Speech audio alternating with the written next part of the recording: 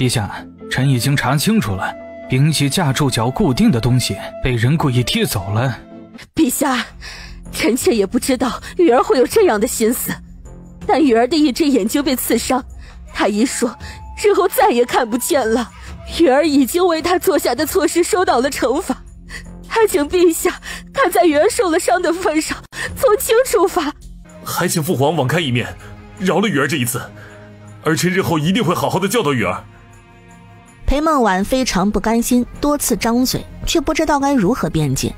证据已经被聂统领带来了，雨儿试图杀骆昭已经是事实，他还怎么辩解呢？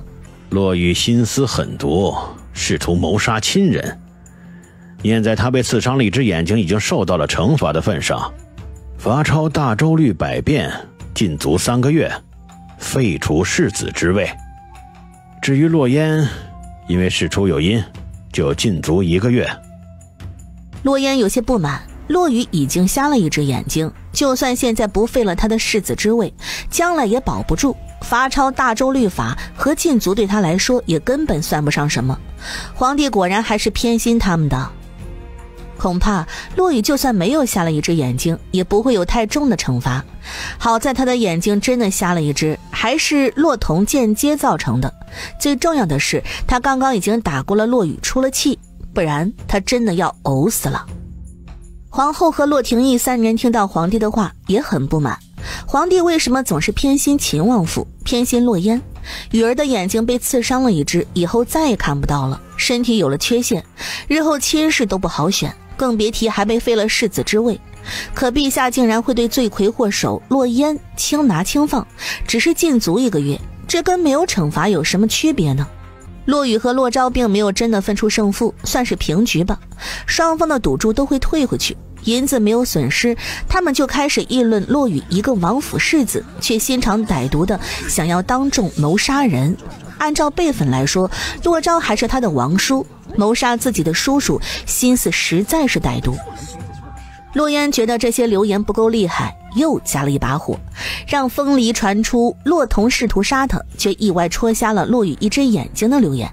京中流言越演越烈。第2日早朝，就有御史弹劾骆廷义教子无方，把自己亲儿子教成恶毒小人，有负圣恩，甚至还弹劾了裴梦婉，把他的真实身份给搬了出来。不过一个农妇下人的血脉，怎配当林王妃？后来说着说着，就说成是因为有裴梦婉这个身份低贱的母妃，所以骆雨和骆同才会长成这般心思狠毒的人。有句话叫做什么来着？有什么样的母亲，就有什么样的孩子。皇帝听着御史的话，竟莫名觉得有些道理。骆雨和骆同不仅是皇家血脉，还有一半血统来自他们的母亲裴梦婉。于是皇帝认定是因为裴梦婉身上的血脉太差，这才导致他的2个孙儿长成这般模样。下了早朝后，他立刻下旨，以没有教育好皇家子孙的理由，打了裴梦婉30个板子。本来他是想借着这个理由把他贬为侧妃，被骆廷义拦住了。皇帝差点没被骆廷义极力阻拦的模样给气死，不仅下令打裴梦婉30板子，连带着他也被以教子不严的理由打了30板子。嘿，保住了林王妃的位置，却挨了30板子，真是够可怜了。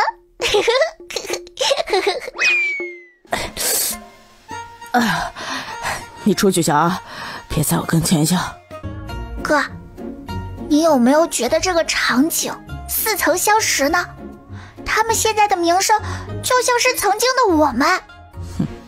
那是他们活该，咎由自取。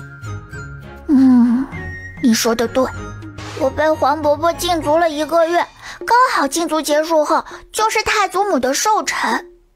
哥，你好好养伤，争取1个月后能站起来，我们一块去靖远侯府。裴梦婉和骆廷义这次跌了这么大的一个跟头，肯定会有所行动。靖远侯府几乎是靖远侯夫人的地盘了，裴梦婉他们想做什么，易如反掌。放心，就算那天我的伤还没好，我也会爬去侯府。滚！都给我滚出去！丫鬟婆子不敢进屋，纷纷跪在屋外。骆童因为脑袋磕在了地上，足足昏迷了1天才醒过来。听到因为自己原因导致骆雨瞎了一只眼睛，情急之下下床，却因为头太疼没有站稳，又晕倒在地。太医们一个接着一个来林王府，整个林王府就剩下骆廷义一个能站起来的主子，他忙得焦头烂额。而裴梦婉呢，从小养尊处优，还从来没有受过这么重的伤，直接疼得晕死过去，30板子差点要了他的命。骆廷义心疼不已，把上好的金疮药都留给他用。在听到骆雨发脾气把药给打翻的时候，骆廷义心中怒气再也忍不住，去到他的院子，看着满屋狼藉，不由分说的一巴掌甩在他脸上。骆雨，本王竭尽所能的培养你，给你请师傅教你武功，不是让你行的卑劣之事的。谁让你当着你皇祖父和秦王的面算计落招的？你以为全天下就你一个聪明人，他们会看不出来你的算计？父王，您为什么要来怪罪我呢？明明我问过您的意见，您也是默认同意了的，现在出了事情，您不能全都怪在我头上啊。本王是同意让你废了落招，可你皇祖母下毒失败，已经没了机会，是你自作主张推倒兵器架。你有没有想过，若是落招真的被当众砸死了，秦王会不会要了你这条命？你做事之前能不能动点脑子？别当全天下就你一个聪明人，还连累了我和你母妃被打了30板子。哼，你们被打了30板子，可我也瞎了一只眼睛啊。父王，我的右眼从此以后就看不到了。那是你自己咎由自取，若是你没有自作主张，怎么会瞎了一只眼睛？行了，本王还要去照顾你母妃，你给本王按时吃药，别再闹腾，否则本王直接给你送到京郊别院里，省得打扰你母妃休养。骆廷义的那些话像淬了冰的石子砸在他脸上，冻得他指尖都发麻。他想反驳，喉咙却像被堵住。他是自作主张了，可他是为了谁？他为了童儿，为了母妃，为了林王府。裴梦婉醒来后，听到骆廷义去了骆雨的院子，斥责他一番，又气又怒。王爷，雨儿瞎了一只眼睛，心情本就不好，您这个时候不去安慰她也就罢了，为何还要去指责她呀？她瞎了一只眼睛，是因为她自己咎由自取，当真以为她的算计不会被别人发现吗？父皇没有罚她已经是万幸了，若再由着她在王府里这么闹，传出去被父皇知道了，对她没有好处。母后没有成功给落招下毒，已经告诫过她了，是她自己性子太傲，输不起自作主张，想要当众杀害落招，如今咎由自取，怪不得别人。王爷，雪儿也是为了童儿，为了我们林王府才出此下计，您不能怪她呀，她还是一个孩子，哪能思虑这么周全？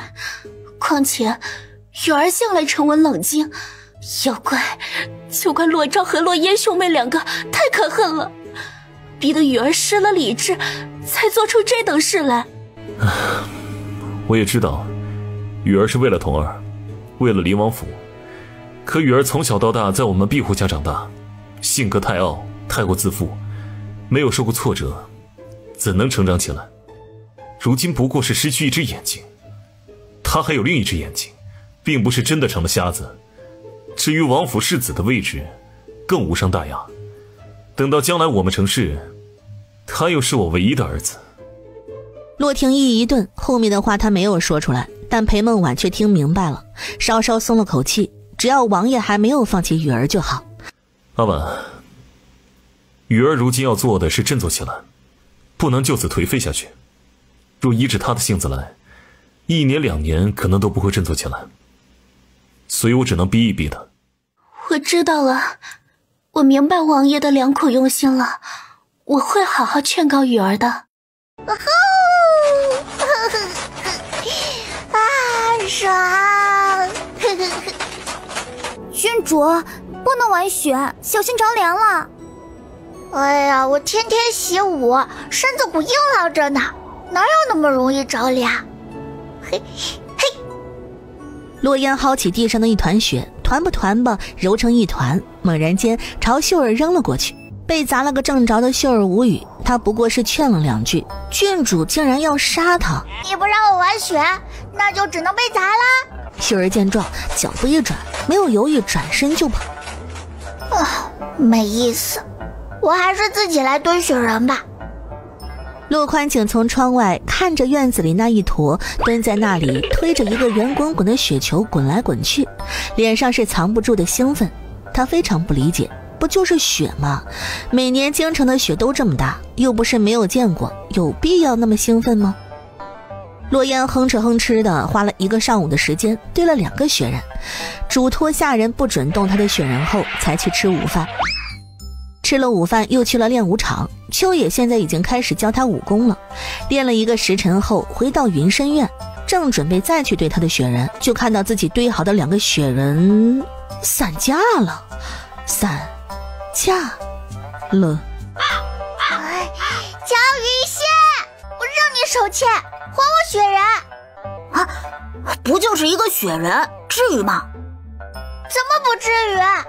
这2个雪人可是我好不容易堆起来的父王和母妃，现在你给我毁了！哼！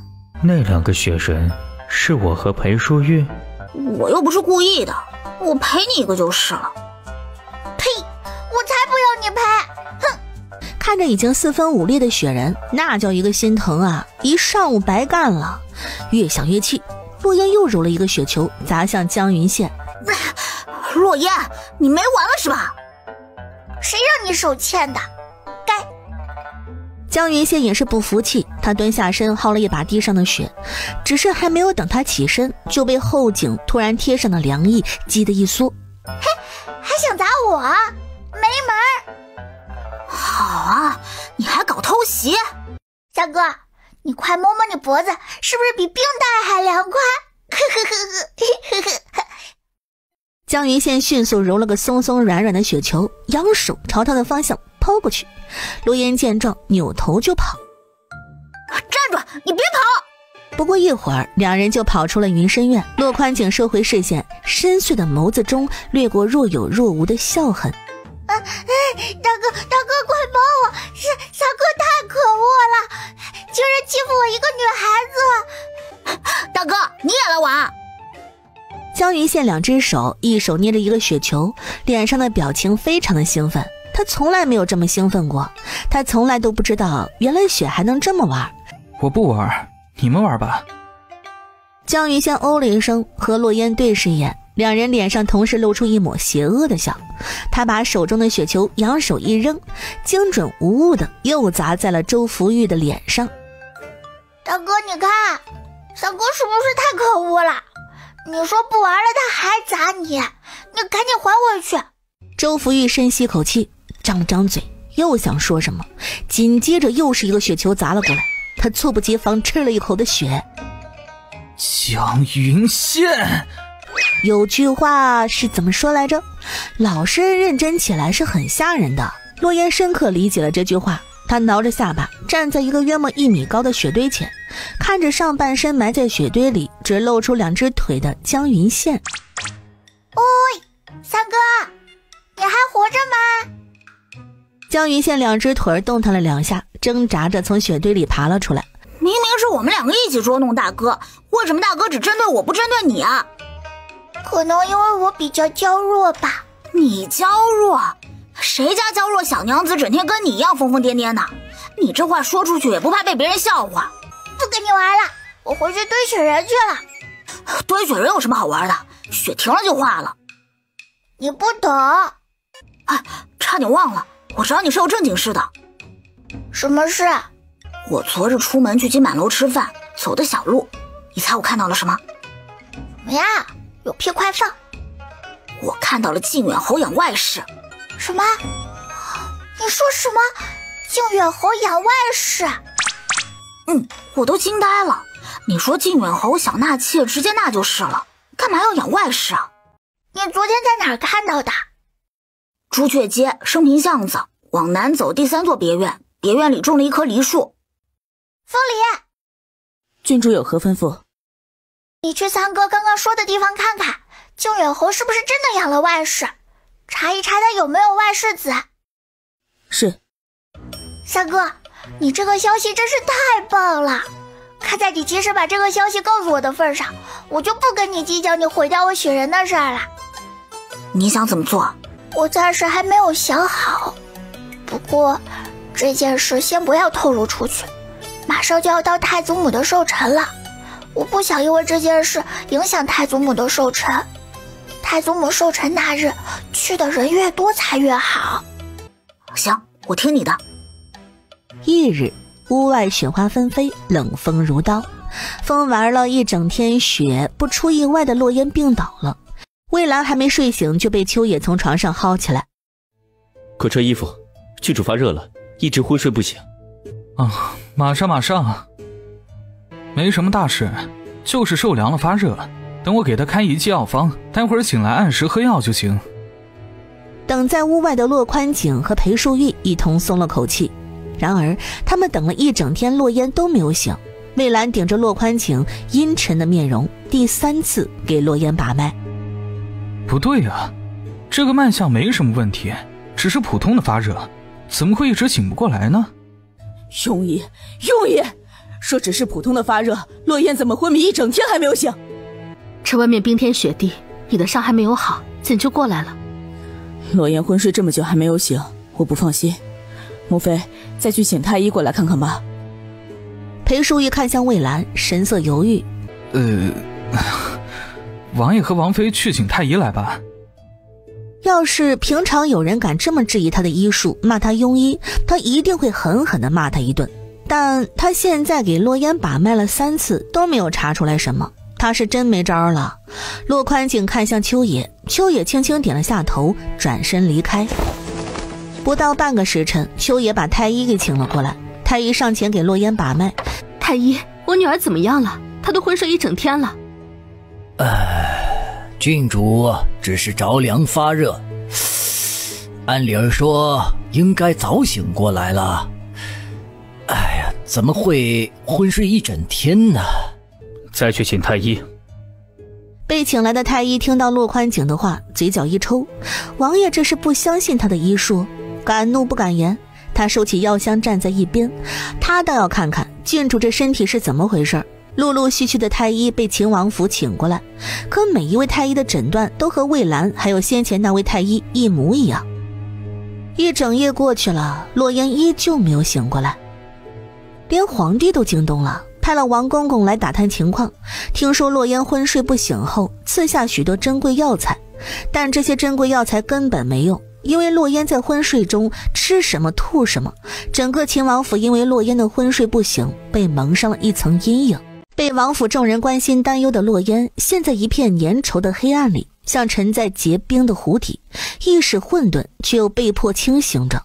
画面里先出现的是个裹在襁褓里的女婴，皱巴巴的小脸皱成一团，喉咙里发出咿咿呀呀的气音。洛烟看着她被一双温柔的手抱起，她定睛一看，是裴淑玉，所以襁褓中的婴儿是原主。可过后不久，裴淑玉又把襁褓中的她给放下来，接着是蹒跚学步的阶段，小腿打颤着往前挪，每一步都像踩在棉花上。她摔倒过很多次，有时是磕在门槛上，有时是扑在青砖地上。洛烟甚至能感觉到那瞬间的钝痛，可她并没有哭，而是非常倔强地爬起来，小手擦都不擦就又要往前走。再后来，原主已经能在院子里疯跑，扎着2个羊角辫，追着蝴蝶跑，有时会被石子绊倒，趴在地上憋嘴就要哭出来了。回头看见廊下有人望过来，立刻把眼泪憋了回去，又爬起来拍着裙子大声地喊：我没事，你不要过来扶我。忽然间，他看到了不远处频频朝这边观望却始终不走过来的裴淑玉。之后每一个画面里，他都会看到裴淑玉的身影。洛烟算是看出来了，裴淑玉是在偷偷地看原主。他很不理解，既然他很关心原主，为什么总是要偷偷地看？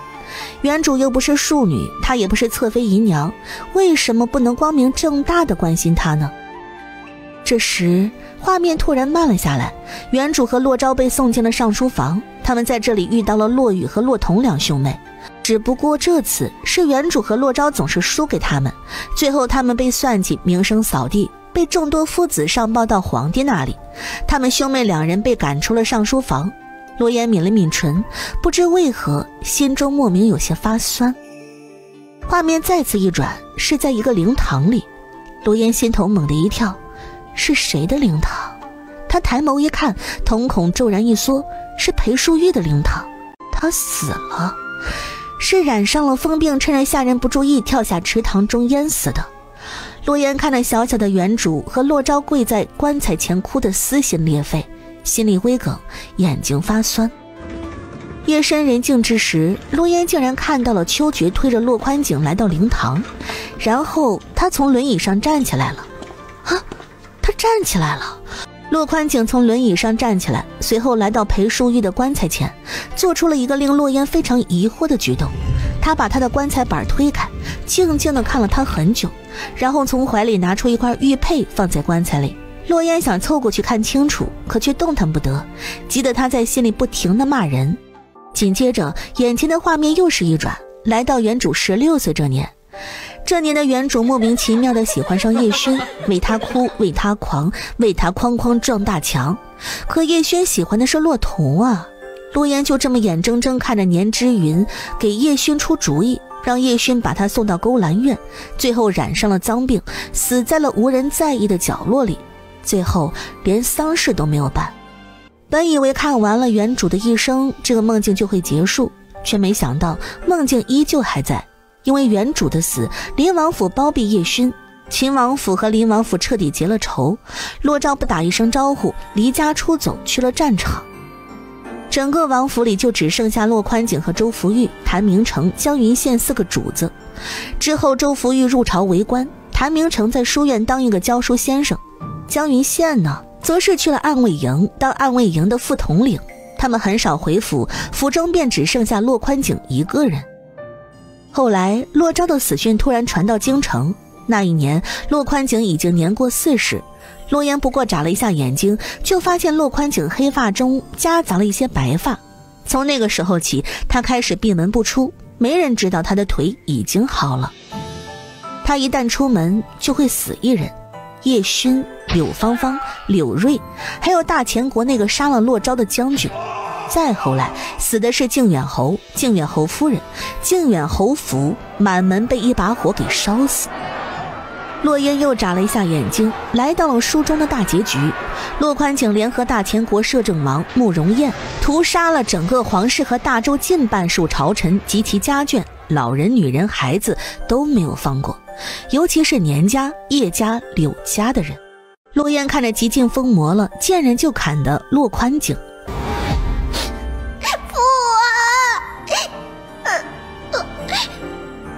最后定格的画面是洛宽景满身血迹，精疲力尽，单膝跪地，被洛廷义一箭射穿心脏。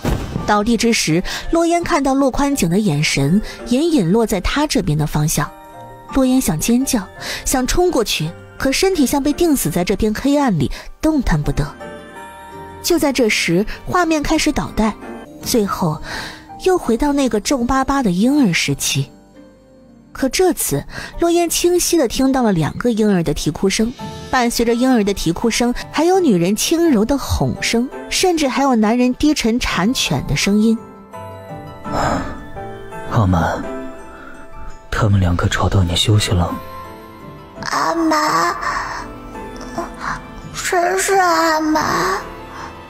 洛烟猛然间挣脱禁锢，不顾一切地冲过去，可画面距离他越来越远，直到消失不见。郡主醒了，王爷、王妃，郡主醒了。洛烟醒来的第2日，高烧退去，已无性命之忧。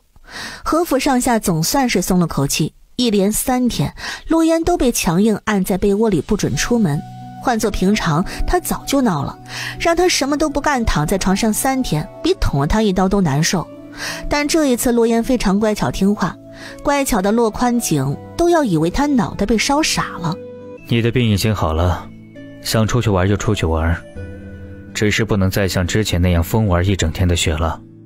父王，我能问你一个问题吗？你如实回答我，不准骗我。你说。你的腿是不是能站起来啊？怎么突然想起来问这个？我说出来你可能不信，我昏迷这一天里其实是在做梦。我梦到你的腿没事了，站起来了。父王，你说我的这个梦是不是真的？告诉你也无妨，若能找到血骨血莲，我的腿便能重新站起来。我梦到父王站起来了，那就说明日后父王肯定能找到血骨血莲。你除了梦到我能站起来，还梦到了什么？我还梦到我死了，母妃死了，哥哥死了，父王也死了，我们全家都死翘翘了。晦气，早知道就不问了。梦都是反的，不对，他也梦到了我的腿伤好了，能站起来。若梦是反的，那不就说明我的腿再也站不起来了？骆宽景脸色一沉，黑得能滴出墨来，好半晌才艰难地吐出几个字：不要相信不好的梦。这么晦气的梦确实不能相信。不过父王不好奇梦中我们全家是怎么死的吗？不好奇，本王还有要事处理，你好好休息。洛烟望着骆宽景迅速离开的背影，长睫半遮住深沉的目光，良久轻轻叹了口气。醒来的时间越久，梦中看到的情景就越模糊，唯一印象深刻的就是父王的腿站起来了。隔天，纪兰慈的母亲辅国公世子夫人来到了秦王府。王妃，我今日来王府，一来是为了送请帖，二来是想见见长宁郡主啊。夫人找嫣嫣，可是有什么要紧的事？我娘家侄儿下月娶妻，他的妻子是皇商封家女儿，封家早年丢了一个女儿。兰慈说郡主曾告诉过他，他身边有一个丫鬟，腰腹上有一块月牙形胎记。我派人去问了封家，封家丢的女儿腰腹上确实有一块月牙形胎记，这不就赶紧带着兰慈过来找郡主了。夫人莫急，我这就让下人把嫣嫣叫来。多谢王妃。世子夫人不必客气。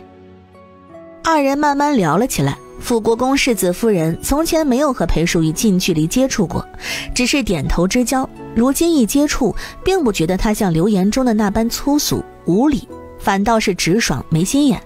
跟她聊天说话，她很轻松愉快。世子夫人好福气，兰慈这孩子才多大的年纪，就能如此沉稳。王妃过奖了，她在府中偶尔会跟我犟嘴，主意大着呢。世子夫人莫要谦虚，我倒是觉得兰慈是真不错，站有站相，坐有坐相，说话温温和和，声音清亮，少年端方，将来必成大器。纪兰慈耳根微红，眼尾微微低垂，睫毛在眼下投出前影，被如此浅白的夸赞，饶是她脸皮再厚也受不住啊。母妃来到裴淑仪跟前站定，洛烟眉眼弯弯地看向纪兰慈，纪兰慈指尖微顿，漆黑温润的眸子盯着洛烟看了一瞬，也朝他笑了笑。伯母，这就是阿满，是不是你们要找的人？世子夫人仔细打量了一下阿满，看向他身后今日带来的老嬷嬷。嬷嬷，她是你们封家的小姐吗？世子夫人，她和我们老夫人年轻的时候一模一样，一定是三小姐无疑了。当真？那可太好了。阿满有些懵，他不就是一个乞丐吗？侥幸得到郡主的青睐，来到王府当个丫鬟，可郡主竟然不给他活干，平常只让他端端茶水。他还以为自己不得郡主喜欢，可刚刚郡主突然拉着他说找到他的亲人了，到现在他都还没回过神来呢。郡主，好阿满，封家可是皇商最有钱的皇商，你回到封家后就不缺钱用了，有多余的钱记得送给我啊，就当是报答我帮你找到亲人吧。郡主喜欢钱？当然，我最喜欢的就是钱了。阿满若有所思地点了点头。世子夫人和阿满很快离开了王府，毕竟封家的人还在等着，但纪兰慈被洛烟给留了下来。来，我教你们怎么玩。这个麻将啊，一玩就上瘾。洛烟说了一遍规则，江云羡没听懂。你说的什么鸟语啊？你再说一遍。再说一遍吧。你听懂了吗？大致懂了，但需要上手玩过才知道。看看人家，再看看你们，同样都是第一次玩，怎么他听懂了，你们听不懂？我不管啦，先玩一遍吧，你们边玩边学。你们就不能去别处玩吗？偏偏跑到我这里来玩？我这不是怕你说我们孤立你吗？你看你的书，别管我们。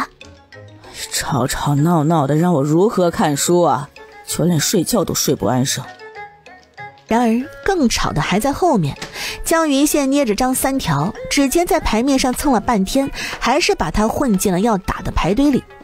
等等，江云羡手一顿，抬头看他。你刚要打3条？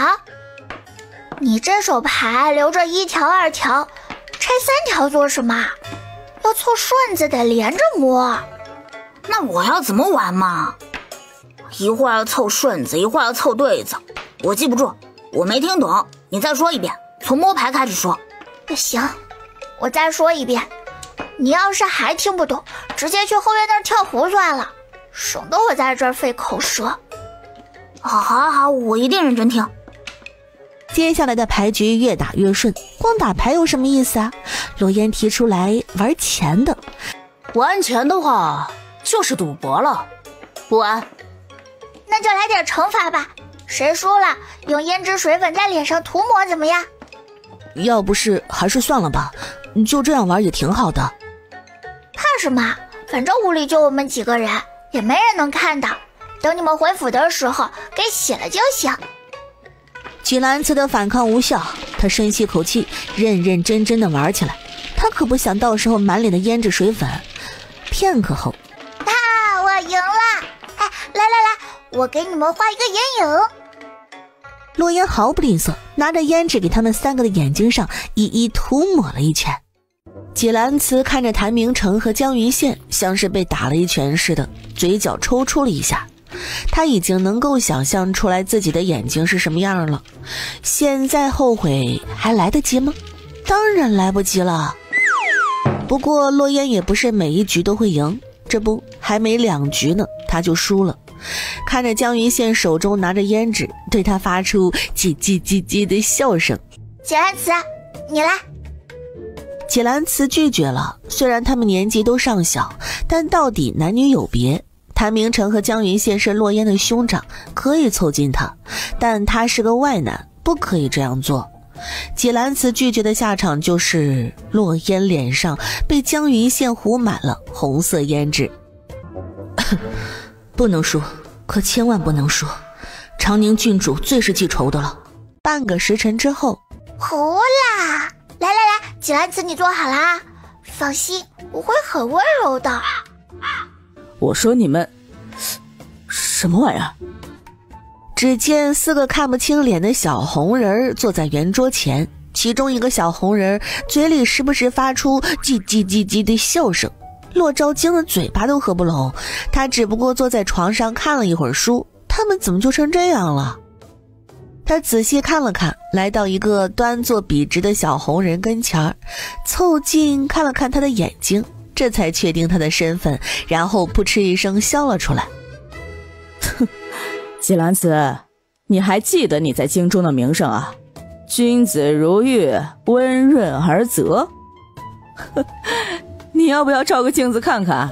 你这副模样，要是被其他人给看到了，形象怕是碎得不能再碎了。呵呵，不用照镜子，看看其他3个人就知道自己如今是什么模样了。我也是无聊，非要留在王府跟郡主打什么麻将。时辰不早了，我也该回府了。哎呀哥，你干嘛这么嘲笑纪兰慈？都把他给吓跑了。纪兰慈回去了。嘿嘿，哥，你来陪我们玩呗。我拒绝，想都别想。我也不玩了，改天再玩吧。这麻将吧，好玩是好玩，就是太费形象了。还好屋里就他们自己人，不然传出去被他的同窗们知道了，估计得嘲笑他1年。洛烟也不勉强他们继续玩，反正今天已经玩了个尽兴。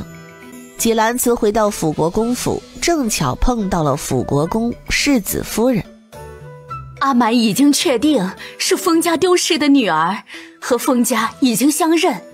这件事啊，多亏了长宁郡主。改日啊，你跟我一起带着封家老夫人去秦王府送谢礼吧。母亲带着封家老夫人去就好，孩儿还要看书温习功课。怎么了？你和郡主世子闹矛盾了？没有，是孩儿真的要温习功课。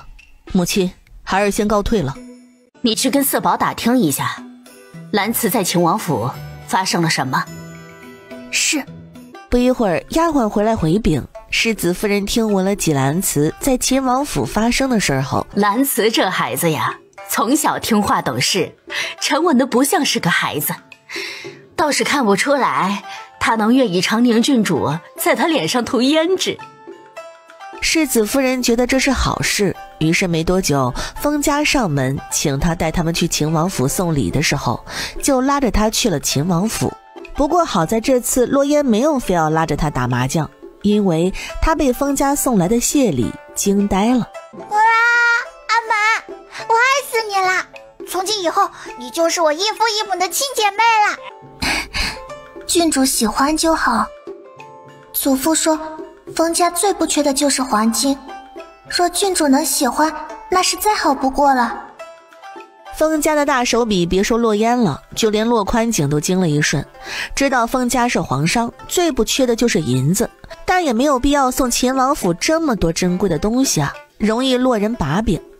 不过秦王府转头就把封家送来的那棵珊瑚树和夜明珠送到了皇宫。皇帝看到了那棵如此漂亮的珊瑚树和夜明珠，龙心大悦，大手一挥，解除了洛烟的禁足。不过临近除夕就不用来上书房了，年后再来一颗。靖远侯府老夫人80大寿这天啊，是个难得的晴天。父王，今天是太祖母寿辰，你跟不跟我们一块儿去啊？不去。那行吧，那我跟母妃哥哥们一块儿去啦。来到靖远侯府，先是去见了老夫人，给她贺寿。见到骆童，他不意外。让人意外的是，骆童这次竟然学乖了。往日里，骆童见了他，眼神总像淬了冰，恨不得在他身上烧出2个洞来。而现在却非常乖巧的坐在裴梦婉身侧。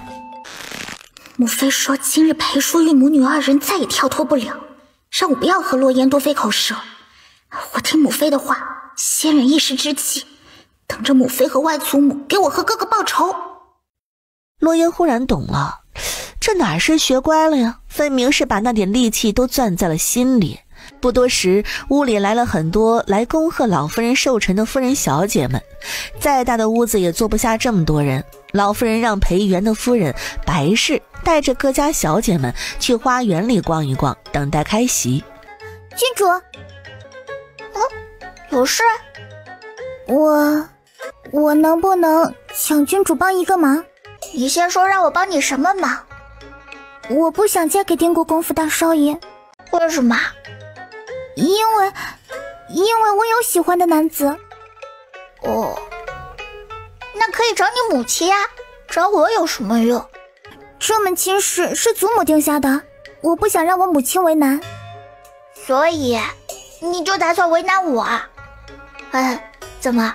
你是觉得上次我因为我2哥的事当众得罪了外祖父和外祖母，让你看到了希望，觉得我也会为了你去得罪他们？我知道我在郡主心中是比不过你2哥的，我可以用我知道的消息换取郡主的帮忙。这个消息我想郡主一定非常感兴趣。你先说说你的消息，我再考虑要不要帮你。郡主难道不觉得一个下人嬷嬷能在戒备森严的侯府调换2个孩子很奇怪吗？你什么意思？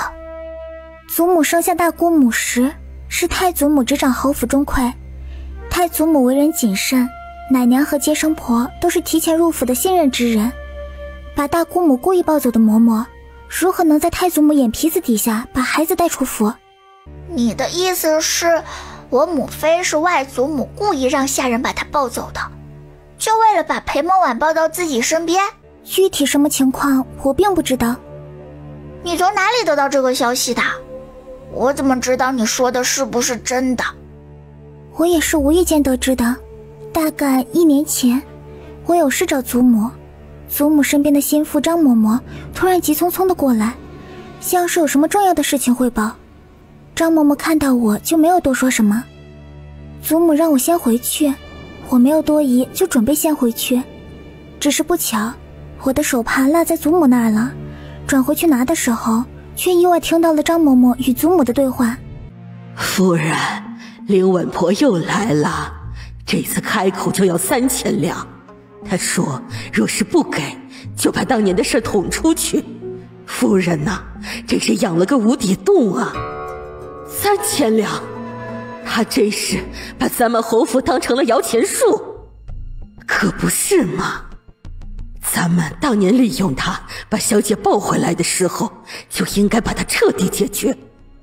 夫人您想想，这几10年来，她已经以各种由头要走快1万两了。这次狮子大开口，分明是拿捏住了您的软肋。依老奴看，留着她始终是个祸害，不如她知道的太多了，你去安排吧，做得干净些，别留下痕迹。哎，老奴醒的。这个消息你还告诉过别人吗？没有，我只告诉过郡主一人。好，你的事我给你想办法，这个消息你不要再告诉其他人，只能我们2个知道。好，我明白。和裴舒瑶分开后，洛烟来到一个无人坐着的凉亭里，吹着冷风，看着湖面发呆。是啊，靖远侯府好歹是8大世家之一，后院里几百个丫鬟嬷嬷，当时还是太祖母执掌中馈，以太祖母的谨慎，怎么能让府里发生孩子被故意抱错一事呢？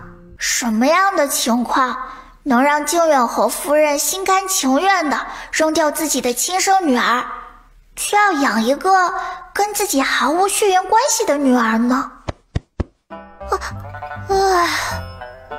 哥，你知不知道人吓人会吓死人的？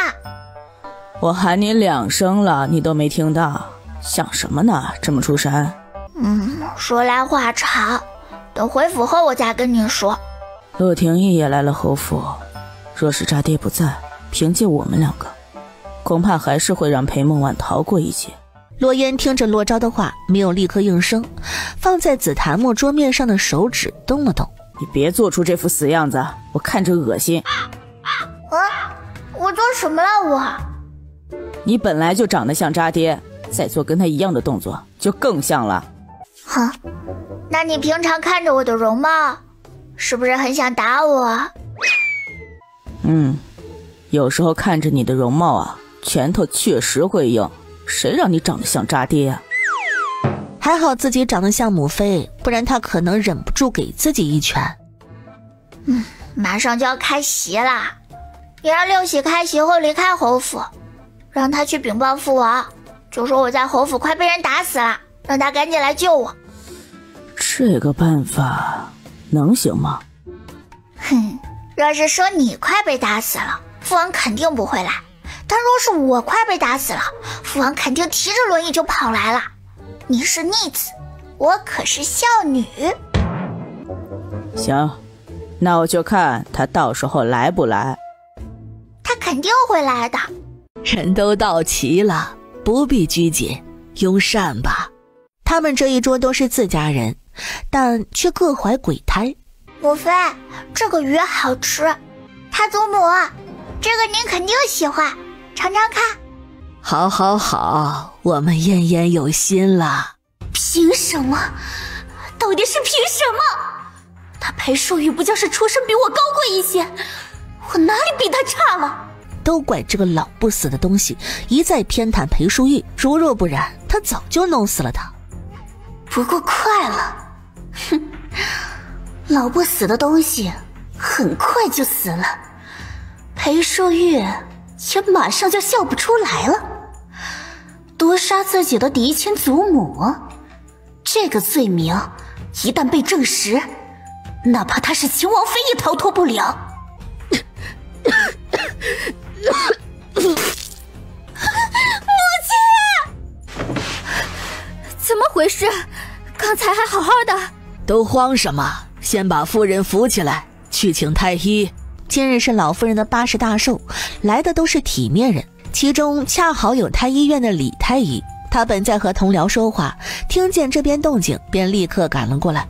老夫人，侯爷，侯夫人是中了毒。是什么毒？能治吗？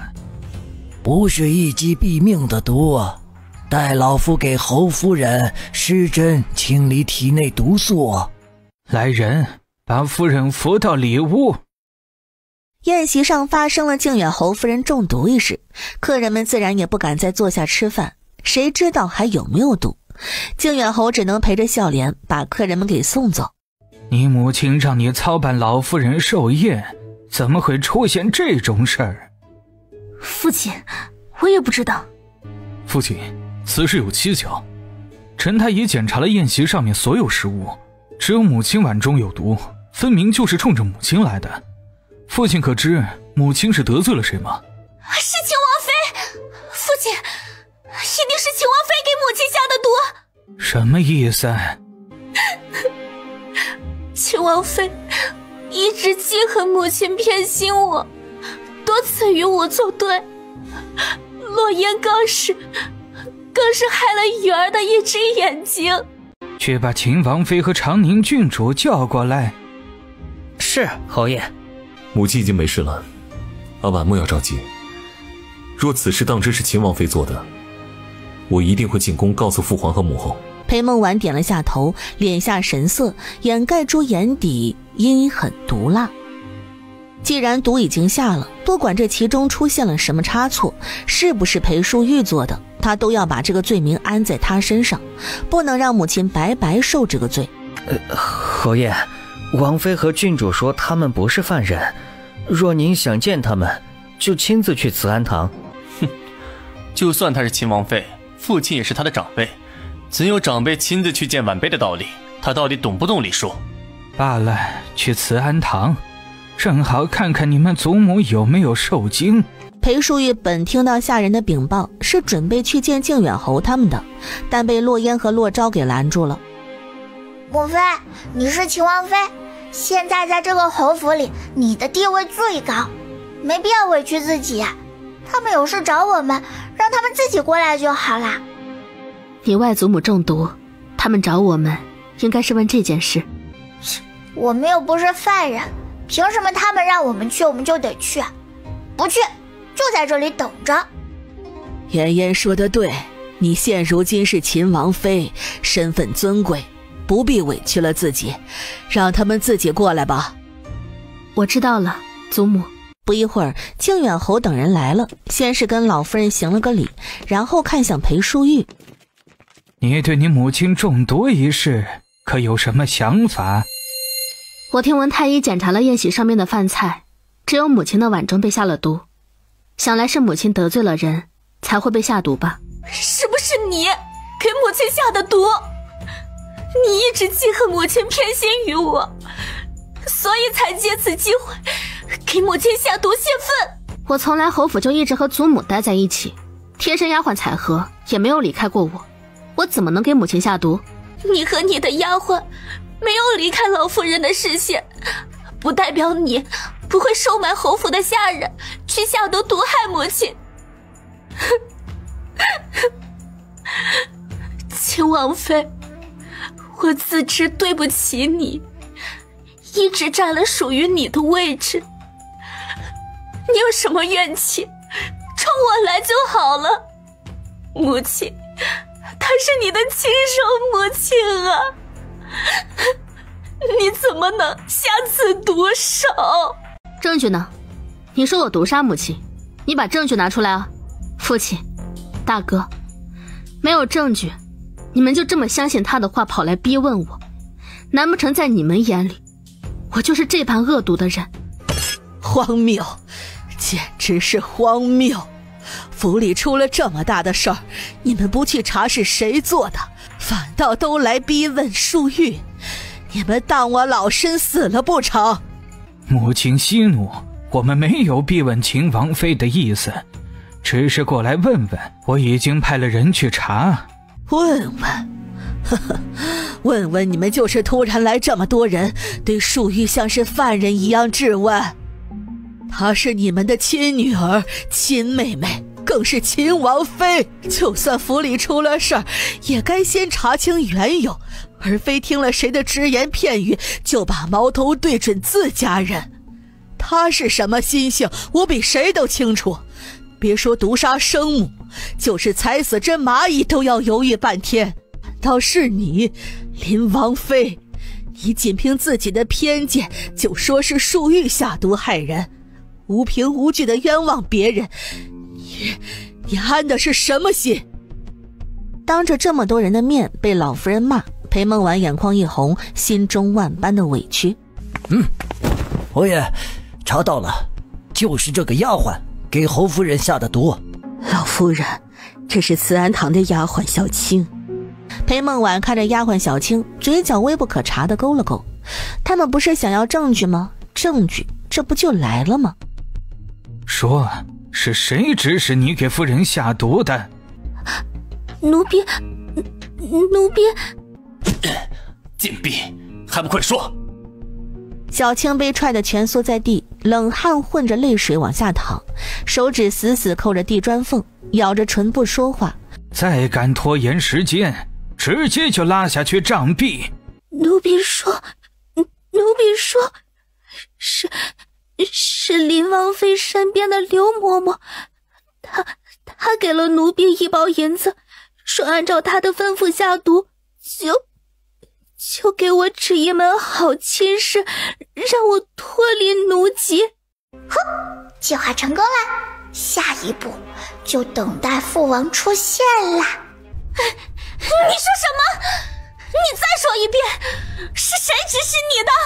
林王妃，真的是您身边的刘嬷嬷指使奴婢的。你住口！刘嬷嬷怎么可能指使你下毒谋杀母亲？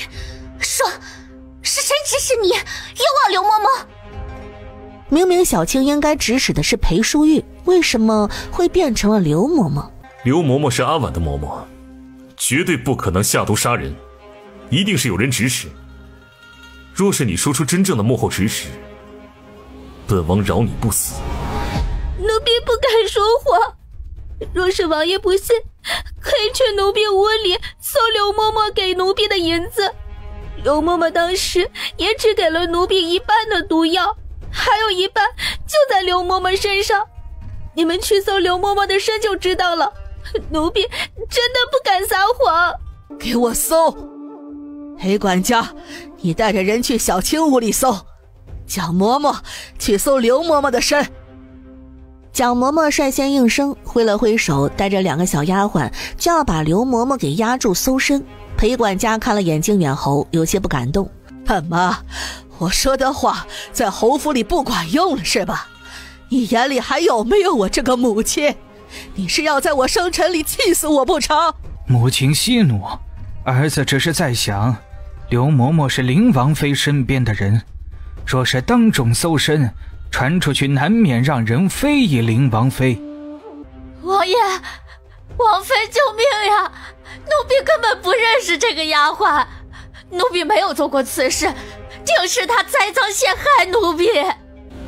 祖母，刘嬷嬷是我的陪嫁嬷嬷，说是当众搜她的身，我的颜面何存？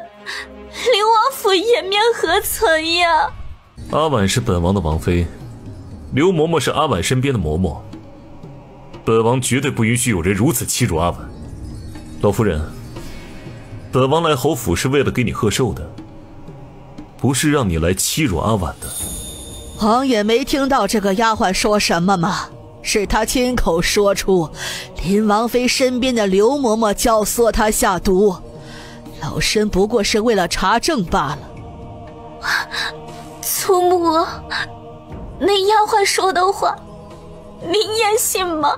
刘嬷嬷是看着我长大的，也是我母亲身边的老人。我出嫁时，刘嬷嬷成了我的陪嫁嬷嬷，她怎么会教唆别人给我母亲下毒呢？刘嬷嬷当然不会给祖母下毒，但若是她教唆丫鬟给别人下毒呢？老夫人，这个瓷瓶是从刘嬷嬷身上掉下来的。这不是奴婢的东西，奴婢身上不可能有这个东西。呸！我亲眼看到这个瓷瓶从你身上掉下来的，你敢说不是你的？王爷。穆青。穆青是洛廷义贴身护卫，武功高强，听到他的声音，上前就要去抓蒋嬷嬷。刘空。刘空是洛宽景给洛昭的暗卫，不用洛昭多说，他已然明白他的意思。二皇兄，你这是干嘛呢？想要毁掉证据？这可不行啊！你们污蔑我母妃下毒害人，我可得把这个证据保存下来，省得到时候你们倒打一耙。胡说八道！本王只是想看看这个到底是不是毒药。洛昭，你们是诚心要与本王作对吗？哼，不敢，只是你们不分青红皂白的跑过来污蔑我母妃下毒杀人，说是传出去一些流言蜚语，恐对我母妃名声不利。既然如此，那我就只能插上一脚了。况且是不是毒药，二皇兄又不是大夫，怎么能看得出来啊？外祖父，为了侯府名声，你去请一个大夫过来吧。不可！我会医术，我可以鉴别瓷瓶里是不是毒药。哼，我可不信你的话，我还没忘记，刚刚就是你无凭无据的冤枉我母妃下毒害人，武断专横，不辨是非的定罪。你比断案无数的大理寺卿还厉害呢。外祖父，我哥让你去请大夫，你怎么还不让人去请？难道你也是和裴梦婉一样，想把这个屎盆子扣在我母妃头上？怎么，你这是欺负我父王不在场是吧？靖远侯现在骑虎难下，事情发展到这个地步，他哪里还不知道发生了什么事儿呢？一个个的当真是胆大包天，他们是不是太不把他这个侯府的一家之主当回事儿了？我就不明白了，到底我母妃是你的亲生女儿，还是他裴梦婉这个旧战鹊巢的假货才是你亲生女儿？哎，外祖父，该不会裴梦婉她是你的私生女吧？所以你才这么维护她？荒谬！什么私生女？不要胡说！哦，那你赶紧去请大夫呀！等大夫来了，检查瓷瓶里是不是毒药，不就可以确定谁才是杀害外祖母的真凶啦？催魂啊催啊！早知道事情闹到这步，他就不去查什么真相了。你去请大夫。是啊，侯爷。还有这个丫鬟的屋子也要搜哦。去搜小青屋子的嬷嬷们很快回来了，果然搜到了他所说的那一包银子，加起来了也快要有300两了。大夫很快来到侯府，他检查了一下瓷瓶里面的药，确定里面就是毒药，不过并不是一击致命的毒药，和已经离开侯府的太医诊断一模一样，也就说明这个药就是刘嬷嬷交给小青的。这等刁奴竟敢以下犯上，给主子下毒，实在可恨，还请王爷和王妃同意把他交给侯府处置。侯爷请便。来人，把这2个刁奴押下去，掌毙！哎，等等，外祖父，一个奴才怎么敢以下犯上，下毒谋害主子呢？这其中一定有阴谋，我要求彻查。阴谋？人证物证俱在，你倒说说，还有什么可查的？刘嬷嬷是你的陪嫁嬷嬷，只听你的话。我不信她一个下人有那么大的胆子毒杀主子。所以我怀疑是你指使刘嬷嬷做的。母亲从小把我养到大，我怎么会去指使刘嬷嬷去毒杀母亲？父亲，王爷，不是我做的，我可以发誓证明。落雁，你不要胡说八道，我母妃绝对不能毒杀外祖母。落雁，饭可以乱吃，话可不能乱说。我发现二皇兄你这个人真的很奇怪，有时候说话都不经过大脑思考，好像是在左右脑子互搏。你和裴梦婉忽然跑过来信誓旦旦地说我母妃毒杀了外祖母，可证据呢？你们连证据都没有。而现在证据出现了，已经摆在这里了，你却说饭可以乱吃，话不可以乱说。你当我们所有人都是跟你一样没有脑子的蠢货吗？刘嬷嬷是裴梦婉身边的嬷嬷，不是她指使的，还有谁？唉，幸好黄伯伯膝下皇子有很多，不然呐，我大周的江山若是落在你的手中，怕是不到10年就会被大千国给吞并了。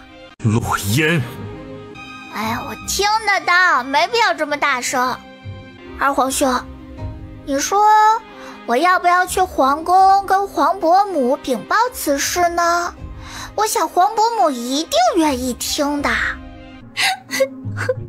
王爷，你要信我。放心，一切我在。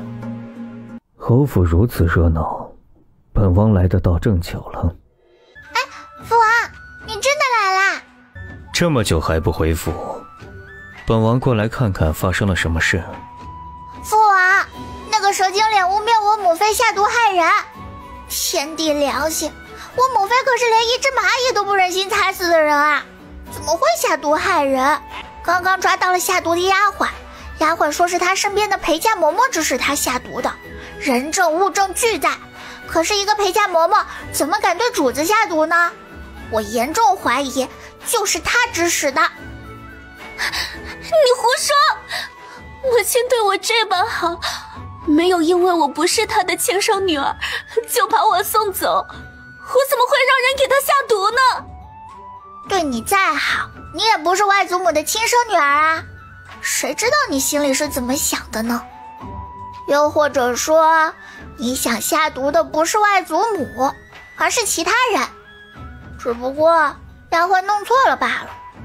毕竟她也没说刘嬷嬷到底让她给谁下毒，只是要她按照她的吩咐下毒。秦王说，此事绝对和阿婉没有任何关系。刘嬷嬷是她的贴身嬷嬷不错，但阿婉也不可能时时刻刻地盯着她，她想要私底下做什么，阿婉也不知情。刘嬷嬷，你以下犯上，毒杀主子，罪不容诛。若你认罪了，本王和王妃会看在你伺候多年的份上，给你一个全尸。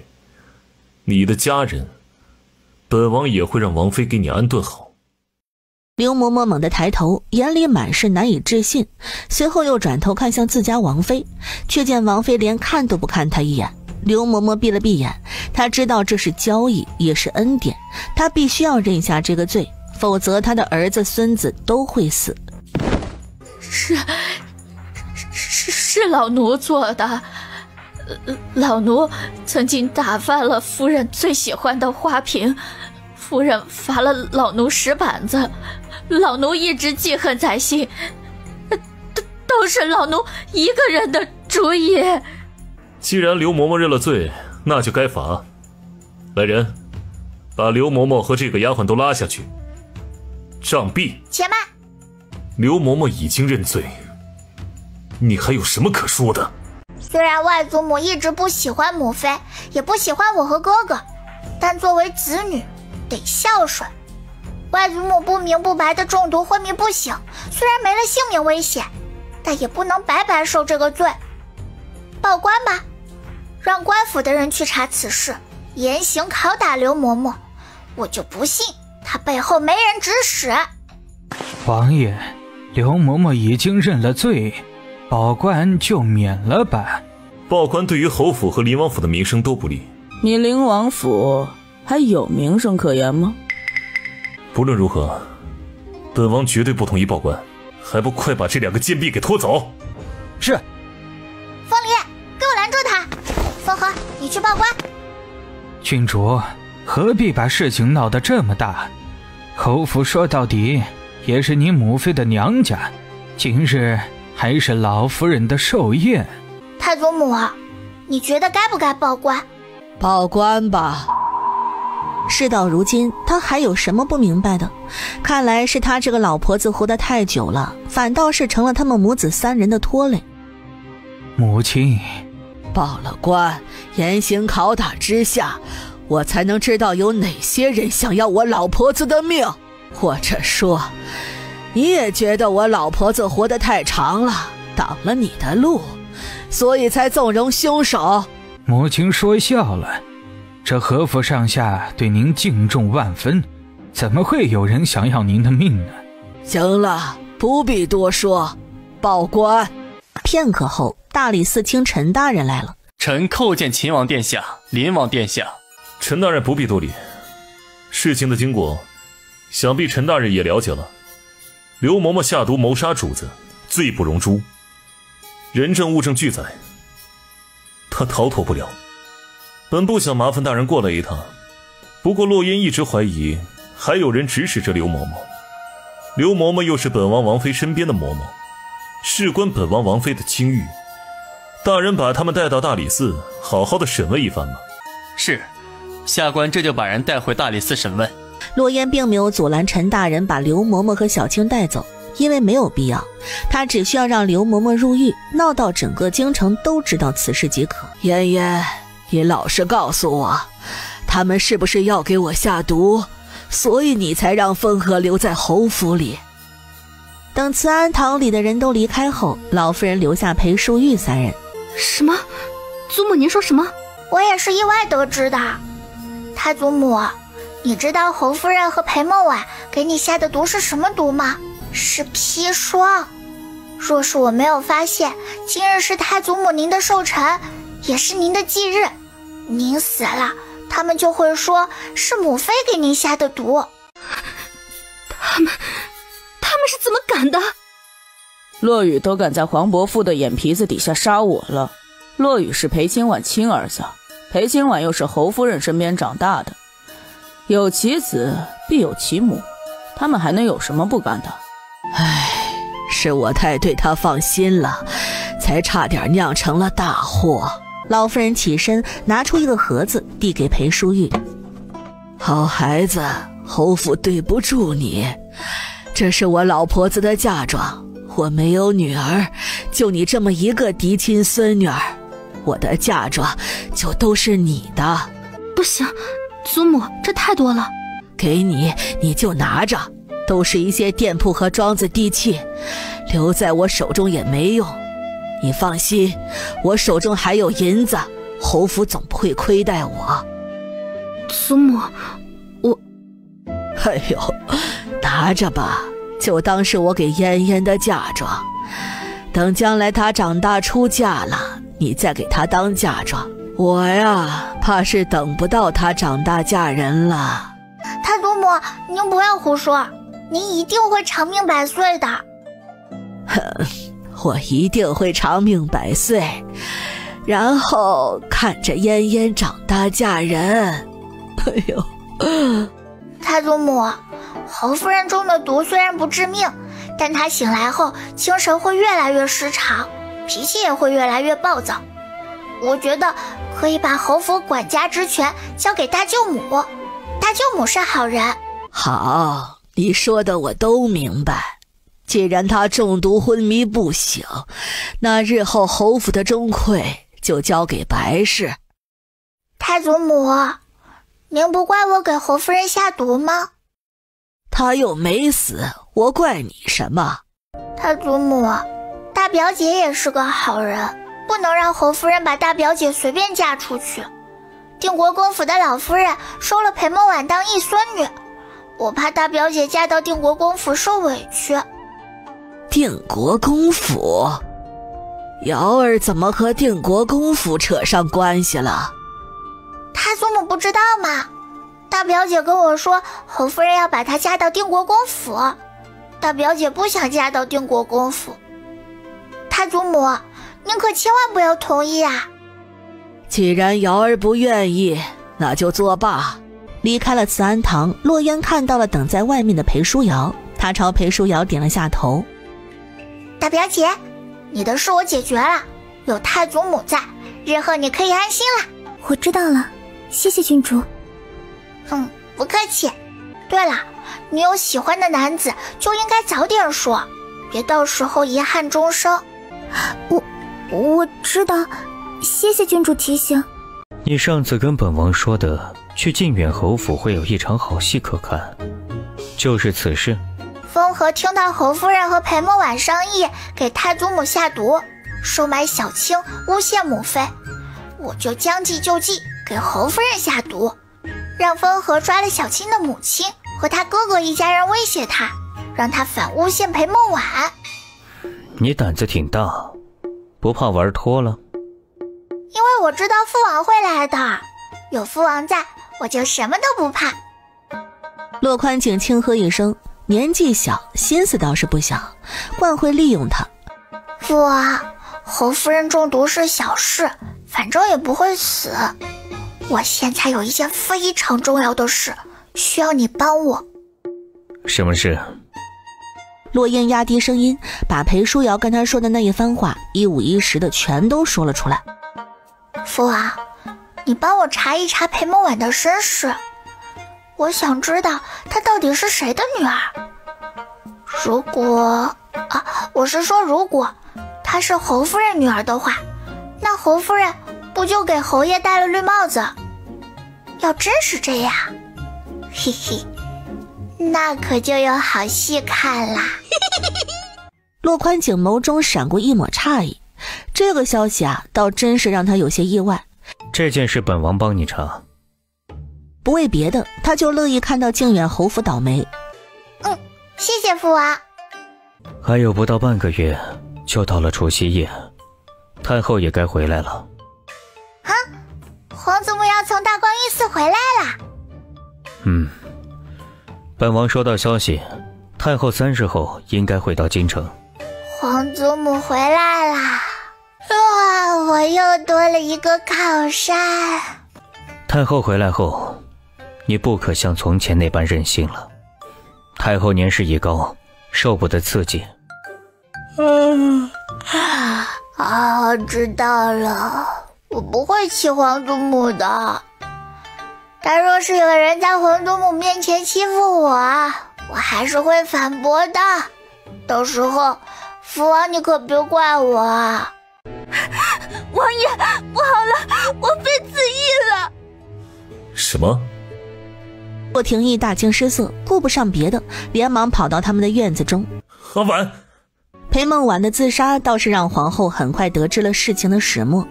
皇后是又气又喜，气的是裴梦婉做出这种大逆不道的事，牵扯到了洛廷义；喜的是她可以借此机会把裴梦婉贬为侧妃。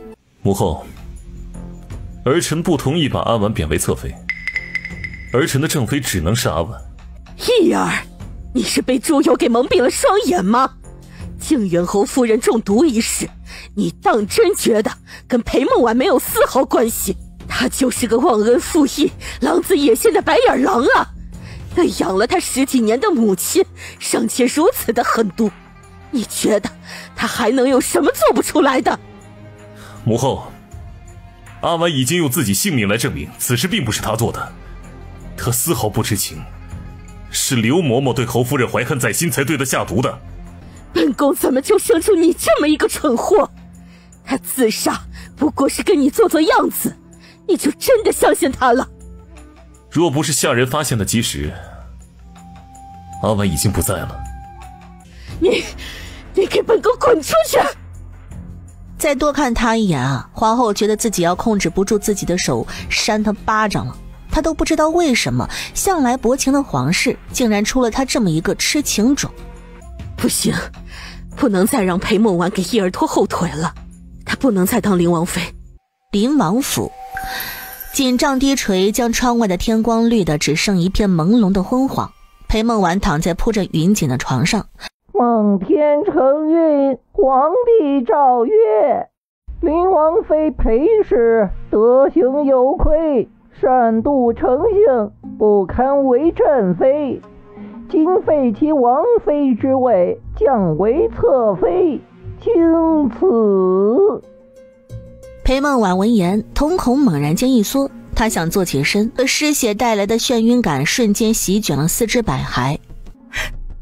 王妃，快来人，快去请太医，王妃晕倒了。还有，之前人请王爷，快去啊！好消息，好消息，哥，好消息啊！裴梦婉被贬为了侧妃，黄伯伯亲自下的圣旨，没有挽回的余地了。这，爹，哥，我跟你说话呢，你听到了吗？听到了。他还没死，只不过被贬为了侧妃，这就让你这么开心了？开心啊，当然开心。这就说明我们有机会再次挑拨洛廷义和裴梦婉之间的关系。哥，你觉得这京城里哪家贵女比较合适当洛廷义的正妃？你觉得沈薇儿如何？哥，咱俩不愧是龙凤胎啊，都想到一块儿去了。但是沈薇儿喜欢渣爹，想让她成功当上林王妃，有点难呢。办法都是人想出来的，况且母妃又没有犯错，她要是想嫁给父王，只能是侧妃。沈家会愿意沈薇儿当一个侧妃吗？明天皇祖母就要回来了吧？应该是的。记得早点进宫告状。别让洛雨和洛彤抢了先。还有啊，别忘了说你在王府里差点落水淹死的事情。好嘞，保证完成任务。哦，对了，我差点忘了，在靖远侯府里，裴书瑶跟我说了一件事。洛烟把裴书瑶跟他说的那一番话和洛昭说了一遍。哥，你觉得裴梦婉会是侯夫人的亲生女儿吗？说裴梦婉是侯夫人的亲生女儿，她是怎么瞒着侯府的人生下她的？裴梦婉的年纪不可能比母妃小，只可能比母妃大。她把母妃送走，把裴梦婉抱到身边，是怎么瞒过靖远侯和太祖母的？我也不知道，所以我让父王帮忙去查了，等消息吧。阿婉，你冷静一点，不要做傻事。王爷，我已经不是你的妻子了，你还让我活着做什么？我已经进宫和母后说了，不能把你贬为侧妃。我没想到母后竟然不听我的，还是去找父皇要了这道圣旨。阿婉，对不起，都是我的错，都怪我不好。若是我能及时发现劝住母后，事情就不会发展到如今这个地步了。王爷，你就让我去死吧，我德行有愧，擅妒成性，已经被贬为了侧妃。想必现在京城已经传遍了。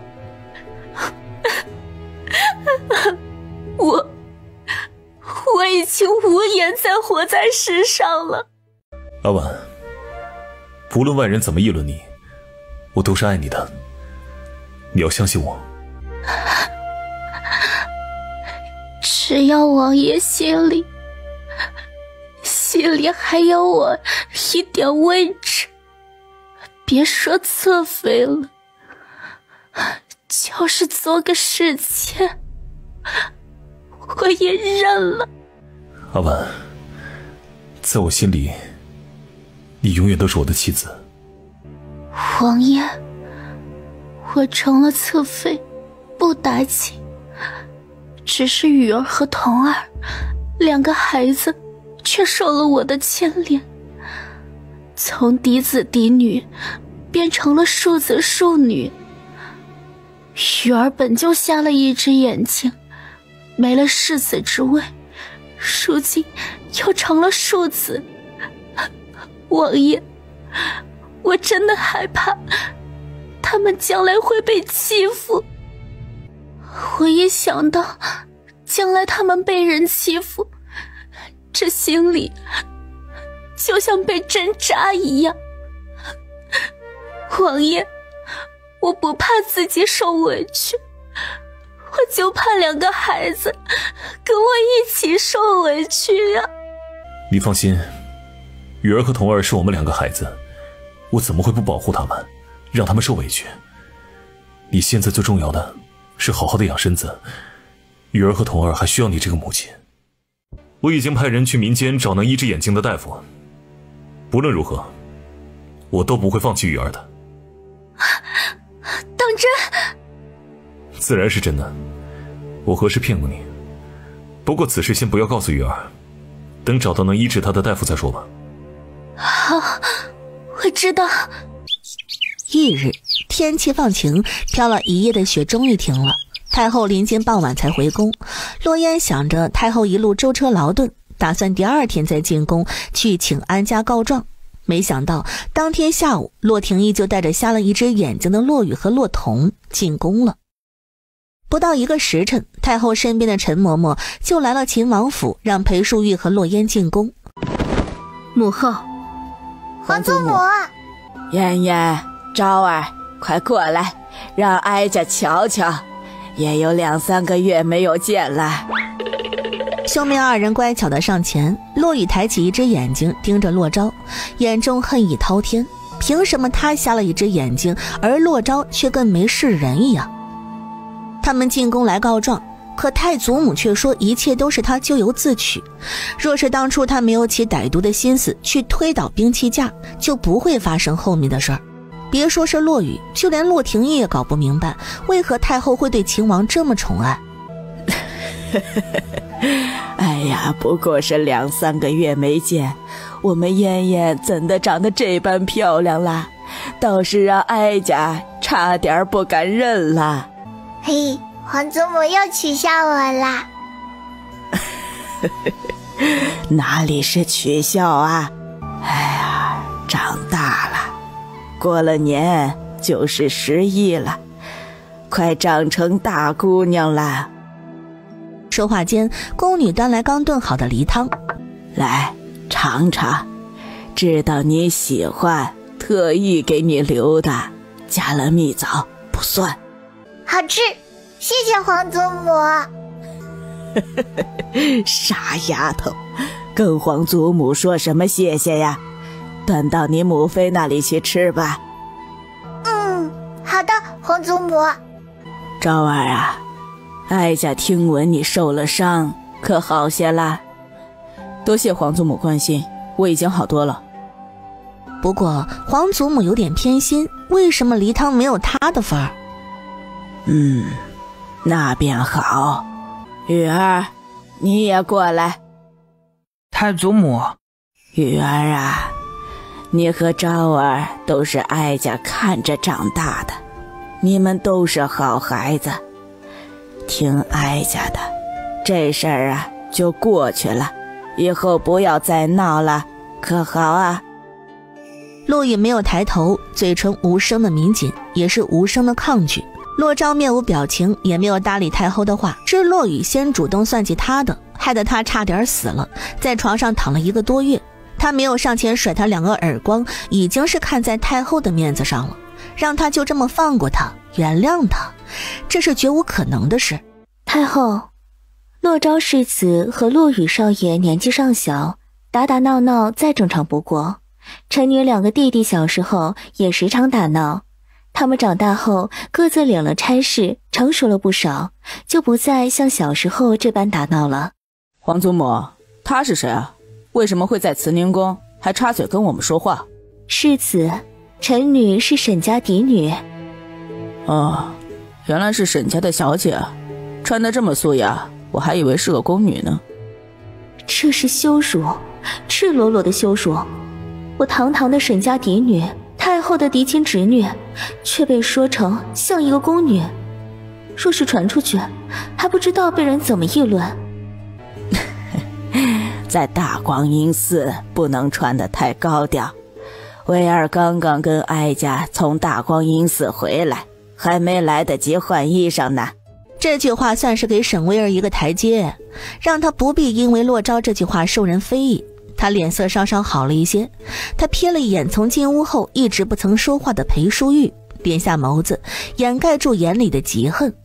若不是裴淑玉突然横插一脚，此刻她才是秦王妃，洛昭该是他和秦王殿下孩子的名字。皇祖母，您知道吗？您离开京城的这几个月，我有2次差点死了。一次是在府外，花瓶砸下来那一次，还有一次是我身边一个丫鬟被人收买，她把我骗到池塘边，然后把我推进了水中。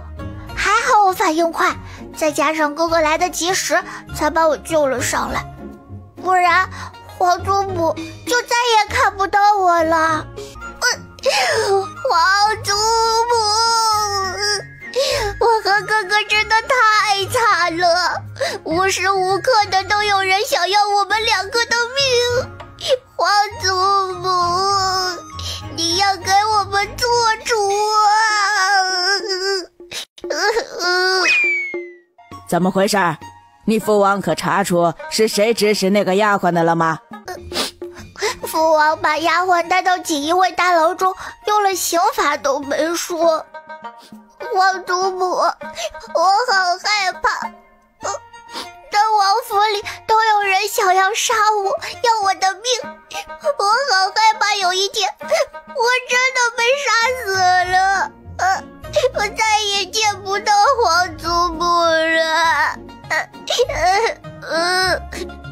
胡说八道，这种晦气的话日后不要说了。可是我真的2次差点死了呀！皇祖母，您说到底是谁看我不顺眼啊？我死了对谁有好处？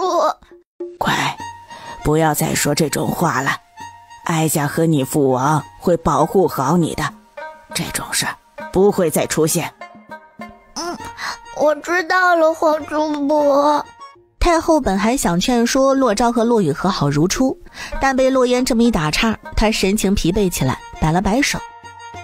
哀家乏了，你们都退下吧。洛廷义脸色阴沉地看了眼裴淑玉母子3人，带着洛宇和洛彤转身离开。这个仇他不会忘记，早晚有一日他会加倍在他们身上拿回来。离开了慈宁宫，走在出宫的路上，王妃留步。沈小姐，有什么事吗？王妃，能否借一步说话？这只是说2句话，耽误不了多长时间。好，你们先出宫等我。好的，母妃，我和哥哥在马车上等你。说着，他拉着不断挣扎的洛昭离开。洛烟，你干嘛？你明知道沈薇儿那个女人不安好心，还让母妃单独跟她在一块儿。你懂什么？就算这次我们拦住了，可只要沈薇儿没死，就有很多机会和母妃单独相处。洛烟在四周看了看，忽然开口喊了一声：“吴痕，你在吗？”郡主，属下在。哎呦，你下次出来的时候先出声，不然突然出现，我的心脏受不了这个惊吓。哎呀，是郡主。你去偷听母妃和沈薇儿说了什么？吴痕应了一声，转身离开。哥，我们先出宫等吴痕的消息吧。洛烟看向洛昭，却见洛昭直勾勾地盯着吴痕消失的方向。喂，哥，你咋啦？发什么呆啊？虽然偷听有点不太道德，但我也是担心母妃在沈薇儿手中吃亏嘛。洛烟，你叫他什么？他是无痕，是渣爹给你的暗卫。是啊，除了父王，还有谁能给我暗卫啊？哥，你怎么啦？是无痕有什么不对劲吗？洛昭神色一下子变得极为难看，望向洛烟的眼神变得越发的晦涩难辨，半晌控制住自己心中的情绪。他没有不对劲的，皇宫里人多眼杂，回去跟你说。哦，好。沈小姐有什么话就直说吧。王妃，想必你也知道，我自小就爱慕秦王殿下。我一直以为长大后我会嫁给秦王，可却没想到你和秦王发生了那种事。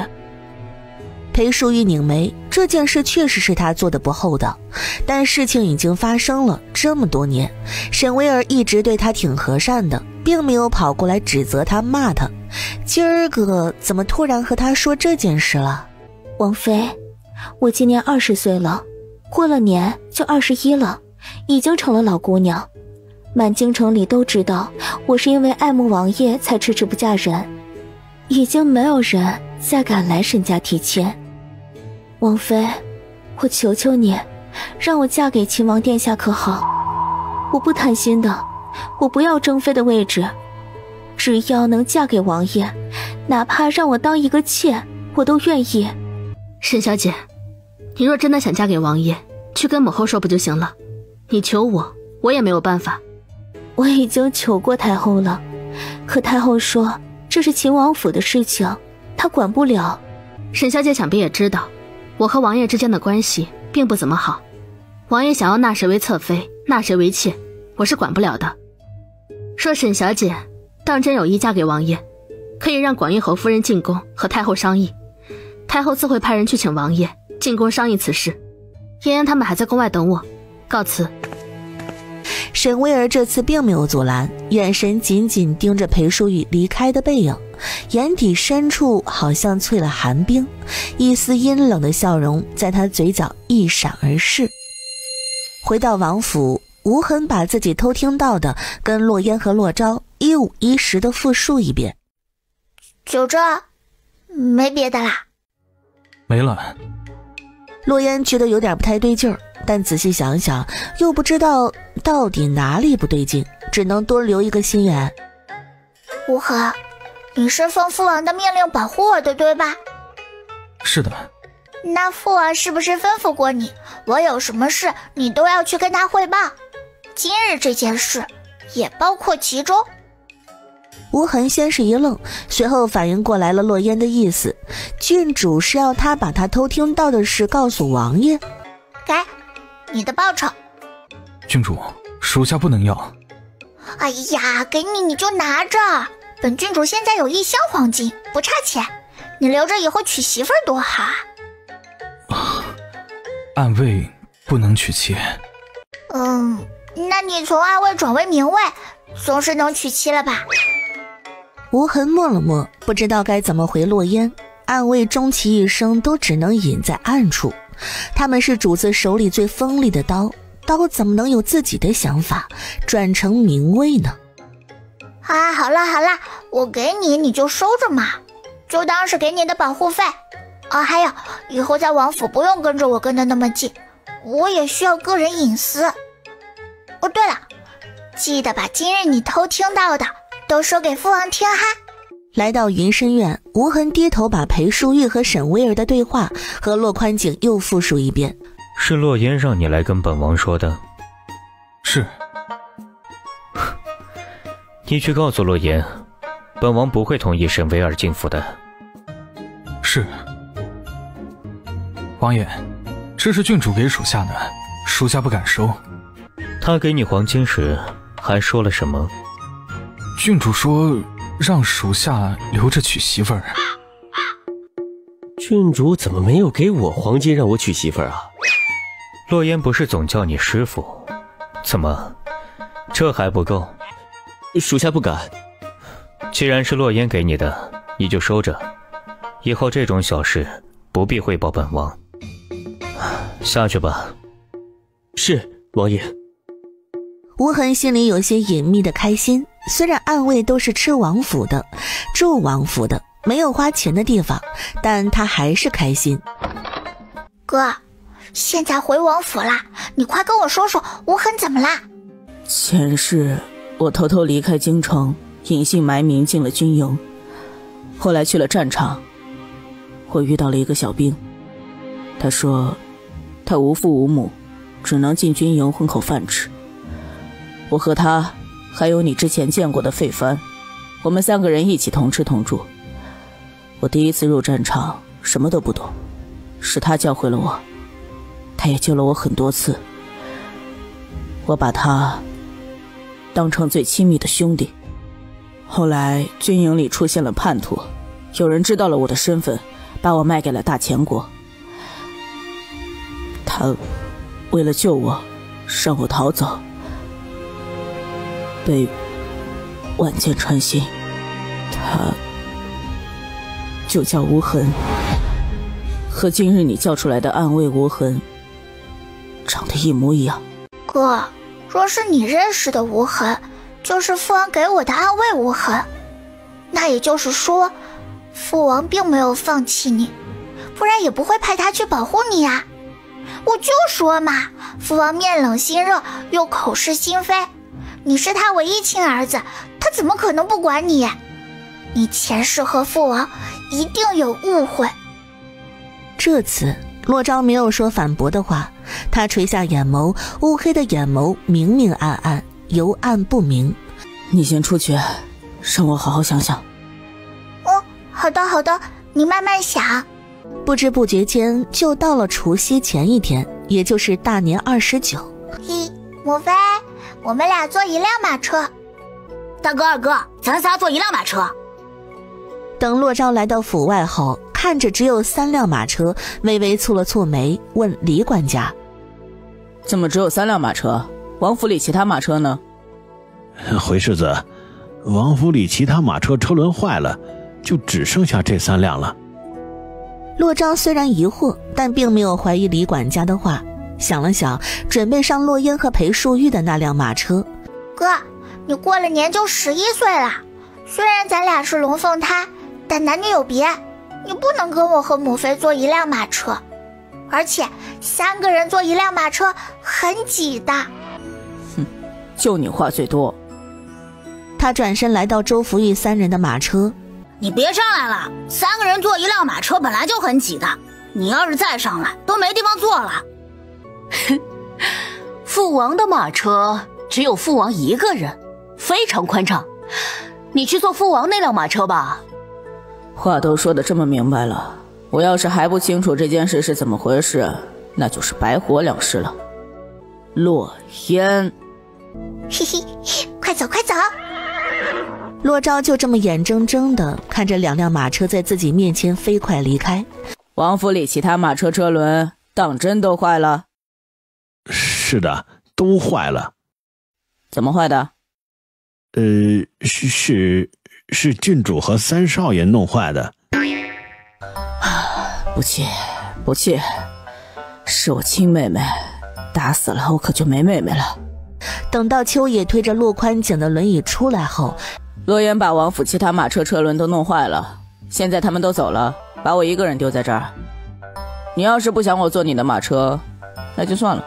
洛宽景看着神色十分别扭的洛昭，轻挑下眉，倒是稀奇了，这小子对他一直鼻子不是鼻子，眼睛不是眼睛，总是倒反天罡的想要他退位让贤，他来继承王位。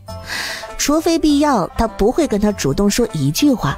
就算是洛烟把马车车轮给弄坏了，依照他的性子，恐怕也是宁愿不去宫宴，也不会跟他坐一辆马车。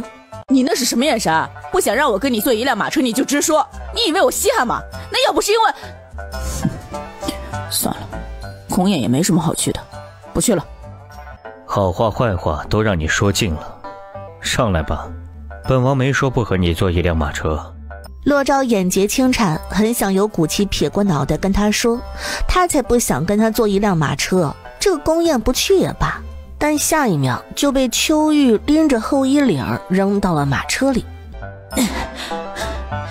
要不是看在秋玉教我武功的份上，我必定喷他一脸。王爷世子，坐稳了，出发了，驾！嫣嫣，你怎么了？着凉了？没有，应该是我哥在心里骂我呢。天冷，还是要多注意一点。你哥真的会跟王爷坐一辆马车吗？若是从前，我哥就算不来宫宴，或者靠着2条腿走到皇宫，也不会跟父王坐一辆马车。但现在嘛，嘿嘿，我有90%的肯定，我哥一定会跟父王坐同一辆马车来皇宫的。为何如此肯定？不可说，不可说，这是我和哥哥之间的秘密。裴淑玉默了默，好吧，孩子们大了，有自己的秘密很正常。臣妾看见皇后娘娘千岁。起来吧。是。这位是平江侯府许家嫡女许念。皇后一直拉着许念的手夸她，在场的夫人们都是人精，怎么不知她的想法？林王妃因为靖远侯夫人中毒一事被牵连贬为了侧妃，林王正妃的位置就空了出来。看来皇后是选了许家。闲聊了片刻，皇后看向侍立一旁的长侍女官，外面天气不错，带着各家小姐们去御花园转转吧。暖阁里也备了牛乳茶和糖蒸酥酪。是。嘿，哈哈，我就知道你们会来这里。洛萧，你有病呀！不要生气嘛，就跟你们开一个小小的玩笑。你不去前殿，跑来这里做什么？我是来告诉你一个秘密的。洛雨的一只眼睛不是瞎了吗？我听说二皇兄好像找了一个民间大夫，说是能治好他的眼睛。你从哪儿得来的这个消息？我在我母妃那里偷偷听到的。我母妃在景仁宫有眼线，肯定不是假的。洛言，不能让洛雨的眼睛恢复，不然等他眼睛彻底好起来了，一定会狠狠地报复你们。说的好像他眼睛没好就不会报复我们似的。那不一样，现在他的一只眼睛看不到，宫宴都不会来参加，整日郁郁寡欢不敢见人。要是想报复你们就得出门，但我估计以他自负高傲的性格，眼睛一日没好就一日不会出门。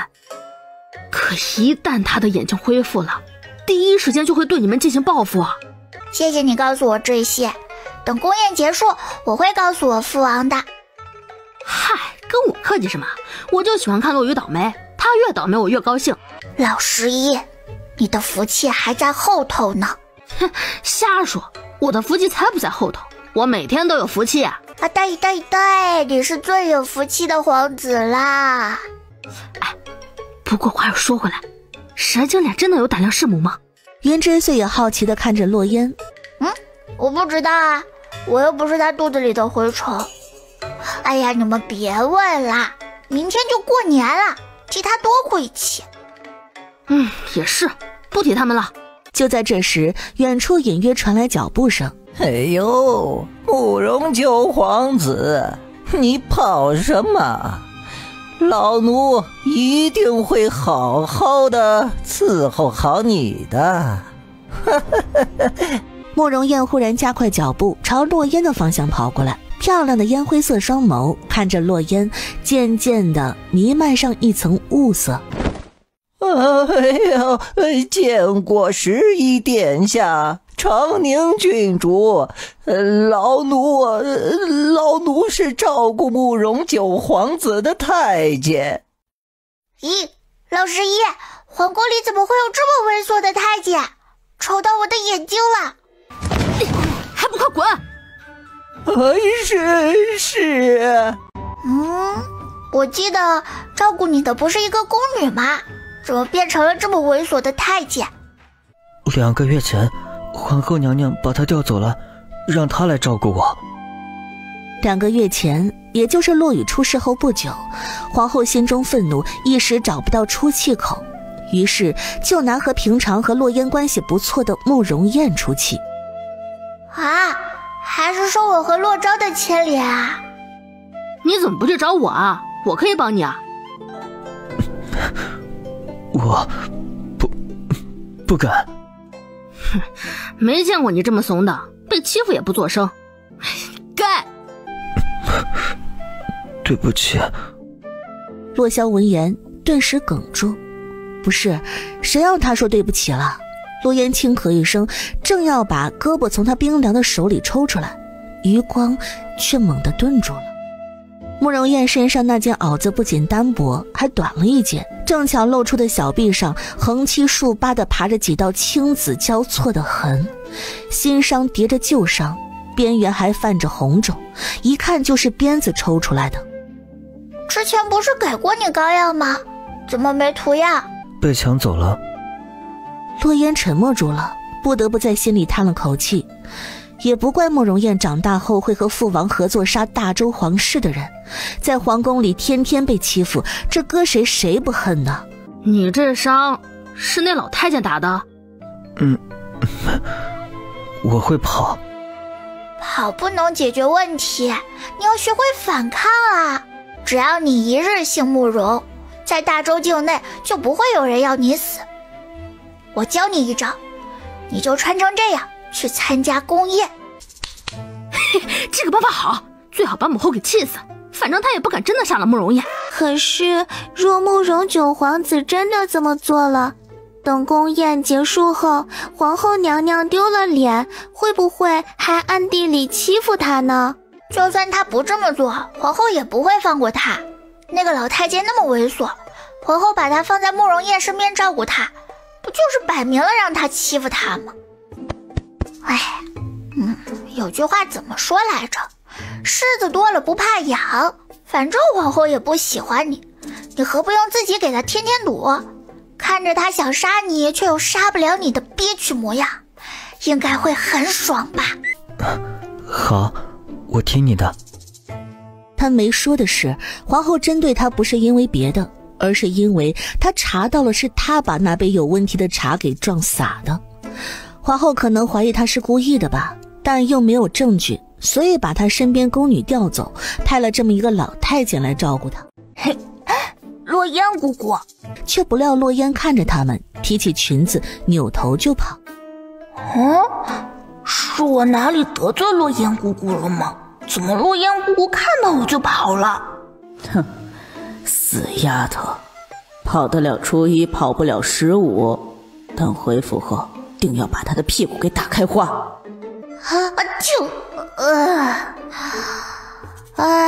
容易吧我，这个家没我真的得散了。许念，别以为你得到了皇后娘娘的赏识，就能稳稳当当的嫁入灵王府做正妃。灵王殿下可还没有开口同意。皇后是他的亲姑母，是看着他长大的，他爱慕表哥灵王殿下多少年了，好不容易等到裴梦婉被贬为侧妃，他有机会做正妃了，欢天喜地的进宫，却看到姑母对许念如此的亲昵，摆明了是想把灵王正妃的位置给许念。苏小姐误会了，皇后娘娘赏识我是娘娘厚爱，至于其他的并非我所能奢求，也非我此刻所思。你少在这里装模作样。许念，我告诉你，只要灵王殿下一天不松口，你就休想踏入灵王府半步。苏小姐慎言，此处是皇宫，隔墙有耳。站住！苏沁厉声喝止，心头的怒火早已压过了理智。见许念正要转身离去，他想也没想便伸手去拦，指尖堪堪要触到许念衣袖的瞬间，小姐你怎么样？摔着哪了？我没事。苏小姐，我们家小姐到底哪里招惹您了？你就算有气，也不该在宫里就这么用力推倒她。周围夫人小姐们窃窃私语，目光都带着几分探究和不赞同落在苏沁身上。毕竟许念方才还与皇后谈笑风生，怕是因为皇后对许念的另眼相看产生嫉妒。你胡说，我没有推她，是她自己摔倒的，是她自己摔倒的。苏小姐何必狡辩？方才那么多人都看见了，你伸手拦着我家小姐，然后小姐就摔倒了，花瓶也碎了。难不成是我家小姐自己故意摔倒，还特意打翻花瓶来冤枉你吗？许念，你敢算计我！苏小姐，我不知道你在说什么，方才我只是想离开，并未想与你争执。小何，扶我起来吧，别在这里碍了苏小姐的眼。他越是这样，越显得苏沁咄咄逼人。这是怎么了？吵吵闹闹的，成何体统？姑母，不是我，是许念他。皇后娘娘，不关苏小姐的事，是我自己不小心摔倒了，还打碎了花瓶，惊扰了娘娘，是我的不是。许小姐，快起来吧，摔着没有？快传太医看看。不必了，娘娘，只是些皮外伤。去请太医，再让人把这里收拾干净，带许小姐去换一身干净的衣裳。是，娘娘。行了，都散了吧。沁儿，跟本宫过来。苏沁也知道已经惹了皇后姑母的不满，不敢多言，低着头跟她离开了。沁儿，本宫知道你对你表哥的心思，你也是本宫看着长大的，本宫怎么会舍得你伤心呢？姑母，您答应让我嫁给表哥了。本宫已经和你父亲商量好了，明年3月你就入灵王府为侧妃。侧妃？你先不要急，听本宫说，让你当侧妃只是权宜之策。义儿受了裴梦婉的牵连，名声有损，朝堂上已经有许多的官员对义儿不满了。沁儿，义儿需要许家的势力，但许家帮义儿不可能不要好处，所以只能暂时委屈你了。不过你放心，你是本宫的亲侄女儿，等到将来，本宫怎么也不会委屈了你。我知道了，我都听姑母的。很快宫宴就开始了，裴淑玉找到洛烟，带着她来到了太和殿。刚一入殿，就被洛昭逮住，揪住耳朵。跑啊，继续跑啊！怎么不跑了啊？是跑不动了吗？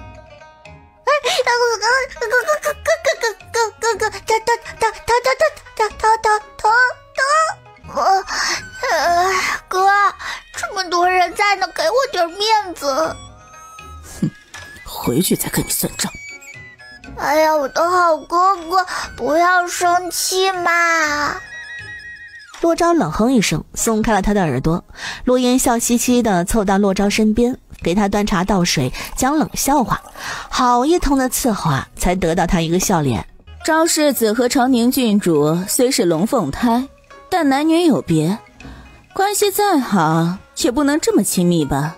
哼，看来上次在他公主府还颇愤，没让他长记性。公主说笑了，昭儿和嫣嫣一母同胞，又是龙凤胎，自襁褓起便形影不离，便是寻常人家的兄妹也有这般亲近的。过了这个年呢，世子和郡主也有11岁了，这个年纪也不小了，这般与兄长拉拉扯扯，传出去岂不是让人笑话？洛烟撸起袖子，正准备大干一场的时候，看到秋玉推着洛宽景的轮椅来到大殿。发生了什么事了？父王，你总算来了！有人欺负我和哥哥，大慧姑姑说我和哥哥关系太亲密了，不合规矩。可是父王，我和哥哥是一起出生的龙凤胎啊，坐在一起关系亲密一些怎么啦？再说了，寻常兄妹不也会同席而坐吗？你们那只是坐在一起关系亲密一些吗？你给他端茶倒水，像是一个仆人一样伺候他。洛烟，你是皇家的郡主，怎么能干伺候人的活？白白丢了皇家颜面。大慧姑姑，你不要仗着自己脑袋有问题就为所欲为。你瞅你，跟个斑马脑袋似的，头头是道。大周朝哪条规矩写了妹妹不可以给哥哥端茶倒水的？我就乐意给我哥端茶倒水，怎么啦？碍你眼啦？嘿，莫不是丹慧姑姑你自己生活过得不好，所以看我们兄妹感情好不顺眼？还是说你就是看不得旁人阖家和睦？好了好了，公主，赵世子和长宁郡主手足情深是好事，你也别多心了。丹慧姑母，亲兄妹之间哪能跟寻常男女相比？我倒是觉得赵世子和长宁郡主这样很好。丹慧公主深吸口气，看了眼面无表情的洛宽景，终是忍下了这口气，坐了下来。皇上驾到，太后娘娘驾到，皇后娘娘驾到！叩见皇上！皇上万岁！万岁！万岁！万岁！太后娘娘！太后娘娘！千岁！满殿的人都跪了下来，只除了坐在轮椅上面的骆宽景。免礼。谢皇上。今日除夕宫宴，君臣同庆，不必多礼，都入座吧。是。众人回到自己的席位上，宴席正式开始。哥，你说，要不明天再让无痕去当惠公主府外泼饭？这次我问小魏大夫要一种臭味延长10天半个月都去不掉的药粉，我要恶心死他。别让无痕去。不让无痕去，那让谁去啊？你身边那2个暗卫丫头不行吗？那不行，风离和风和虽然是暗卫，但她们也是女孩子，女孩子天生爱干净，这种脏活累活不能让她们去干。跟着落烟进宫的风离听到这句话，心中颇为感动。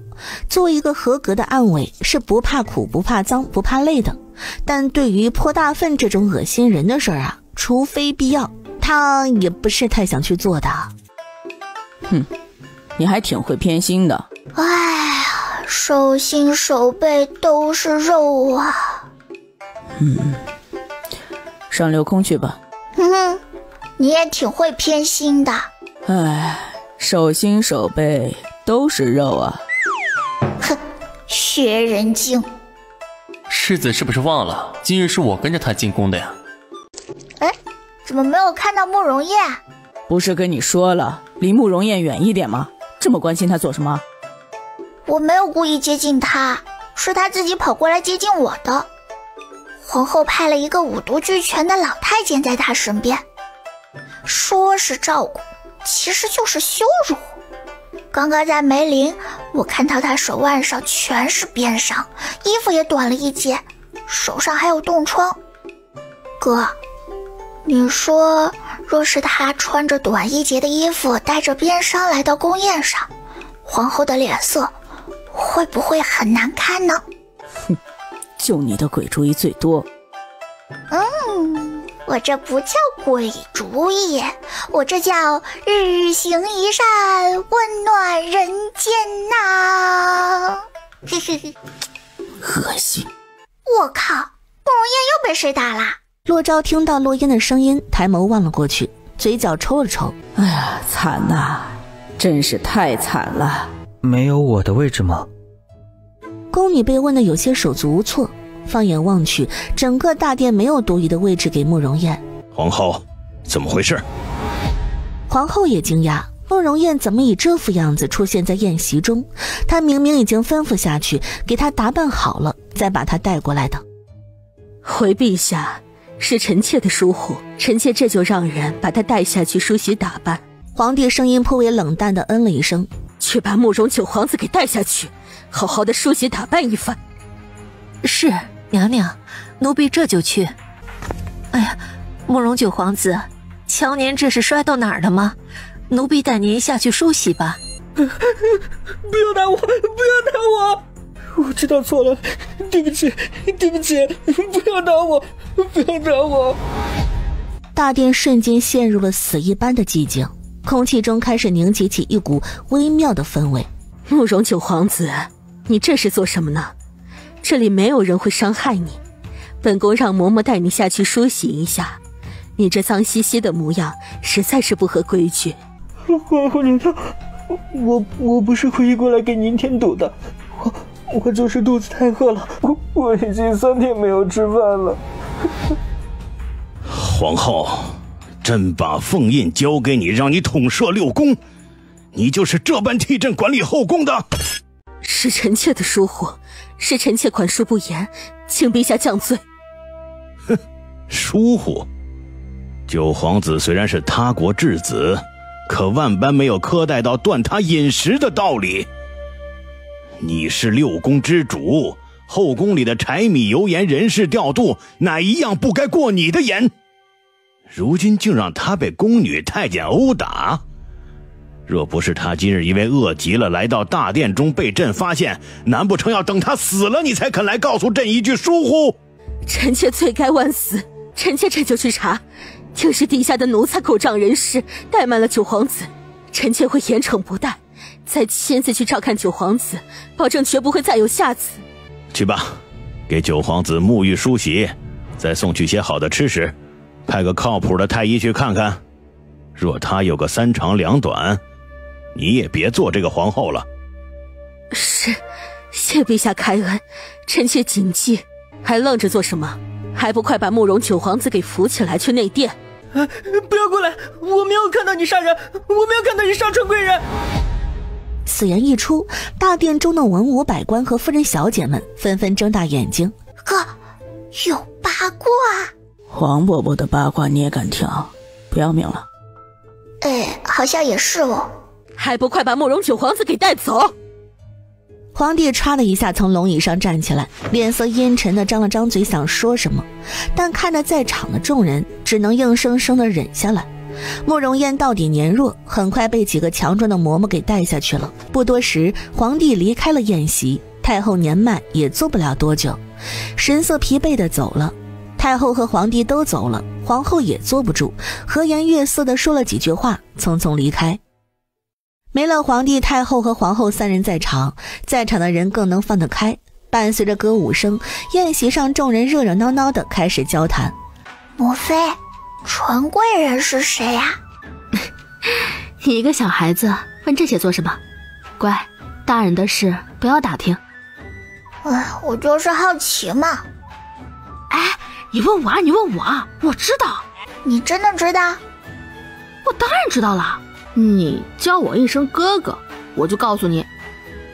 洛章眯眼，跟他抢妹妹？11皇兄，快说吧。是哥哥，不是皇兄。11哥哥。纯贵人就是。我也想知道。你个小屁孩，知道那么多做什么？一边玩去。哼，我也没比你们想多少，为什么不能听？反正你不能听，赶紧走吧。小殿下乖，等你到我们这个年龄了，自然可以听八卦，但现在不行。小皇孙连人带凳子都赶走了，同样都是姓洛，为什么不带他玩？太可恶了。晨儿，你怎么了？母妃，洛言姑姑他们说我年纪小，就不带我玩。明明我只比洛言姑姑小2岁啊。那你要快快长大，等你长大了，他们就会带你玩了。洛尘有点生气，扭过脑袋不搭理太子妃，眼神时不时地瞥向洛烟的方向。这个纯贵人啊，是父皇前几年从江南带回来的女子，一入宫就封了贵人，独得父皇恩宠。本来父皇想封她为嫔的，我听我母妃说是皇祖母不同意，因为她一没家世，二没有皇嗣。后来纯贵人怀了身孕，眼看着我就不是父皇年纪最小的皇子了，没成想她摔倒流产了。那一晚父皇大怒，把在纯贵人身边伺候的宫女和太监全都杖毙了。再后来纯贵人忽然死了，你们知道她是怎么死的吗？卖什么关子？快说。我这也是从我母妃那里偷听到的，听说啊，纯贵人是和侍卫私通，父皇亲自发现的。去的时候，她的肚兜还挂在狂徒侍卫的裤腰上。这种宫廷秘事就这么说出来，真的好吗？老十一，你就这么把事告诉我们，不怕黄伯伯知道了找你麻烦啊？哎呀，怕什么？反正也不止我们仨知道。纯贵人和侍卫勾搭在一起的时候，不只是父皇，后宫里很多娘娘们也在场。父皇总不能把他们全都给杀了吧？他们知道了，他们背后的家族应该也都知道了。罗烟轻啧一声，怪不得他刚刚发现大殿中的文武百官听到纯贵人3个字的时候，想去看皇帝的脸色又不敢的模样。原来他们都知道。八卦听过一次后，罗烟转头抛在脑后。现在他有更重要的事要做，因为他看到沈巍儿端着酒杯来到裴淑仪跟前跟他说话，跟他敬酒。不过那双眼睛却直勾勾地盯着洛宽景看。洛言眼珠子咕噜咕噜地转着，利用自己现在这个个矮的优势，猫着腰避开沈巍的视线，小心翼翼地来到洛宽景轮椅背后躲着。父王，别抱了我。沈小姐，你挡着我看歌舞了。抱歉，王妃，上次是我太过心急，说了一些不好听的话，还请王妃莫要怪罪。无妨，我也没有放在心上。王妃宽宏大量，说起来我也许久未曾向王爷敬酒了，王妃不介意我去向王爷敬杯酒吧？王爷的酒，沈小姐要敬，何必问我？王爷啊，臣女可否能敬您一杯？妈呀，这是正常人能说出来的声音？知道你喜欢父王，但也不用把声音夹得这么假吧？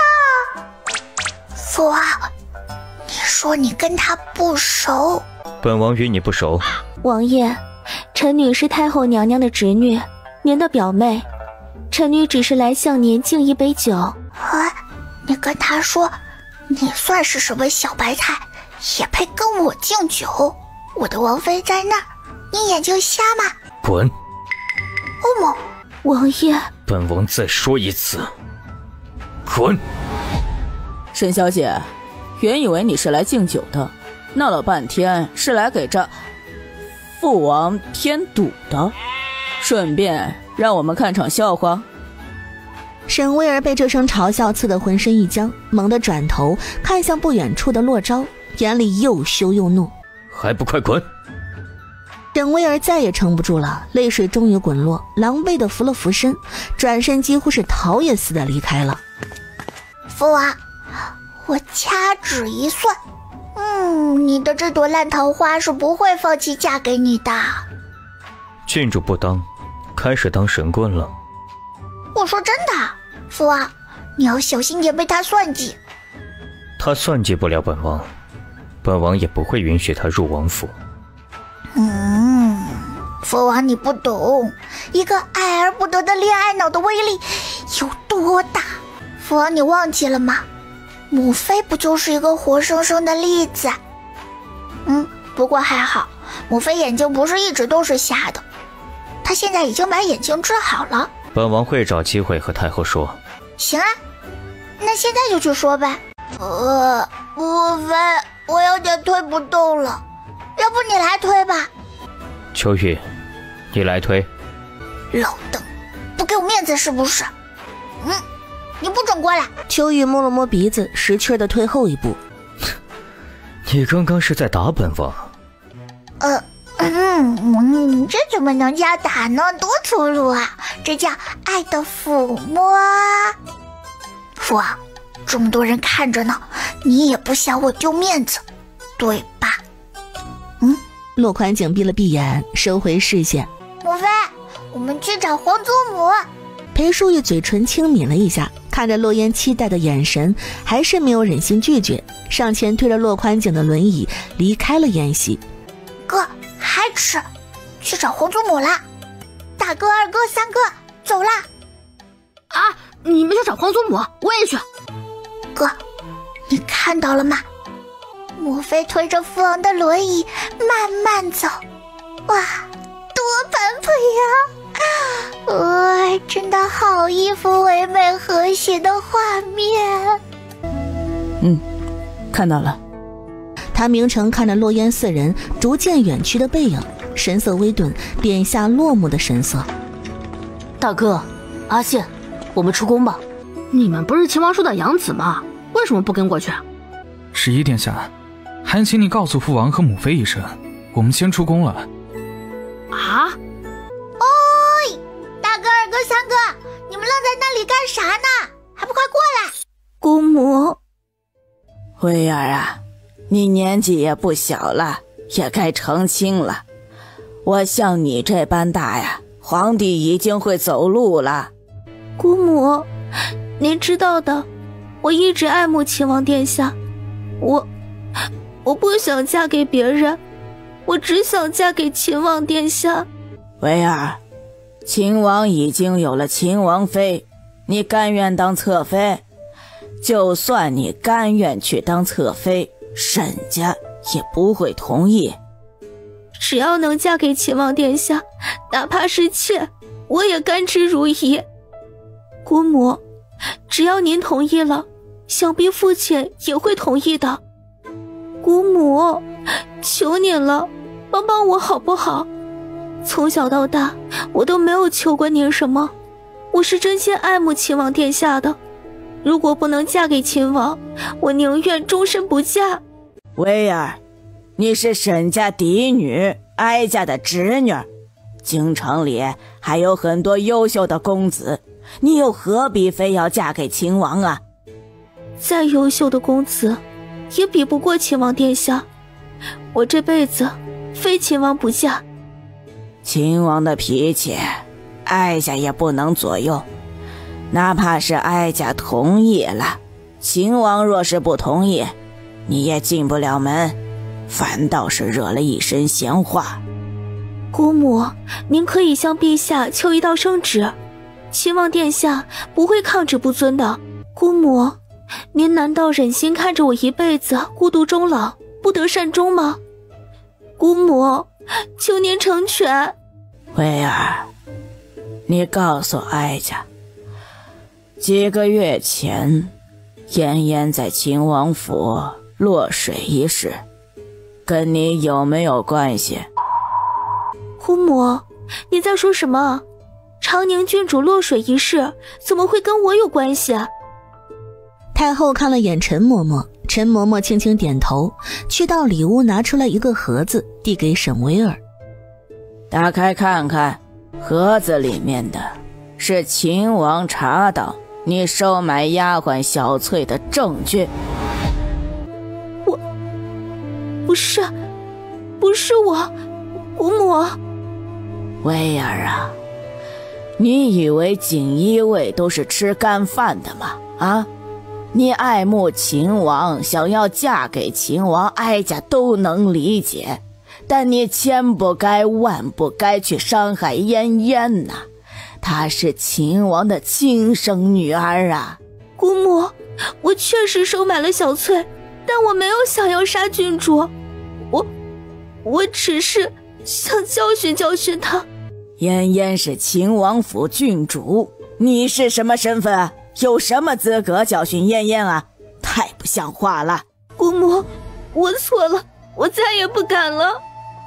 秦王把证据送到哀家的手里，而不是送到皇帝那儿，已经是看在哀家和沈家的面子上了。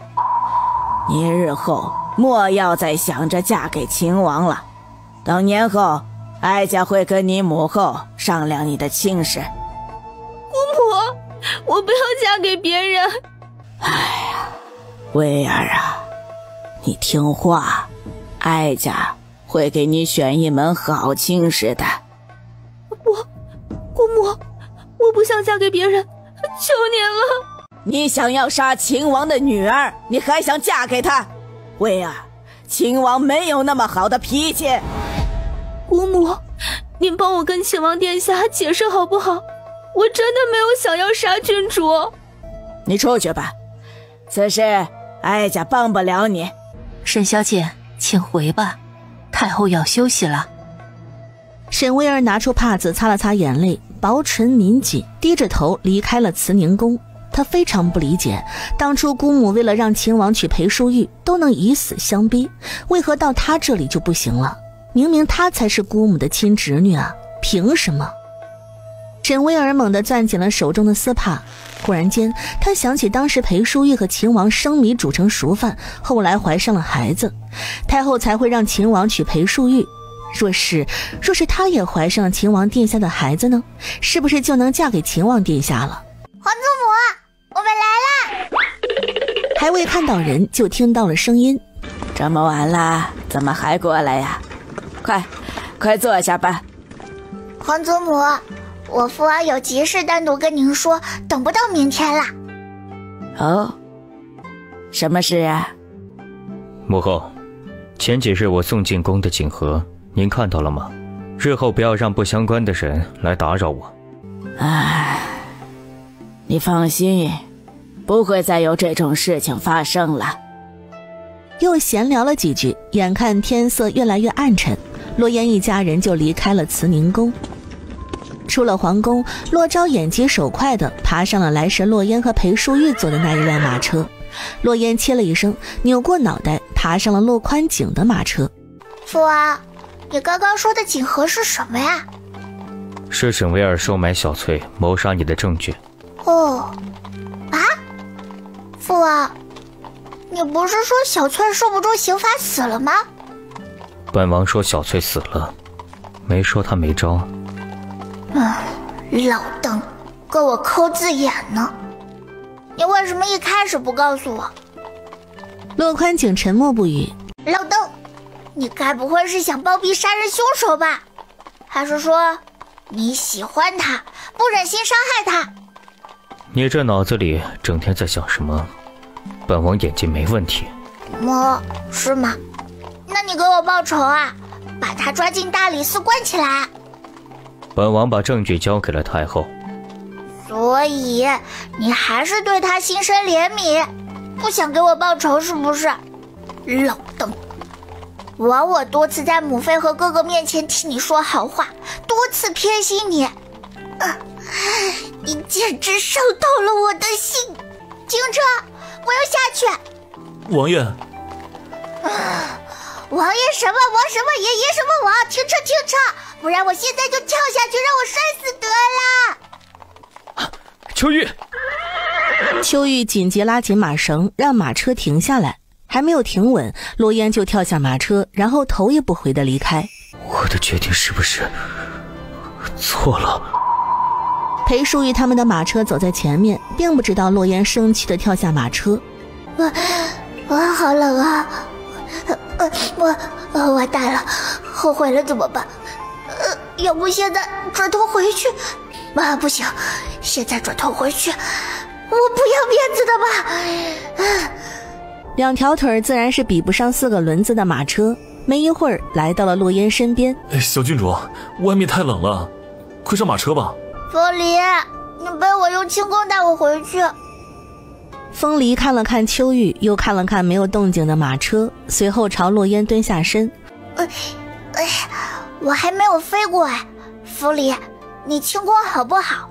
不会把我摔下去吧？郡主，抱紧我。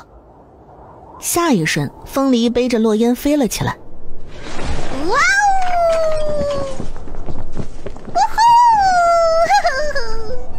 哇塞！我也要学。风离，等过了个年你就教我轻功吧。好的，郡主。他和风和已经被王爷送给了郡主，只认郡主一个主子，郡主让他们做什么，他们就做什么。死丫头，脾气怎么那么倔？也不知道像了谁，外面冰天雪地的，也不怕冷，好歹等回到王府再跟我闹脾气啊！风离，你好香啊！洛烟语不惊人死不休，差点让风离没站稳，从房顶上摔下去。郡主也很香。嘿嘿，风离，你和风和是怎么进的安慰营啊？属下和风和都是孤儿。安慰营里的日子苦不苦？累不累？不苦不累。在你们眼里，父王是个什么样的人？王爷很厉害，哪怕王爷坐在轮椅上，也能和属下打个平手。属下从未见过像王爷这般武功高强的人。风离，你说我是不是不应该生父王的气啊？父王应该是看在皇祖母的面子上才放过沈薇儿的。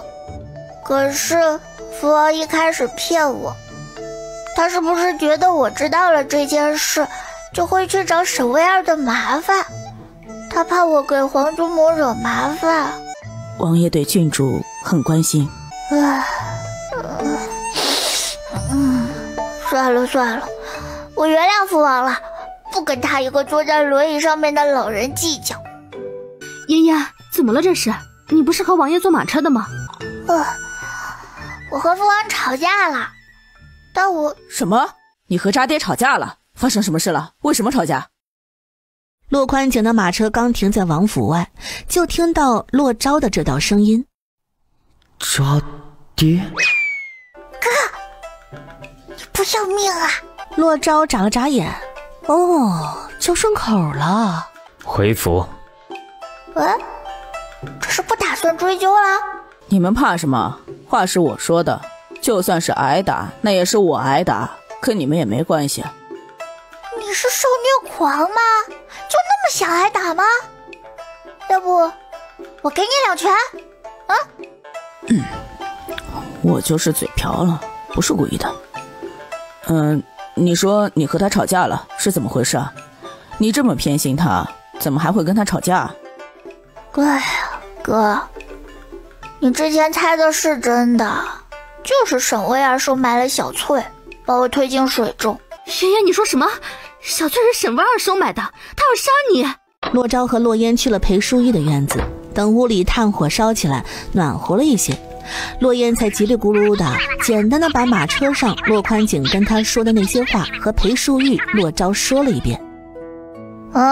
事情就是这样，我生气啦，就跳下马车，让风铃背我回来。哎呀，你是蠢猪吗？生气就生气，不搭理他就是了，跳马车做什么？外面那么冷，冻出个好歹来那怎么办啊？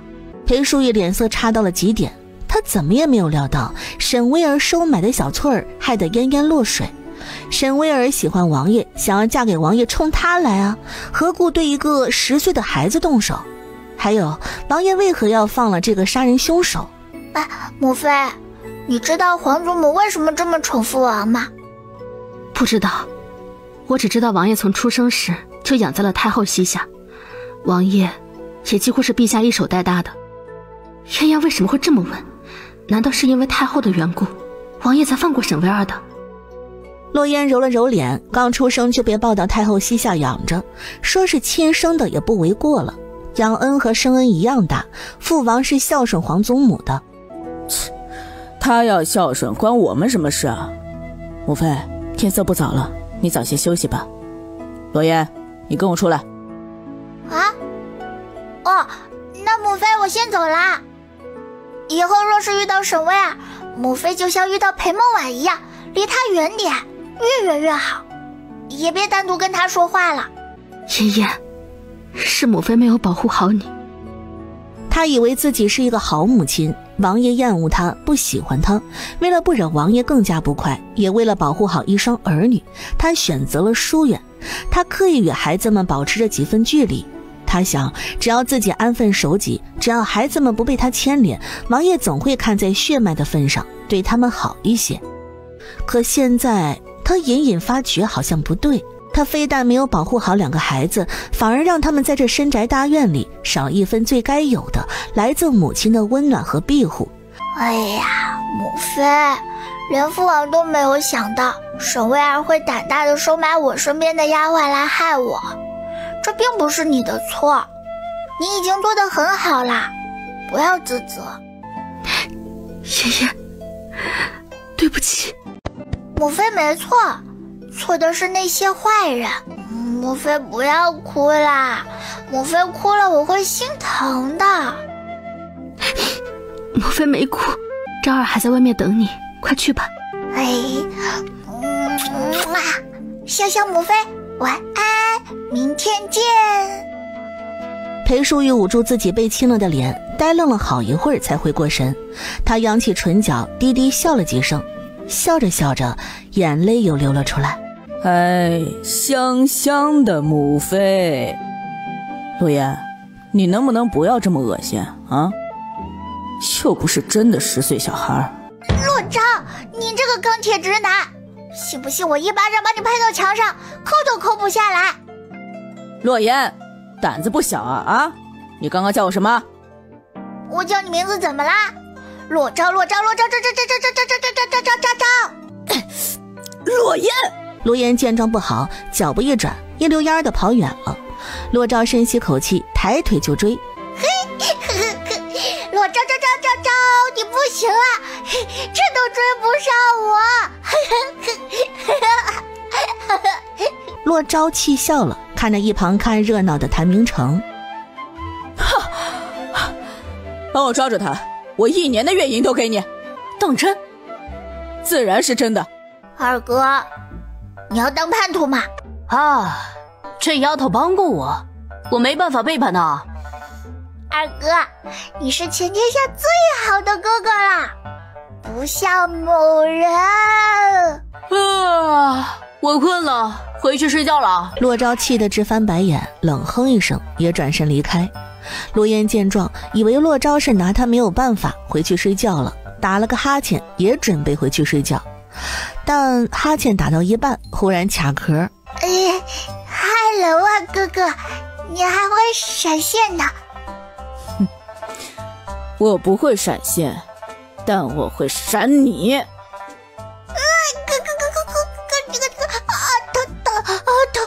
哥，我错了，我下次还不对，我下次再也不敢了。疼。洛烟揉着被揪疼的耳朵，摇头叹息地回到云深院。我的耳朵跟着我真的是遭冷醉了。郡主，王爷在书房等您。我困了，有什么事明天再说吧。秋玉看着洛烟进屋直接关门，很显然今晚不会再去找王爷，无奈只能去禀报。一觉醒来，洛烟满血复活，今天过年了呀，传书以来过的第一个年，洛烟有些兴奋。秀儿，你去把二哥和三哥叫过来，就说来帮我堆雪人。是，郡主。江云仙一听洛烟说堆雪人，就马不停蹄地跑过来。谭明成也觉得有点幼稚，但还是过来了。3个人吭哧吭哧地堆了一上午的雪人，终于完成了。1、2、3、4、5、6、7个雪人。洛烟，为什么只堆7个雪人？还是2个大的，5个小的？这是父王和母妃。洛烟指了指2个大雪人说道，随后又指了指笑得一脸开心的雪人。这是我，这是大哥。周福玉的雪人一脸冷漠。这是二哥。谭明成的雪人笑意满满。嘿，三哥，这个是你。江云仙的雪人龇牙咧嘴，有点猥琐，看着就不像是个好雪人。这个是骆昭昭。洛烟，你太不公平了，为什么把我的雪人表情做得这么丑啊？嘿嘿，二哥，你看三哥这副气得大叫的表情，像不像这个雪人？是有点像。江云羡闻言，脸上生气的表情瞬间消失，但又还是气不过，于是洛烟见识到了一个人脸上的表情能有这么丰富。哇哦，三哥，你可以去舞台上表演变脸了。你们2个合起伙来欺负我。他气呼呼地用手把雪人的嘴，想把那龇牙咧嘴的模样捋平，结果一碰，雪人的下巴啪嗒掉了一块，更丑了。手忙脚乱去补，反倒把半边脸都按塌了，活像被人揍了一拳。扑哧一声，洛烟捂着肚子，毫不留情地大声嘲笑。书房里，骆宽景透过窗户看到这幅情景，眉眼微弯，嘴角不自觉地微微翘起来，笑得这么开心，心里的气应该是消了吧。这下更消了。刚才你气到跳脚的时候，脸就是这么皱着的。哎呦，让你笑，让你给我做丑雪人。二哥救命！不许欺负妹妹。二哥，你这个叛徒，明明是他欺负我。玩闹了一阵，最后洛烟把江云羡的雪人脸上的表情重新补了一下，还剪了一个红色的布料给他的雪人当做披风，脸上的表情从龇牙咧嘴的猥琐变成了气宇轩昂。江云羡这才满意。父王，你觉得我上午堆的雪人好看吗？不错。洛烟点了下头，不说话了。骆宽景疑惑地看着他，怎么不继续说了？你还在生本王的气啊？我哪敢生父王的气呀？您是秦王，我只是个小卡拉米，不敢生您的气。吃过饭来本王的书房，本王跟你解释。想要我听你的解释，可以，但我有一个条件。你说。我想今晚的年夜饭和你还有母妃哥哥们一起吃。吃个饭而已，何必这么大费周章？那算了，那我和母妃还有哥哥们一起吃年夜饭，不带你啦，你就等着被我们所有人孤立吧。哼！陆言丢下洛宽景去找裴淑玉，可却被告知他去寺庙上香了，大哥陪着他一起去的。不仅是裴淑玉，京中大多贵妇每年除夕都会去寺庙上香祈福。母妃不在，洛言就去找了洛章。不去跟江云献风呢，跑我这里来做什么呀？陆言，你是只长年龄身高不长心智吗？啊，天天堆雪人，幼不幼稚啊你？你要不要舔一舔自己的嘴唇？什么意思啊？看看能不能把自己给毒死。哼，出去。哼，我来找你是有正事的。什么事？哥，我突然想起来一件事。洛昭看着洛烟这么严肃，以为是什么大事，立马敛下眸子，凑过去认真的听。我刚刚去了母妃的院子，发现……洛烟不知道从哪里掏出来一个雪球，啪的一下，直接拍在了洛昭脸上。洛昭昭，凉不凉快呀？洛烟，洛昭昭，今晚去母妃院子里一起吃一个年夜饭，不要忘记了哈！我先走啦。洛昭快要被气疯了，死丫头喊他名字喊上瘾了是吧？跑出了洛昭的院子，见他没有追上来，洛烟松了口气。接下来，洛烟又去通知了谭明成和江云羡二人。父王，你怎么来我屋了？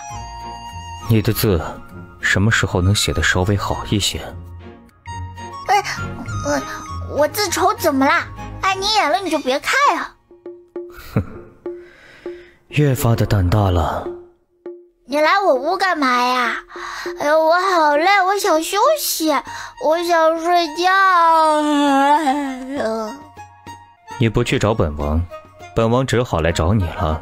沈薇儿这件事，确实是本王处理的不好。我知道父王心中有顾虑，我已经打算原谅你啦。你不用来跟我道歉，反正我也没有真的死了，不是吗？本王从出生起就养在太后膝下，太后对本王和陛下是同样的关心和保护。若没有太后，本王恐怕早就在年幼的时候就已经夭折了。太后与本王有养育之恩，救命之恩，本王不能不顾及太后的想法，但也仅此一次。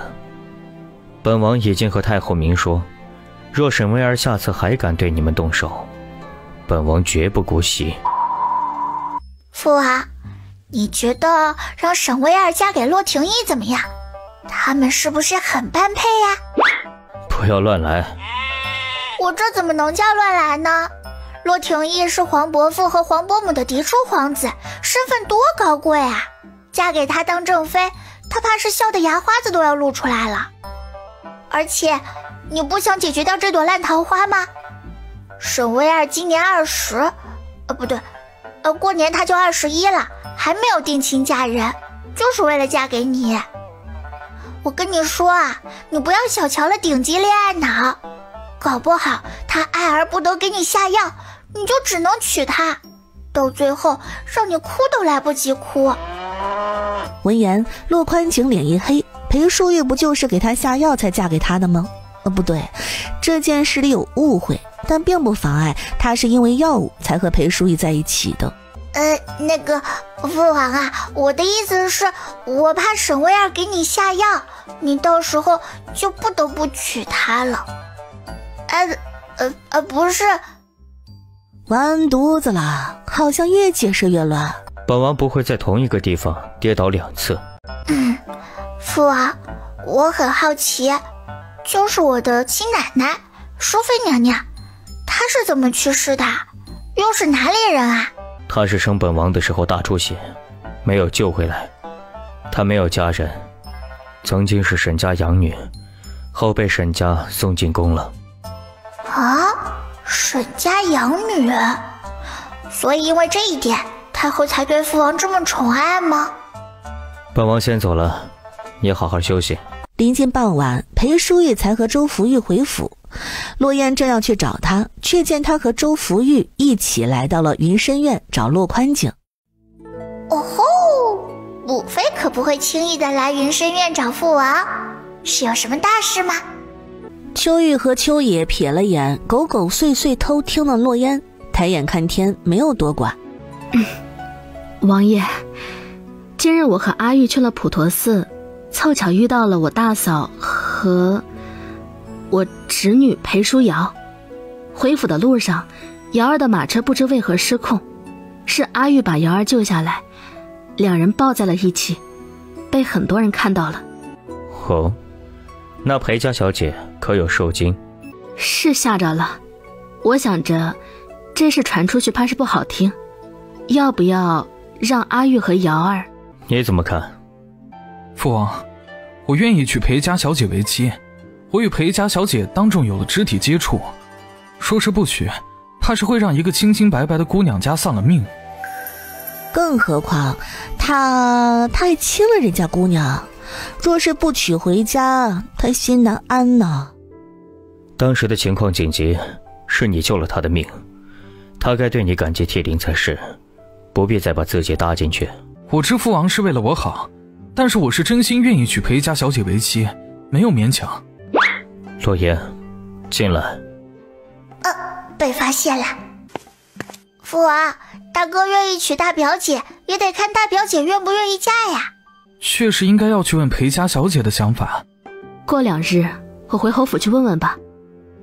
洛宽景嗯了一声，他倒是希望裴淑瑶不同意嫁给周福玉，因为他对靖远侯府的人都没有好感。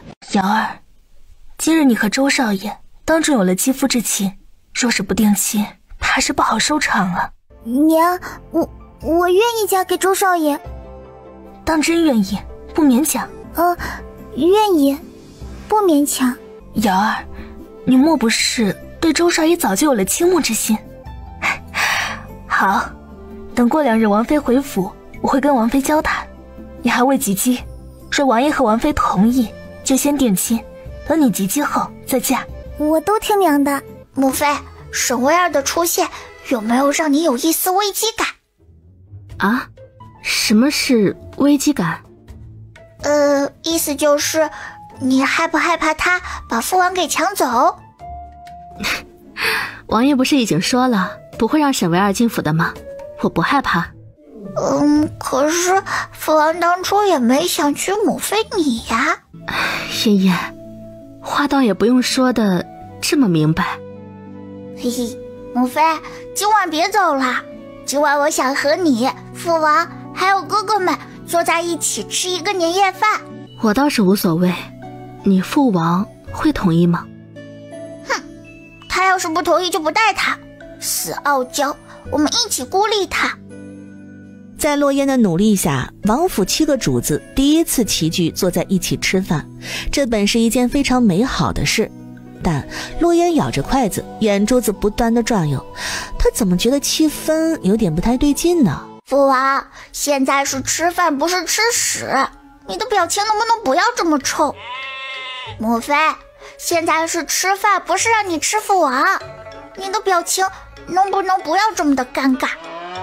大哥，我知道你对大表姐有愧疚之心，那你就加油让她喜欢上你，早日把她给娶回家，不要在吃饭的时候跟思春似的在那里傻笑。二哥，你是不是做了什么对不起我的事，所以看到我就心虚？三哥，平常王府不给你饭吃吗？吃饭的时候能不能斯文一点，不要像猪似的一个劲的往嘴里塞。还有你骆昭昭，你屁股上有钉子是吧？一直在那里动来动去的。我们一家人能不能和和美美的好好的吃一顿年夜饭啦？嫣嫣呢？母妃，你暂时不要说话。洛言，你……父王，你也闭嘴。我吃饱了，你们慢用。站住！洛昭不听，反而走得更快了。吴痕，我要罚你去洗王府茅厕100遍，洗不干净不准吃饭。洛昭脚步猛地一顿，洛言，你有病啊你！竟然用无痕威胁我！回来，坐下。洛昭咬了咬牙，最后不得不屈服洛烟的威胁，挪着步子回来坐下。洛宽景疑惑地看了眼洛昭，无痕不是他给洛烟的安慰吗？和洛昭有什么关系啊？父王母妃，哥哥们，我们是一家人，一家人就应该其乐融融的，不是吗？所以我决定了，以后我们每个月月末，你们无论在忙什么，都要回府来云深院，坐在一起吃个饭。本王不同意。你不同意无效。哼，洛言，本王才是秦王府的秦王。母妃，我和哥哥们每个月都去你院里吃饭可好？哼，好啊，我们以后每个月月末最后一天去母妃院里吃饭。洛宽景的脸更黑了。啊，嫣嫣呐，其实吧，王爷他不是这个意思。王爷的意思是，他很忙，实在是分身乏术，没有太多时间空出来跟我们一起吃饭。他不是不愿陪咱们吃饭，是怕答应了你，回头又因事耽搁，让你空欢喜。嫣嫣，母妃说的是，而且我和阿成有时候确实得住在书院忙功课，先生留的课业重，怕是真的没时间月月赶回来。对，上次为了赶策论，我在书院住了快半个月呢。那太可惜了，我本来还想着等过2日去靖远侯府的时候，帮你在大表姐面前多说说好话，让她知道你不光功课好，骑射也厉害，保准能帮你获取大表姐的芳心，让你早日把她娶回来的。但话又说回来了，不过回府吃个饭，这个时间还是能挤出来的。洛烟轻喝一声，小小大哥轻松拿捏。父王，沈薇儿要杀我，您不帮我报仇，我能理解您，可现在您连我的一个小小的愿望都不能答应吗？洛宽景神色复杂，沉默好一会儿，才在洛烟泪眼汪汪的眼眸中点了一下头。那太好了，就这么说定啦，不准反悔啊！这么容易就答应下来了？王爷现在这么好说话吗？洛宽景察觉到裴淑玉的视线，抬眸看了过来。裴淑玉眨了一下眼睛，不自觉地冲他傻笑一下，那傻样和洛言平常傻笑的时候啊一模一样。现在知道洛言的傻不拉几的性格像谁了。干嘛呀？我还没吃饱呢。你把无痕给我。你要无痕干嘛？为了下次不被你威胁。这么诚实的吗？我就算想把无痕给你，也得看父王同不同意啊。毕竟无痕是父王派过来保护我的暗卫。洛章眉头拧成一条疙瘩。要不这样，你自己去跟父王说，你跟父王好好说，我想父王应该会同意的。我去说，他肯定不会同意的，他都快把你当成眼珠子疼了。你去跟他说。哎，哥，你说父王为什么会这么纵容我？还不是因为我是他亲女儿。你是父王的亲儿子，只要你能好好的跟他说话，他也会纵容你的。他会纵容我？你在开什么玩笑？哥，你不是都已经知道了父王没有丢下你不管，是你误会了吗？为什么还是不肯跟父王说话？他一开始确实没有丢下我不管，但不代表后面他没有放弃我。哥，其实你说来说去就是因为父王不爱你，对吗？胡说八道！你别胡说，你不愿意去跟他说把无痕给我，那就算了，我还有事，先走了。嘿嘿，我的好哥哥呀，我可以去跟父王说，但你也要答应我一个条件。什么条件啊？试着跟父王好好相处，可以吗？不是让你去讨好父王，就拿他当普通父亲看待。好。父王，你是不是累啦？本王不累，你要不休息一会儿？那父王你渴不渴？我给你倒杯茶呀。你有什么话就直说。那我直说了哈。我觉得父亲不能太偏心，给了安慰保护我，也要给安慰保护哥哥。不是已经给了一个吗？那不一样，明着要有一个，暗处也要有一个。你去找秋月，让他去安慰营里找一个暗卫放在洛昭身边。不用去安卫营找啦，我觉得无痕就不错，把无痕放在哥哥身边保护吧。为什么？因为无痕武功厉害啊，哥哥是秦王府世子，不能出事，无痕可以更好的保护哥哥。不说出真正的理由，本王就把无痕派去封地挖矿。不要试图忽悠本王，本王有脑子，会辨别真假，也别以为本王说的是假的，本王说到做到。这父王是猜出来什么了吗？我该怎么继续忽悠啊？陆昭昭要是知道无痕去挖矿，那还不急得跳脚？父王，你还记得我上次昏迷时跟你说的那个梦吗？洛宽景嗯了一声，那个晦气的梦还提这做什么？如果我说梦中发生的事真的应验过，你信吗？洛言，你是不是脑子真的被烧糊涂了？有本王在，秦王府不会出事。那么晦气的梦以后不许再提了。况且那个梦跟无痕有什么关系？父王，我没有说谎，你要信我啊。你是不是很疑惑，哥哥对你的态度一夜之间变得这么差？那是因为哥哥曾经以为被你抛弃过。本王何时抛弃过他？我梦到的，从我被小翠推进水里，醒来后就一直陆陆续续的做一些梦。梦中，在我和母妃死后，哥哥隐姓埋名去军营，去战场打仗，可却被身边的人背叛。大前国不顾一切把哥哥抓走，当人质来威胁你。父王知道哥哥去了军营，为了保护他，派了无痕跟着他。无痕为了救哥哥，死了。大前国的人说，要想放了哥哥，就让父王自断双臂。父王没有同意，大前国就折磨哥哥。我和哥哥是龙凤胎，心有灵犀，哥哥也跟我做过同样的梦，所以哥哥才会这么在乎无痕。你的梦中，你和你母妃又是怎么死的？为什么会死？父王，你就这么相信我吗？不是你说的要本王信你吗？我母妃被人陷害，精神失常，跳河自杀。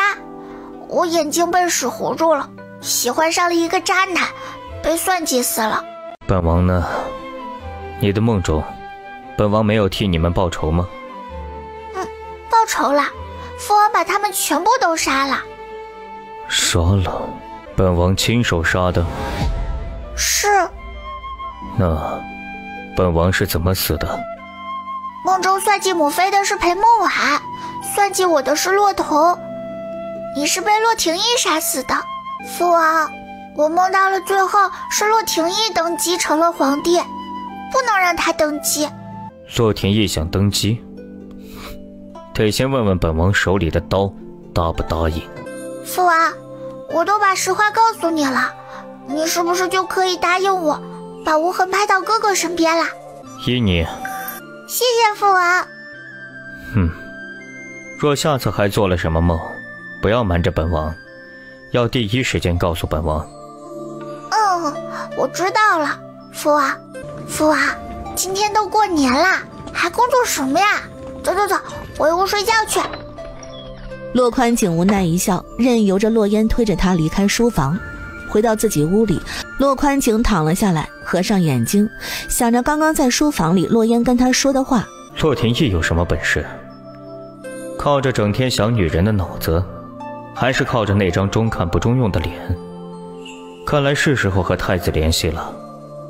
这个夜晚，洛宽景翻来覆去的睡不着，直至天亮才睡了一会儿。洛烟也没有睡好，顶着黑眼圈去练武场上练武，累了就在旁边休息，看着台上洛昭和江云羡切磋，也不知道该怎么和洛昭解释他把他前世遇到的事告诉了洛宽景，洛昭会不会气得揍他一顿，然后再也不搭理他了？哎呀，他昨天有点冲动啊，可是如果不说一点实话，没有办法给无痕要过来给他呀。父王太聪明了，不好忽悠啊！哎呀，脑壳疼。切磋结束，又是平局。洛昭面无表情地走下台，看着瞳孔涣散正在发呆的洛烟。哎呀，你发什么呆啊？哥，如果我说我做了对不起你的事，你会不会再也不理我了？你做了什么对不起我的事了？我说了，你可不能打我。你先说，我再确定打不打你。那不行，你必须答应我，不准打我。你说，我保证不打你才怪。就是把咱俩都那个的事，以梦的形式告诉了父王。什么那个的事？洛烟从小板凳上站起来，退后了一步又一步，等拉开他们之间的距离后，用口型跟洛昭说了2个字：洛烟。哥，你说了不打我的。刚刚是傻逼说的，你给我站住！我不。眼见洛烟越跑越快，洛昭眼珠子一转，直接用了轻功，直接闪现到他面前。洛烟一个没刹住车，砰的一下撞到了洛昭身上。洛昭捂着胸口，猛地退后2步才稳住身形，随即迅速上前，一把揪住洛烟的耳朵。对不起，我错了。现在知道错了，晚了。说，你想怎么死？我可以选择老死吗？老死？等你把跟他说的那些话咽回去，再琢磨老死的事吧。哥，你听我狡辩，不对，你听我解释。其实我告诉父王这件事是有我的用意的。父王知道这件事后，不仅同意把无痕调到你身边，还对洛廷义起了警惕之心。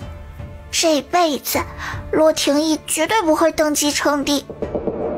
洛昭还是非常愤怒，根本不听洛烟的解释，松开揪着耳朵的手，改为拽。跟我走。洛昭把洛烟拽到他的院子，来到书房。洛烟，你脑子是被门给夹了吗？重生这种大事，你怎么能不经过我的同意就这么告诉了其他人，还告诉了他？洛烟自知理亏，低着头任由他骂。你知不知道，他这种身份尊贵高高在上的人的心思，是你这种单纯的人琢磨不透的。一旦他对你起了歹毒的心思，你连逃都逃不掉。哥，父王怎么会对我起歹毒的心思啊？哼，你又不是他，你怎么知道他不会对你起歹毒的心理呢？我的事暂且不提，上辈子你和母妃死的那般惨，他给你们报过仇吗？没有。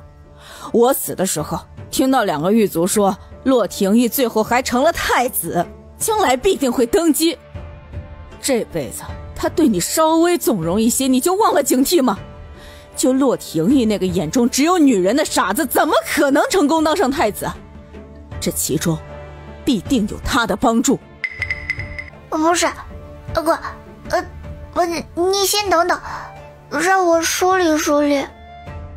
洛昭是重生的，他死的时候呢，洛宽景还没有大开杀戒，是他死了之后，他才开始一个一个的杀掉了那些人。但这件事洛昭并不知情，所以他心中的芥蒂除了洛宽景抛弃了他，还有一点也是因为洛宽景并没有替他们报仇，再加上他在死之前还听说了洛廷义当了太子，于是他对洛宽景的误会就更深了。哥，你听我说，其实……你别说了，我不想听，我现在只想打死你。哥，其实父王并没有不给我们报仇，在你死后，父王杀了很多人，把我们的仇人都杀死了。大千国把你抓走的那个将领也被父王杀死了，而且父王最后也死了。你知道他是怎么死的吗？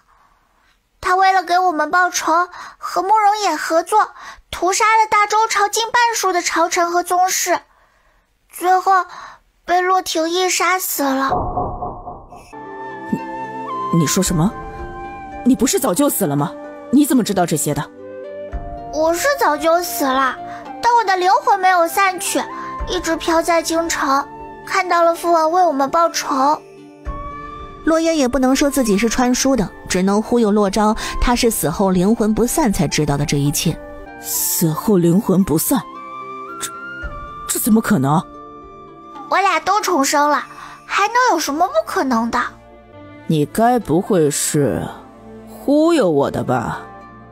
哎呀，我忽悠你什么呀？我说的都是真的，我发誓，要是我跟你说的都是假的，我就去吃屎。不要在心里呸呸呸，也不要吃什么便便蛋糕。我在你心里连这点信用都没有吗？我对你的话暂时保持怀疑。哎呀，哥哥，你为什么就是不信我呢？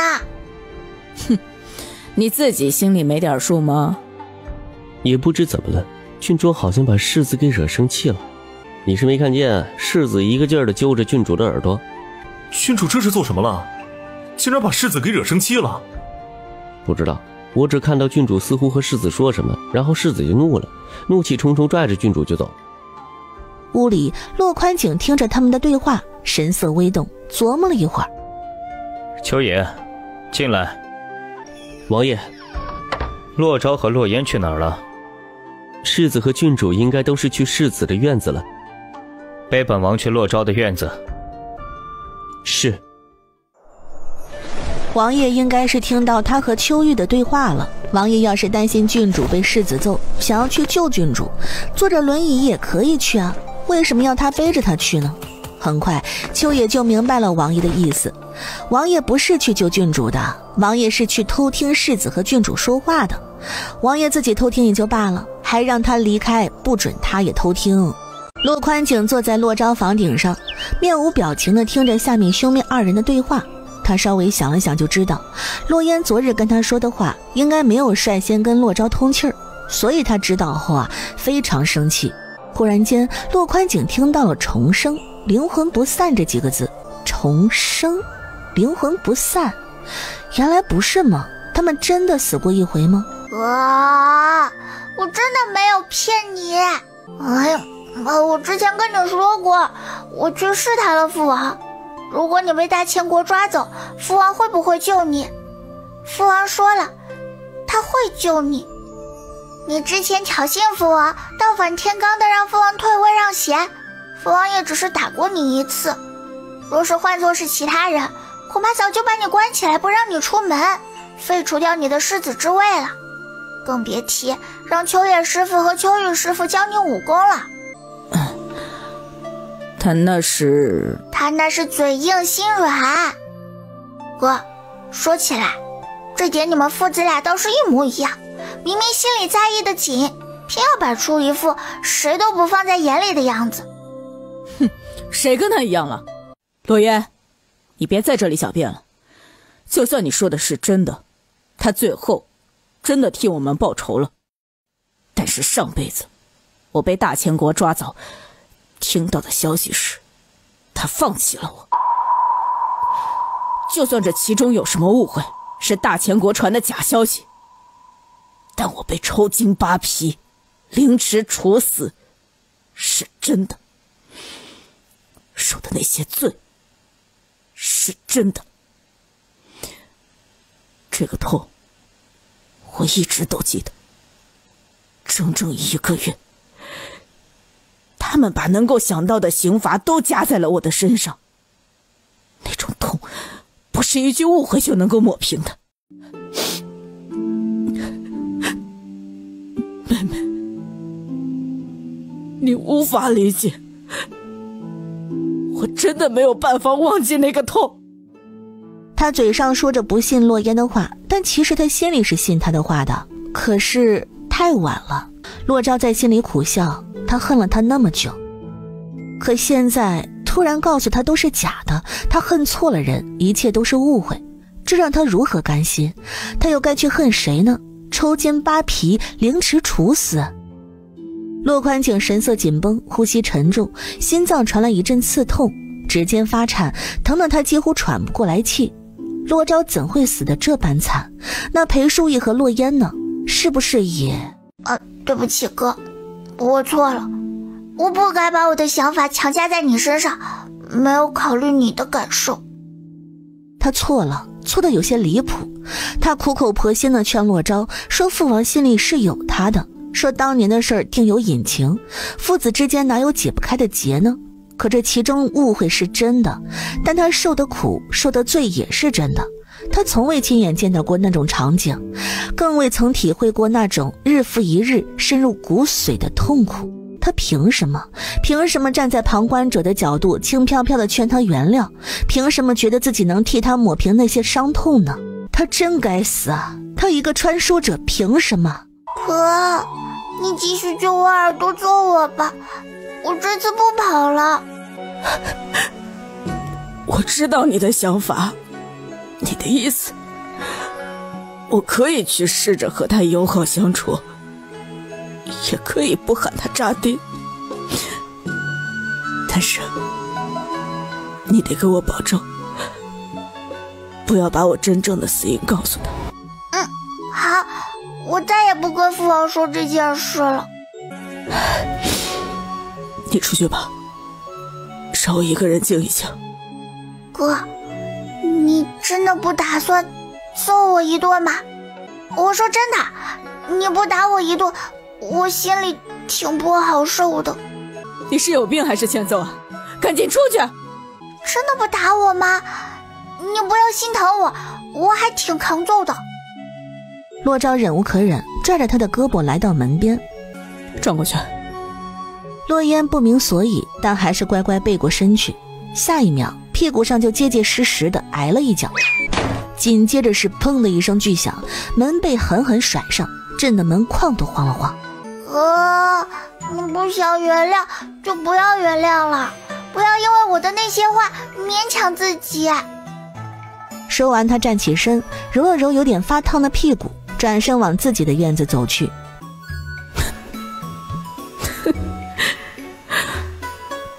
我怎么有这么蠢的妹妹？他按了按眉心，喉间溢出一声极轻的叹息，终究还是转身去拿了伤药。待会儿啊，总得去看看他摔疼了没有。夜风吹过窗棂，带着深冬的寒意，卷得烛火明明灭灭。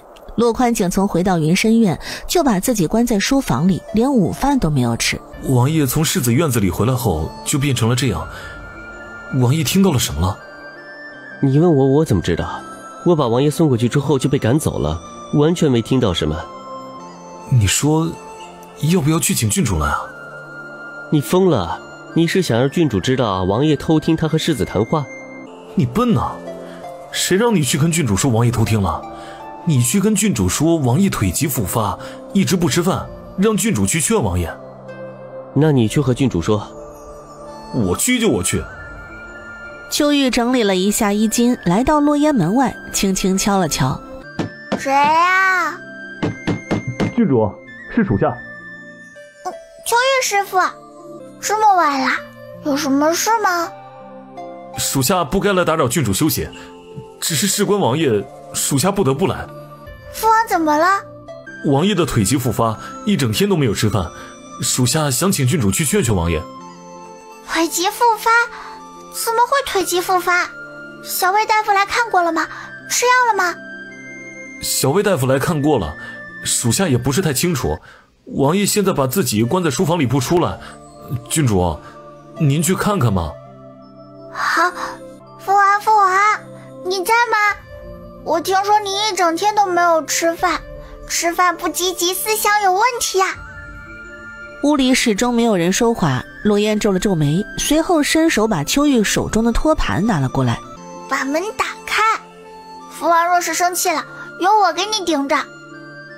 秋玉犹豫了一会儿，还是点了点头，用力的把门给打开。父王，嘿嘿，猜猜我是谁？洛宽景沉默一动不动，若不是洛烟能感觉到手心中一颤一颤的睫毛，还以为他嗝屁了呢。洛烟敏锐地察觉到不对劲，换作平常，洛宽景早就把他的手拿下来，然后呵斥他幼稚了。父王，你怎么了呀？腿疼得很厉害吗？就算你的腿疼得再厉害，也不能不吃饭啊。人是铁，饭是钢，一顿不吃饿得慌。你不吃饭饿瘦了的话，就不好看了。你能告诉我，在你梦中，你是怎么离开的吗？那个字，他说不出口。洛烟眸色一睁，低头看了看他的腿，忽然懂了。父王不是因为腿疼才不吃饭的，而是被他昨日说的话给惊到了，是秋玉师傅误会了。洛烟，本王要听实话。啊？我还没说呢。本王要听实话。就是我长大后喜欢的渣男是叶家的人，他叫叶勋，也是洛雨的伴读。但是叶勋不喜欢我，他喜欢骆头。柳芳芳喜欢洛雨，自然会巴结骆头，他就出了个主意，让叶勋甩掉我。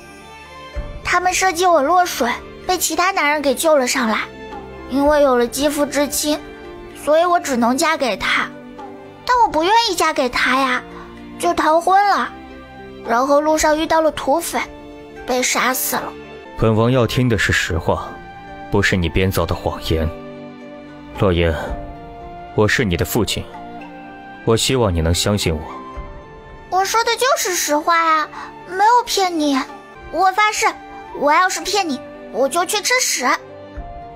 又是这句话，看来他果真是骗了我。洛宽景沉寂了片刻，忽而把洛烟拉过来，抱住了他。父王抱我了。父王为什么要抱我？这还是父王第一次抱我。哎，难道他更年期到了，变得性感了？不过30多岁就到更年期了吗？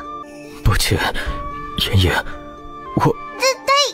我不管你是谁，赶紧从我父王身上下来，不然我就要喊人了。洛宽景维持着刚刚抱人的姿势僵在那里，脸上的表情有一瞬间的空白，刚刚酝酿出来的泪意像是被戳破的气球，噗的一下就散了。洛言，你告诉本王实话，本王答应你一个条件。听到洛宽景恢复了正常语气，洛言长呼一口气，拍了拍自己胸脯。哎呦，吓死他了！父王可从来没有那么亲昵的叫他小名，语气还那么粘稠。有那么一瞬间，他还真以为他被鬼上身了。父王啊，你要我说多少遍你才信我呢？我真的没有骗你。本王答应你，让裴淑玉住进云深院。之前我很想母妃住进来，和父王做一对恩爱的夫妻，但现在我觉得吧，有些事情勉强不得。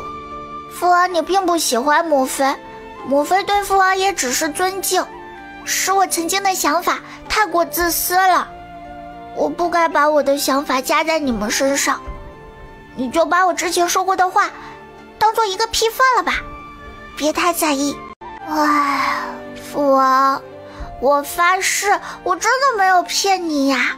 洛宽景眸色微微沉了沉，罗言一直希望裴淑玉住进云深院，他现在答应他了，可他却说不用了。他越是如此，他觉得他死得蹊跷，恐怕比洛昭好不到哪儿去。他不信他，他能理解，毕竟他曾经当真算不上是个好父亲。罢了，不逼问了，把孩子逼急了也不好，大不了下次他还去偷听，总是会偷听到的。夜深了，你回去休息吧。好嘞。对了，桌子上面的饭菜还是热的，你记得吃啊。翌日天气放晴，太阳罕见的出来了。洛言打着哈欠推门出来，忽然看到院子里的丫鬟小厮抬着一箱又一箱的东西进进出出。秋叶师傅，他们抬的是什么东西？郡主，这些都是王妃的东西。王爷说了，从今日起，王妃就搬到云深院住了。什么情况？父王为什么会突然同意母妃住进云深院？属下不知。父王在哪？书房。父王，你为什么会突然让母妃搬进云深院？也不算突然，云深院本就是秦王府主院，裴淑玉身为本王的王妃，本该嫁进府后就住进云深院。那父王的意思是，以后母妃就跟你睡一个屋啦？你喜欢上母妃了？洛言暗暗呸了一声，睁着眼睛说瞎话。行吧，既然父王喜欢母妃，想和母妃和好，我作为子女自然是举双手赞成的。今天我要和母妃哥哥去靖远侯府，父王，你这么爱母妃，应该会和我们一起去吧？本王还有公务要忙。黄伯父都给文武百官放假了，你忙什么呀？难不成你不是真的喜欢母妃，只是利用母妃来套我的话？父王，你还是不信任我，太过分了。母妃是人，不是一件物品，你怎么能这么随便的利用母妃？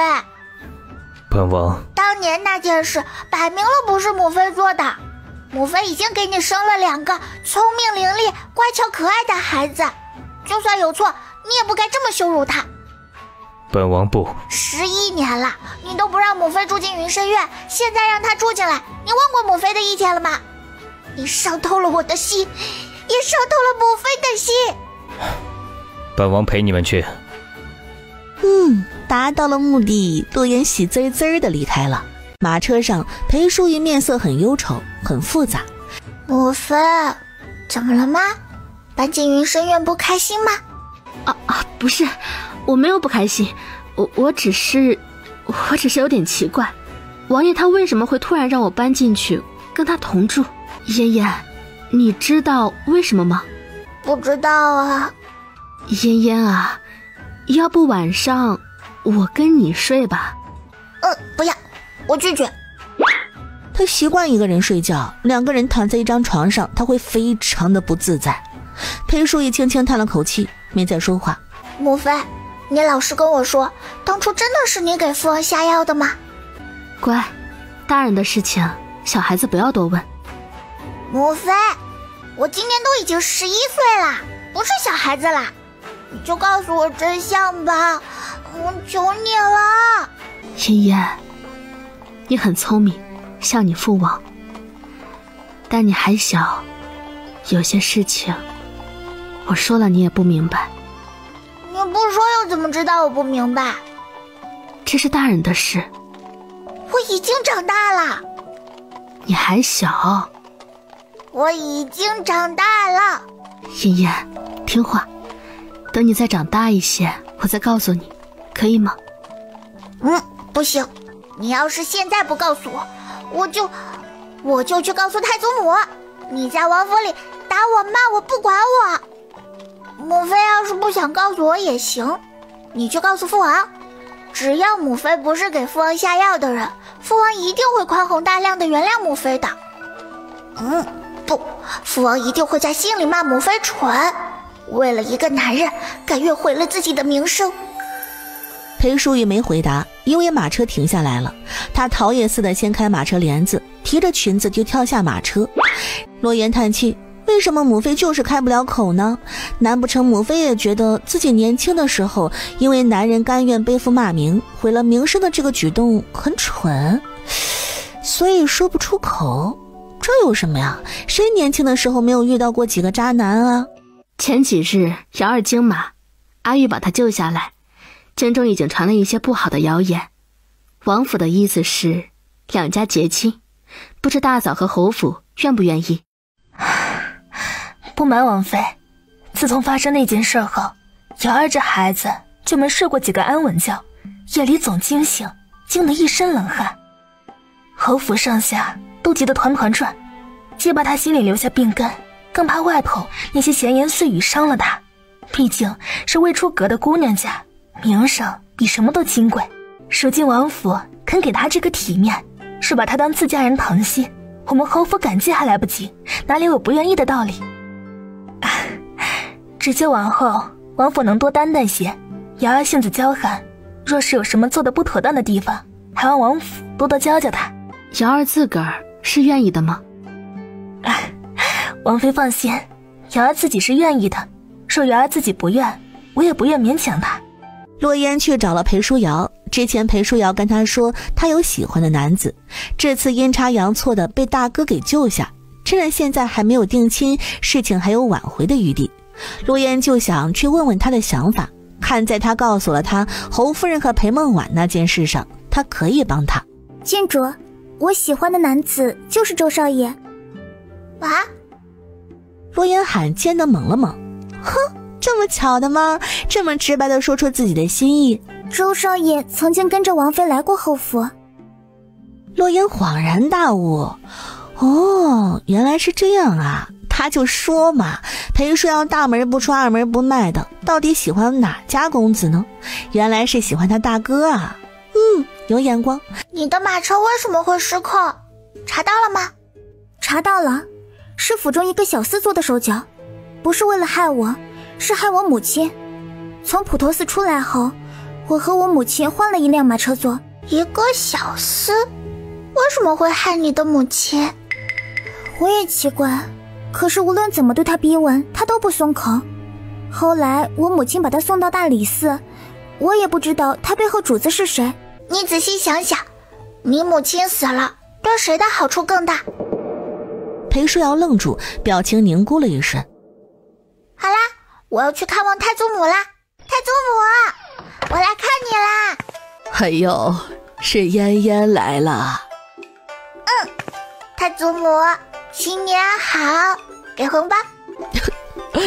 就你记性好，偏记得这些。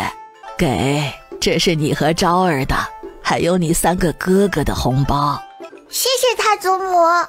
嫣嫣啊，瑶儿的事儿你应该知道了吧？太祖母想听你一句实话，你大哥是否是能托付终身的人？我大哥1个月有大半个月待在书院，每天除了念书就是念书，但也有学武功，不是那种死读书的书呆子。我大哥现在是举人，今年春闱可能会下场，以大哥的聪明才智一定能考中，我觉得这门亲事挺好的。哎呦，有嫣嫣这句话我就放心了。又闲聊了一会儿，洛烟看老夫人神色疲惫，识趣的离开。想了想，洛烟来到侯夫人院子，让白氏那个贱人滚过来见我。我已经答应阿婉，把瑶儿许给定国公府，现在突然反悔，让我如何跟阿婉交代？洛烟皱了皱眉，什么情况？侯夫人让大表姐嫁给定国公府大少爷，是因为裴梦婉。定国公府大少爷他没见过，但裴梦婉让裴书瑶嫁给他，肯定不是什么好东西。书中裴书瑶难产1尸2命，真的是因为难产吗？洛烟不信。外祖母，嫣嫣来看你啦！外祖母，你这是怎么啦？好端端的，怎么发这么大的脾气呀？你来做什么？滚！我来告诉外祖母一个好消息，你知道吗？你最爱的女儿裴梦婉被贬为了侧妃呢。皇伯伯下的圣旨，没有挽回的余地。皇伯母现在已经物色好了灵王正妃的人选。侯夫人闻言大惊失色，忽然捂住胸口，哇的一下吐出一口血，眼前一黑，晕倒在地。不过片刻，靖远侯就得知了此事，他又急又怒，死丫头怎么那么多话，非要把他嫡亲外祖母给气死不成？郡主，你怎么能这么气你外祖母？太不像话了。外祖父，我只是说了实话而已。而且裴梦婉又不是你和外祖母的亲生女儿，她被贬为了侧妃，为什么外祖母听到后会生气的吐血晕倒啦？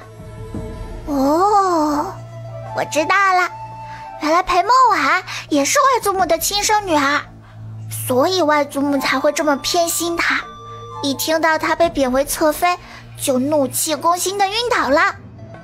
可是，如果裴梦婉是外祖母的亲生女儿，为什么要对外说是养女呢？难不成裴梦婉只是外祖母的亲生女儿，而不是外祖父的亲生女儿？外祖父，我好像看到你头上有点绿哦。胡说八道，林王妃只是侯府养女，这种话以后不要说了。可若裴梦婉只是养女，那为什么外祖母这么偏心她？一听到她被贬为侧妃，就怒气攻心的晕倒了。外祖父，这可不像是对待一个养女的态度啊！放肆！你外祖母心善，待养女视如己出，动怒不过是心疼她受了委屈，哪里就轮得到你这般恶意揣测？外祖父息怒，我只是不解，外祖母对亲孙子亲孙女都未曾这般紧张过，可裴梦婉这事儿吧，外祖父，你觉得一个下人嬷嬷有那么大的本事在侯府里成功把2个孩子调换吗？你就真的不觉得奇怪吗？行了，此事休要再提。洛烟望着靖远侯快速离开的背影，轻轻勾了勾唇，看来靖远侯对这件事是真的丝毫不知情啊。如今在靖远侯心里扎了一根刺，倒也不错。裴淑玉和白氏商议好了，等元宵节过后，2家交换信物，先把亲事给定下，等裴舒阳明年及笄，周福玉考上进士，才商议婚期。洛烟一听婚事就要成了，就更开心了。不过回了王府，他就不开心了，因为他把老夫人给的红包分下去的时候，洛昭把他的红包抢走。哥，这是太祖母给我的红包，给我的。抗议无效。不行，你把我的红包还给我。哼，你私自把我的事情说出去，还想要红包？门在那儿，自己滚出去吧。好吧，红包给你了，我不要了。给你，不就是一个红包吗？至于吗？嘿，谢谢我的好哥哥。出息！你跟我说说，为什么他会忽然让母妃搬进云深院啊？我也不知道啊，我一大早起床听到这个消息也惊呆了。哥，你说父王是不是因为我跟他说了梦中我们最后都死了的缘故，良心发现，所以想弥补母妃？不可能，他又不喜欢母妃，弥补什么？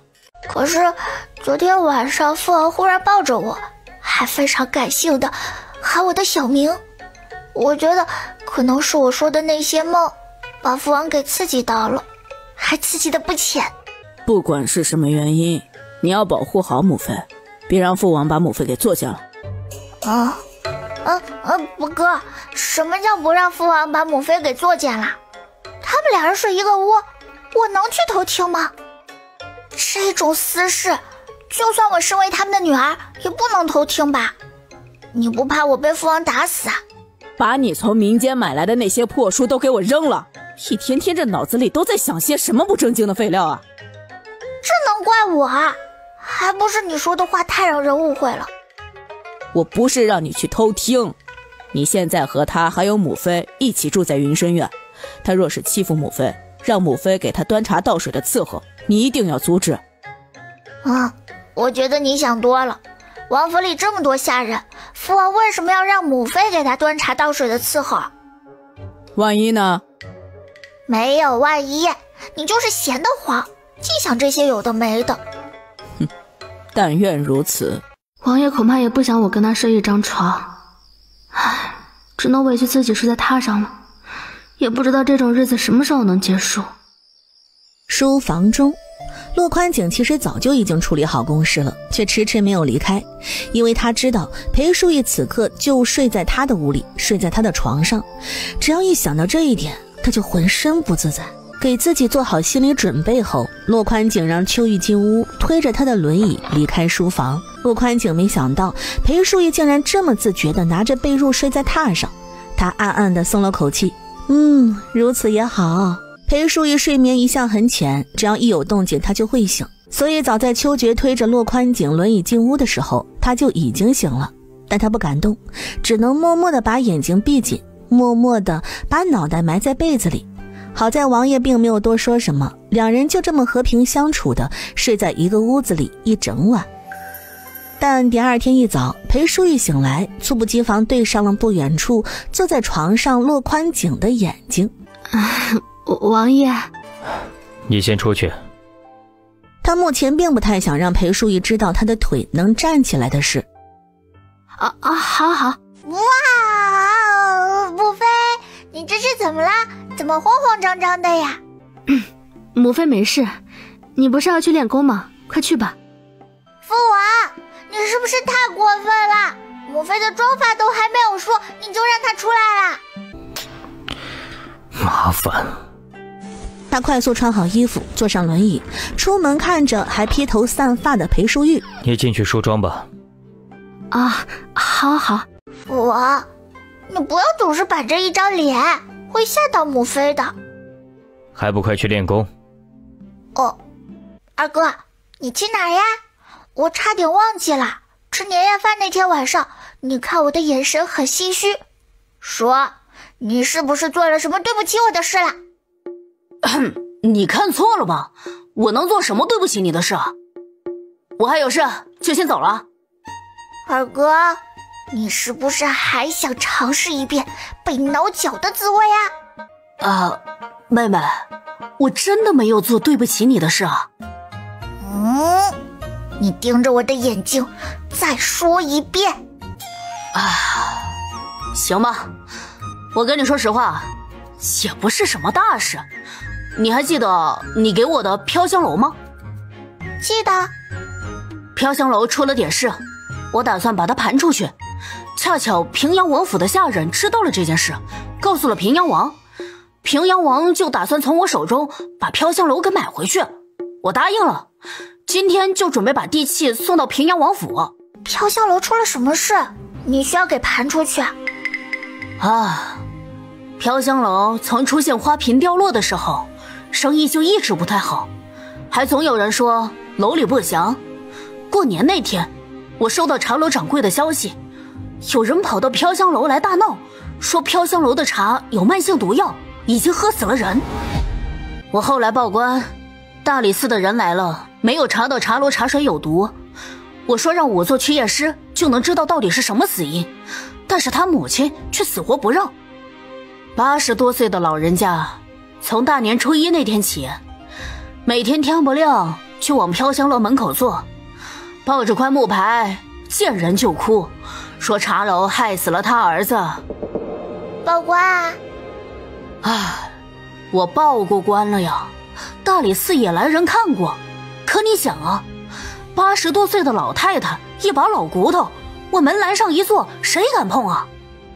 大理寺的人来了也只能劝，生怕老人家一时激动撞上什么，哪怕是自己撞上什么，最后这笔账啊都得算在飘香楼头上。二哥，你被人算计了。我知道。谭明成点头，他也不蠢，这么明显的陷害，他怎么会看不出来呢？但他不想给王府惹麻烦，想着把这个茶楼盘出去算了。我去找我的钢蛋，然后跟你一起去飘香楼。我倒要看看谁敢陷害你。妹妹，要不算了，反正这个茶楼之前也是平阳王的，卖了它我们还能多一笔银子，到时候我把银子都给你。那不行，我像是那么缺钱的吗？我可是有1箱黄金的富婆。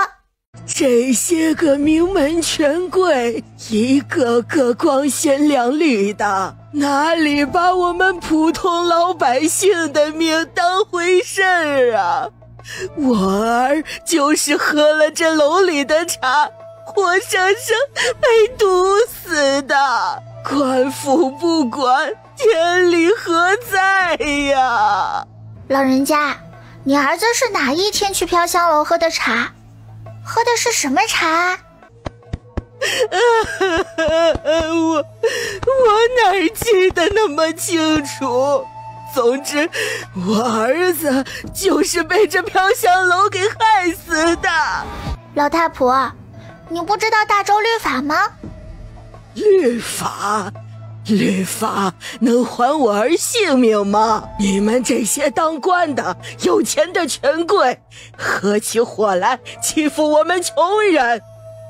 律法规定，诬告陷害他人者，杖责30，徒3年。若借故生事，扰乱商户正常营商，视情节轻重，可加号示众，重者流放3000里。大理寺的人已经来查过，飘香楼茶水没有毒，你日日在此哭闹，污蔑商户，煽动民愤，实在是可疑。胡说，分明是你们官官相护，我儿就是被你们害死的。你们就是不把我们老百姓的命当回事儿，大家来给我评评理，我就是想为我儿讨回一个公道，怎么就这么难呀？哎呀，太过分了，人家老人家儿子没了，怎么就不能讨回公道了？你们穿得这么光鲜，还跟一个老太太计较，是怕她讹了你们不成？哼，就是，哪有这样的道理？老百姓的命就不是命了？哎呀，看这小丫头年纪轻轻，怎么心肠这么硬？哎呦，小声点儿，别被听见了。各位街坊评评理呀！我就这么一个儿子，被他们害死了，如今还仗势欺人，这天底下哪有这样的道理呀？诶，这不是亲王府的便便郡主吗？飘香楼是亲王府的产业吗？哇，好像真的是。亲王可是保护大周百姓的战神，应该不会做出这种下毒害人的事啊。我看不见得吧。嘿，你个鳖孙，胡说什么呢？秦王殿下怎么会害我们百姓？洛言听着周围的窃窃私语，觉得这样不行，有人认出了他。今日这事若是处理不好，会连累了父王的名声。老太太，你想要讨回公道可以啊，没人拦着你。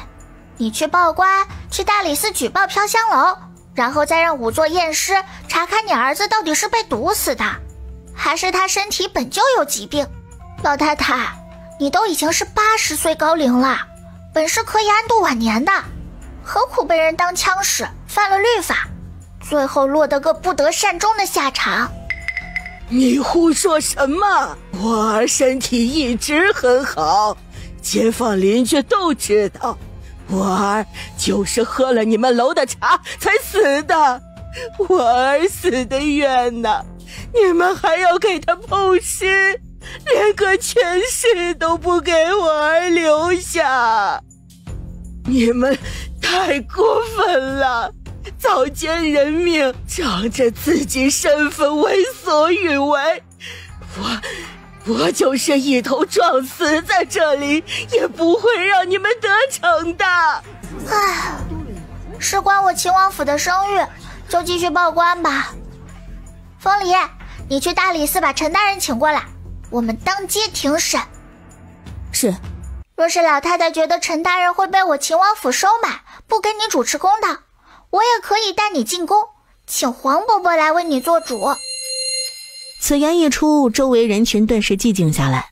长明郡主的黄伯伯是谁啊？那是当今陛下，秦王府能收买大理寺卿陈大人，还能收买得了陛下？一时之间，没人再敢多说什么了。洛言让江云羡给自己搬了个小板凳过来坐下。我突然想起来，我家中孙儿还没有饭吃，我得回去了。老太太，急什么呀？你家孙儿饿一顿也不会死，就在这里等着陈大人过来吧。或者我直接带你进宫面圣。我就是一个普通老百姓，岂敢劳烦陛下？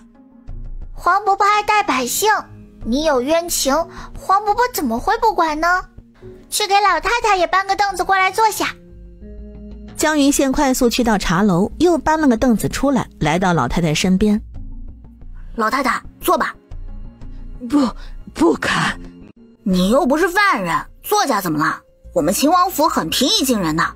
不多时，风离带着陈大人来了。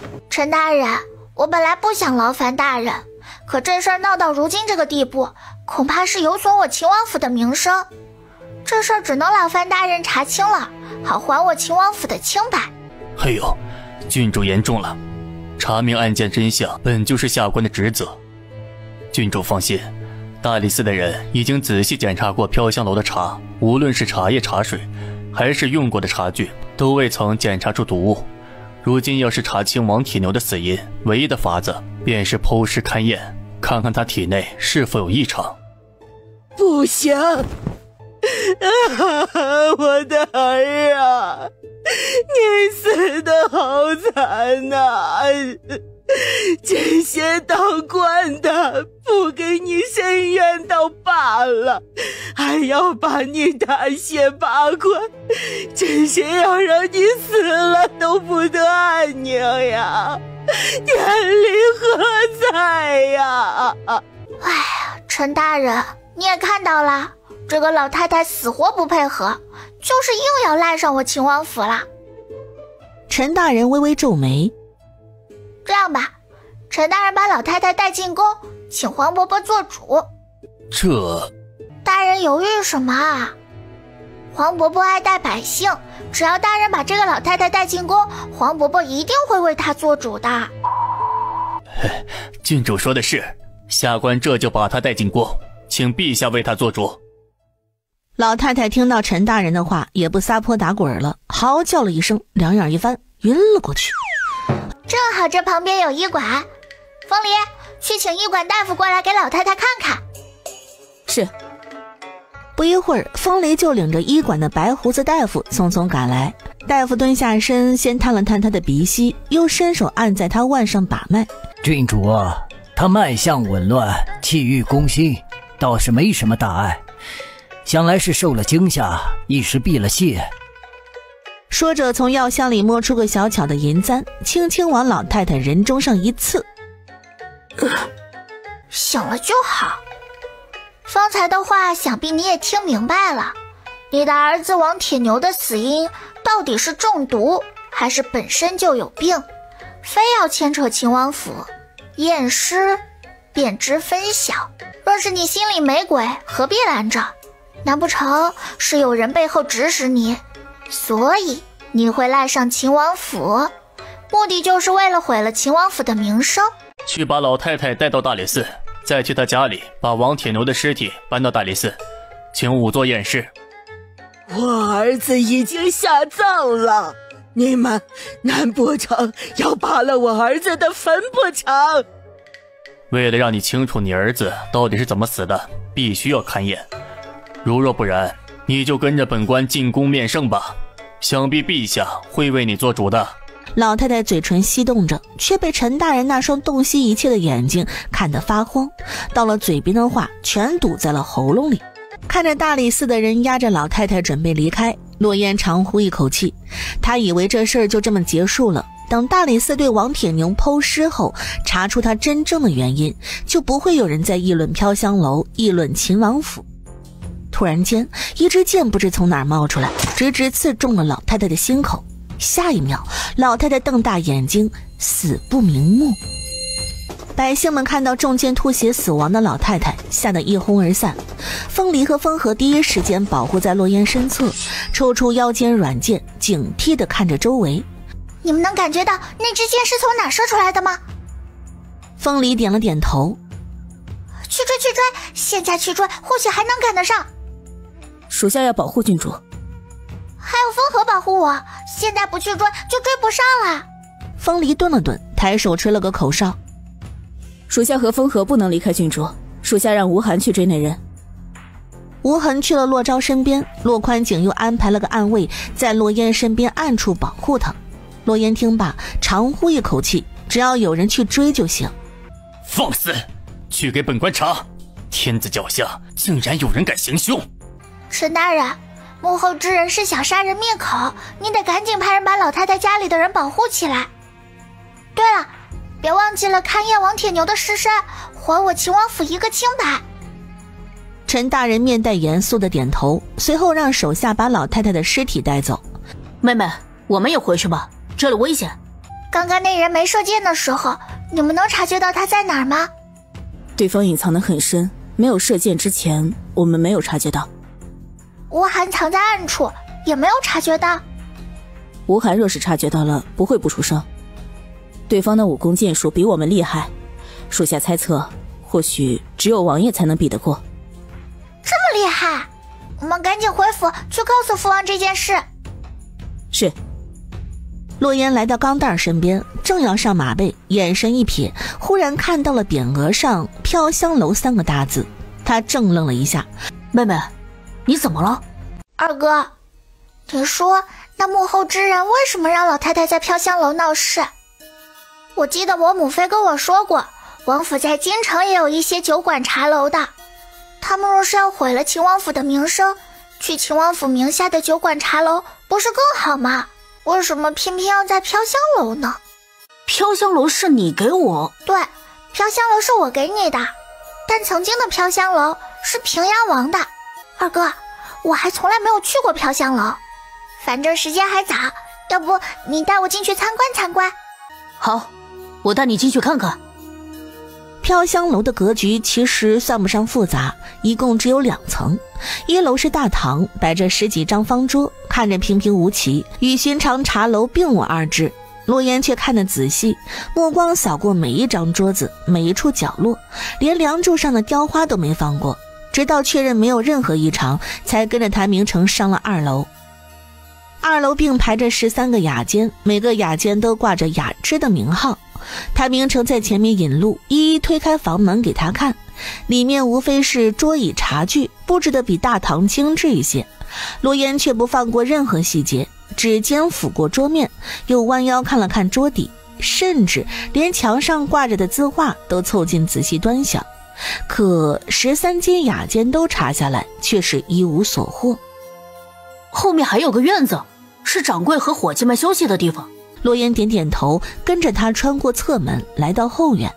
院子不大，种着2棵苹果树，角落里堆着些杂物。院子两侧各有一间屋子，里面放着简单的床榻和柜子，看着也都是寻常模样。什么都没有，难道是他猜错了？飘香楼真的只是一间平平无奇的茶楼？妹妹，你在找什么？这间茶楼我接手过后，就把里面的掌柜和伙计都换了，里里外外也都查了查，没有什么不对劲的地方。我也不知道，但我就是觉得不对劲。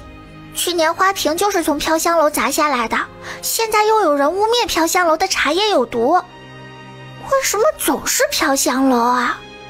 二哥，你对外说要把飘香楼盘出去，除了平阳王，还有谁想要买？只有平阳王。平阳王把飘香楼送给了我当做赔礼，现在又要买回去，怎么？他钱多的花不完吗？你怀疑平阳王？三哥，你去树上摘一颗苹果，看看好不好吃。啊？我吗？不是你还有谁啊？快去。哦。江云羡3下5除2爬上树，摘了一个苹果，随意在自己袖子上擦了擦，一口咬下去。还挺甜的。洛言，你要不要？我不要，你自己吃吧。你们去树下挖一挖，看看有什么收获。是，郡主。正好院子里就有锄头，不用出去找了。2人拿着锄头开始在树下挖。树底下能藏着什么？宝藏啊！平阳王这么想要把飘香楼买回去，不惜用这种拙劣的手段，不是宝藏是什么？树底下能有什么宝藏啊？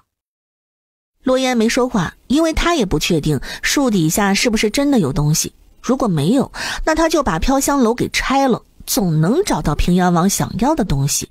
啊，洛言，你快来看，真的有宝藏！洛言回过神，眼睛亮了亮，正要走过去看看，却见江云羡忽然大叫一声，把手中苹果一扔，跑到旁边呕吐起来。什么情况？江云羡吐什么？妹妹，别看。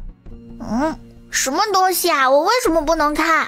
谭明成拉不住洛烟，洛烟走近了才发现树下被挖开了一个不算太深的土坑，而坑底还有坑边散落的泥土里是骨头。洛烟大惊失色，一开始他以为只是零星几块，可再定睛一看，风离和风和挖出来的赫然是几具白森森的头骨，空洞的眼窝正对着他。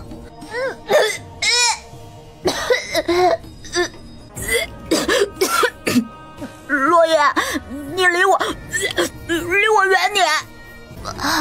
风和，快去王府，把这里的事跟父王说一遍。风和点头应声，不敢耽误，立马离开。妹妹，我们也走吧。我在这里等父王过来。落叶，你太过分了！你是不是早就知道树底下埋着尸体，所以才让我去吃树上的苹果？他不是被这些尸骨恶心到的，是被苹果给恶心到的。怪不得树上的苹果又大又红，还很甜呢。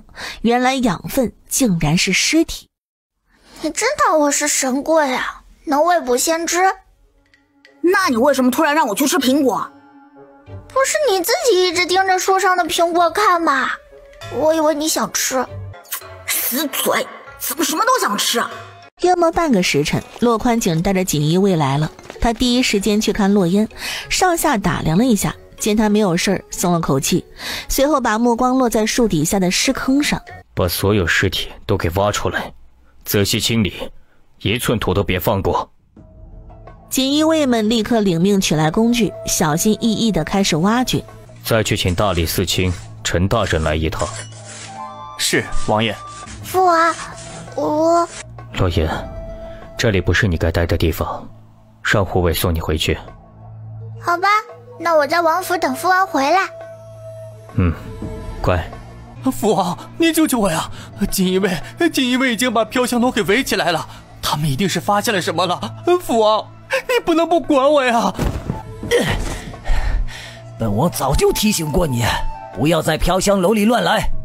你不把本王的话听进耳朵里，怪得了谁？我也不知道父王会把飘香楼送给洛烟当成赔礼啊！你把飘香楼送出去的时候都没有跟我说一声，你要是跟我说了，我早就把那尸体给解决了，至于被秦王叔发现吗？你的意思是，你去各地抓少女回来玩弄，还是本王的错了？父王，我知道错了，您救救我吧！啊，不能让秦王叔发现那些尸骨跟我有关呐！蠢货，本王养着你，还不如养一条狗，狗还不至于给本王惹祸。你自己惹的祸，自己解决。你最好祈祷秦王不会查到你头上。不，父王，我是你亲儿子呀，你怎么能不管我？本王不止你一个亲儿子。言罢，平阳王直接甩袖离开。父王，你若是不救我，任由我被秦王叔抓了去，那也别怪我把你的秘密都给吐露出来。平阳王脚步猛地一顿，回头看他，眼神里的温度退却，只剩下一抹寒光。平阳王世子心里惊了惊，下意识地后退一步。哦，呵呵，周儿，你刚刚说什么？本王哪里有什么秘密？平阳王世子看着跟往常一样的平阳王，暗暗松了口气。刚刚一定是幻觉，他是父王的嫡长子，就算父王对他再不喜，也不至于杀了他。虎毒尚且不食子，对，一定是错觉。父王，你就别瞒着我了，我知道是你给丹阳姑姑送信，让他杀了洛烟的。哦，是吗？你从哪里听到的消息？不是我听到的，是我推理出来的。就在他出事的前一晚，我回来的晚，正好瞧见了丹阳姑姑从王府的后门进来。我当时只当是寻常走动，没有放在心上，直到后来飘香楼出了花瓶那时，我才把这两件事情串起来。父王，我实在是想不通，你为什么要杀洛烟而不是洛昭？她一个小丫头片子，能有什么价值让你冒这么大的险？真的想要知道？想要知道，去地底下问丹阳吧。平阳王世子脸上的期待瞬间凝固，眼睛猛地睁得滚圆，瞳孔里还残留着最后一丝错愕与难以置信。他张了张嘴，似乎想喊，却只发出呵呵的气音，身体软软地倒了下去，脖梗以一个诡异的角度歪着。碧山，王爷，王铁牛一家处理好了吗？回王爷，都处理好了。洛烟回到王府后，一直没有等到洛宽景回来，实在是撑不住去睡觉了。第二日，他睡醒了后去找洛宽景，却被告知他进宫了，因为平阳王跪在了养心殿外，痛哭流涕地认罪，说自己养了一个畜生儿子。昨晚洛州畏罪潜逃，他派人去追，却发现他意外死在了土匪手中。哥，平阳王是坏的，我怀疑丹阳公主背后的人是他。平阳王？你之前不是说你上辈子死后灵魂不散吗？你有没有看到平阳王最后是什么下场？我不清楚，父王和大理寺都还没有查清楚那些尸骨是怎么回事，平阳王就进宫请罪去了，把洛州的罪行都一一说了出来。会不会太着急了一些呢？我总感觉他是把洛州给抛弃了，保住平阳王府。洛州真的是畏罪潜逃，死在了土匪手中吗？我不信。你说的也有道理，先等等皇宫里的消息吧。昨日吴寒去追那个射箭杀死老太太的杀手，没有追上。哥，我觉得下次出门咱们得多带一些人了。若是那些人狗急跳墙，把箭对上我们的脑袋，那就完犊子了。哎呀，净说这些晦气话，别想这些有的没的。要是无聊了，来跟我打一架。不了，你和三哥打吧。总跟他打多没意思啊！过来，我俩切磋一下。放心吧，我会让着你的。洛昭生拉硬拽的把洛烟带到了练武场上，说是让着洛烟，但他根本就没让。可怜的洛烟只学了短短几个月的武功，哪里比得过上辈子是将军的洛昭？不到片刻就被揍趴下了。洛烟，你是不是平时偷懒了啊？这次竟然坚持不到1刻钟时间。我这段时间都在学轻功，怎么打得过你啊，洛州州大将军？忘记了。临近傍晚，洛宽景终于从皇宫走出来，也带来了皇宫里的消息。平阳王自昭飘香楼后院被挖出来的尸骨，是他的儿子平阳王世子洛州从各处拐过来的女子的尸骨。仵作勘验，那些尸骨年纪最小的只有6岁，最大的才12岁。平阳王在皇帝面前痛哭流涕，说出了洛州的这些罪行。皇帝听后龙颜大怒，把平阳王骂得狗血淋头，但在看到他主动进宫说出洛州罪行的份上，没有对他太过严惩。毕竟说到底也不是他的错，他错只错在不该包庇洛州。于是皇帝下令打了平阳王30板子，罚俸1年，闭门思过3个月，把洛州贬为庶人，不得葬入皇陵，不得办葬礼。不过后来陈大人跟皇帝禀报，仵作验尸查出来王铁牛是喝酒把自己喝死了。再深入一调查，发现王铁牛妻子儿子都死了，一刀毙命。不仅如此，官兵还在王铁牛家中搜到了500两银子。依照王铁牛一家的能力，是不可能有这么多银子的，说明他们就是被收买去陷害飘香楼的。皇帝一听更怒了，以教子不严，下令多打了平阳王20板子，差点没把他活生生打死。但没想到百姓们得知了洛州的恶行，纷纷跑到平阳王府外扔臭鸡蛋。百姓太多，王府侍卫根本不敢对他们动手，只能小心翼翼地护着已经晕倒的平阳王进府。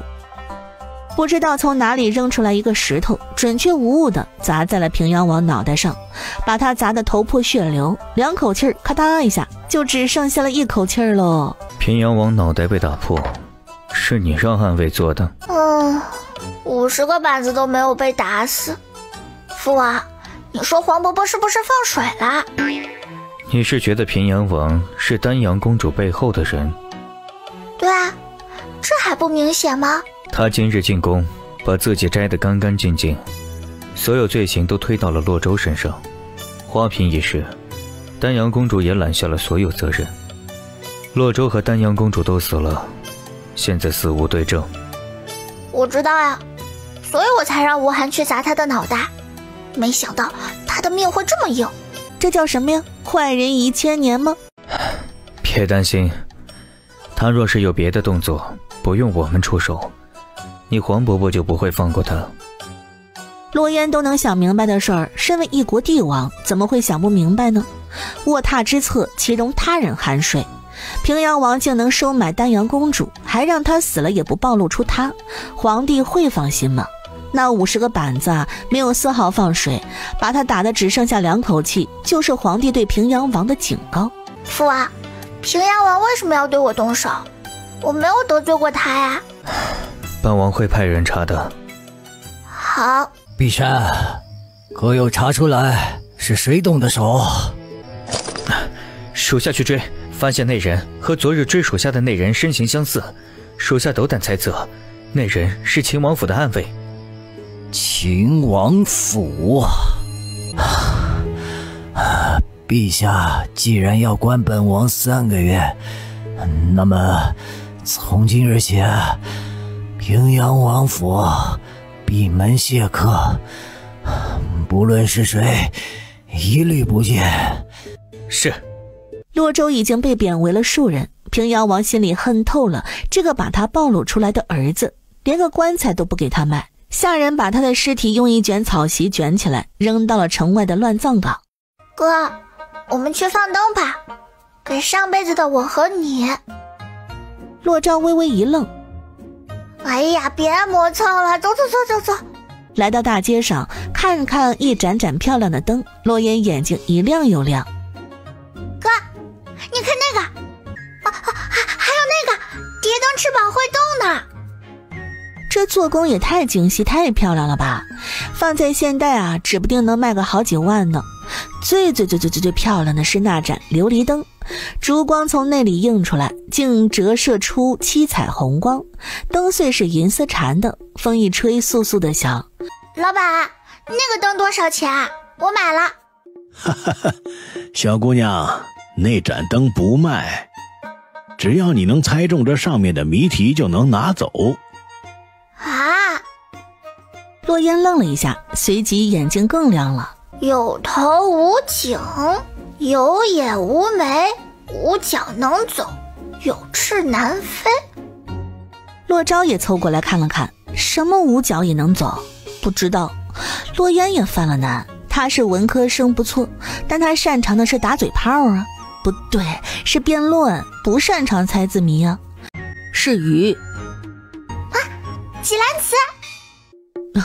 俊，嘘，出门在外，咱们得低调，叫我燕小璐。纪兰词眨了眨眼，轻轻点头。这位小少爷答对了，这个灯就送你了。谢谢老板。洛烟看着有些眼馋，正要移开视线的时候，纪兰词忽然把手中的灯递到了洛烟眼前。啊，给我吗？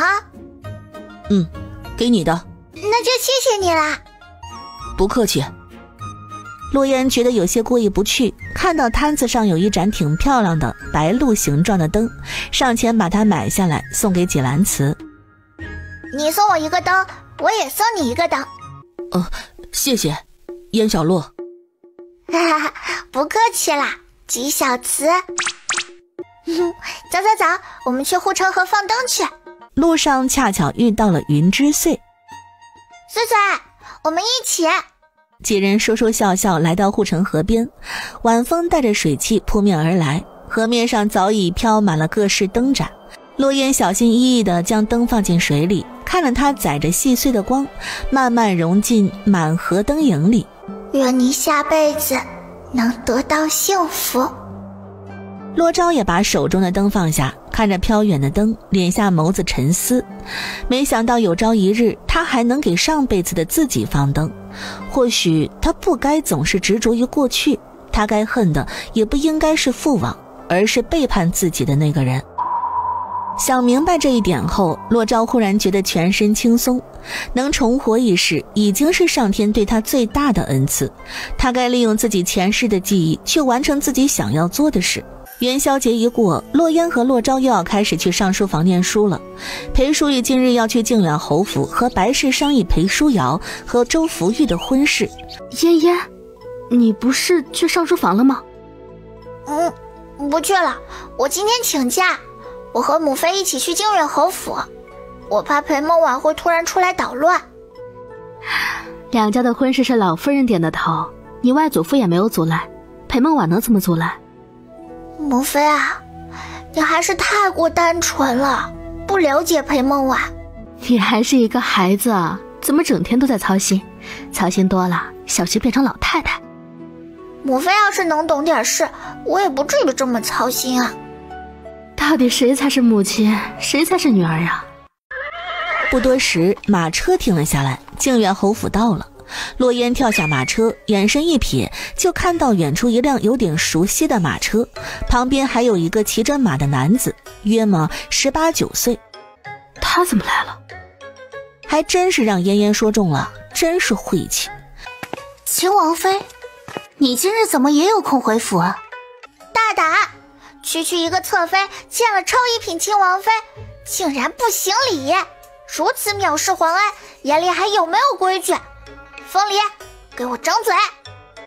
是，王妃见谅，裴侧妃只是着急见侯夫人，一时失了分寸，并非有意藐视王妃，还请王妃恕罪。再者说，这里毕竟是侯府外，若真是动了手，传出去，怕是也有损您和郡主的名声，不是？风离转头去看自家主子的脸色，哼，继续打！风离得到命令，推开定国公世子夫人，一个巴掌就直接落在了裴梦婉脸上。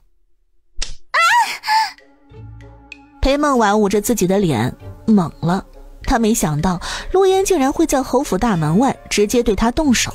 郡主，裴侧妃不论怎么说也是你姨母，你怎么能真的动手？姨母？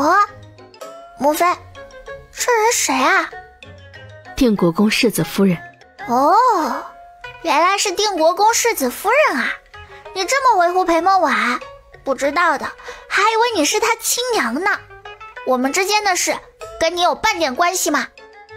一个鸠占鹊巢的假货也配当我的姨母？呸！你这么爱多管闲事，猪生崽子你是不是也要知道知道？你什么你？我什么我？你要是真这么闲，就去茅厕里跟蚊子们竞选侧长吧。母妃，我们走。姐姐，你也看到了，洛言从来没有把我放在眼里，每次见面必会骂我，这次我什么都没有说，就挨了一巴掌。不怪你，要怪就怪他们太无理取闹了。定国公世子夫人深吸一口气，看向一旁自己的儿子说道：待会儿你自己把握住机会，不要让我失望。知道了，不就是搞定一个女人吗？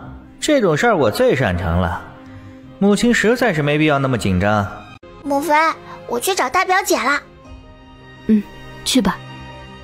裴叔一点头，大人们商议婚事，小辈确实不适合在场。走到没人的地方，洛言小声地吩咐风离：风离，你去盯着曹尚安，不要被发现了。是。书中裴淑瑶嫁给了定国公大少爷曹尚安，后来一尸两命。今日母妃来给大哥和大表姐定亲，她为什么会过来？洛言心里隐隐有了一些猜测，但又不敢确定是不是真的，只能让风离去盯着。若是他真的敢这么做，洛言冷哼一声，命根子也别想要了。郡主，属下发现这个丫鬟把曹尚安带到了后院那片竹林中的竹屋中。怎么回事？一个外男怎么能进后院？大表姐，你刚刚是不是说思然表弟约你去竹林？裴淑瑶也不蠢，经过洛烟的这句提醒，瞬间明白了过来。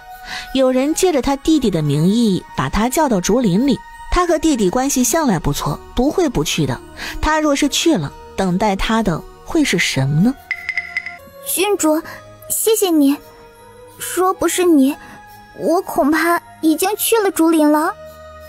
大表姐，你想不想看恶人自食恶果？想。另一边，裴梦婉拉着侯夫人的手痛哭流涕，哭诉自己的不容易，被皇后打压，被世人嘲笑，因为是侧妃，她现在连宫宴都不能去。阿婉，都是我的错，当初我就不应该把裴淑玉给接回府的，若不然也不会让你受了这么多委屈。母亲，我受点委屈不打紧，最重要的是雨儿和童儿2个孩子。雨儿现在连门都不出，童儿现在也不敢去上书房了，就怕被洛烟和洛哲欺负。若是将来王爷又娶了正妃，生下嫡子嫡女，我们母子3人在王府里该怎么活呀？阿婉，你放心，有母亲在，断不会让你和孩子们在王府里受这等错磨。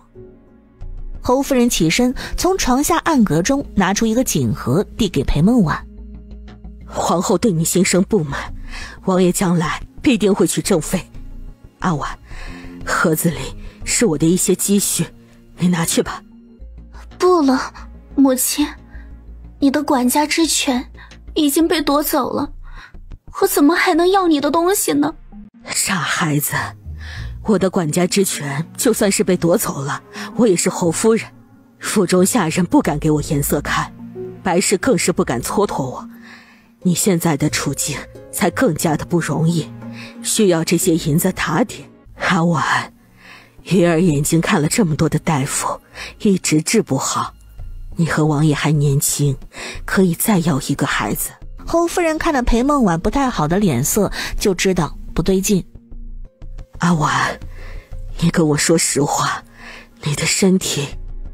从我生下雨儿和童儿后，就伤了身体，大夫说很难有孕了。这些年我也一直在调养，可就是没有效果。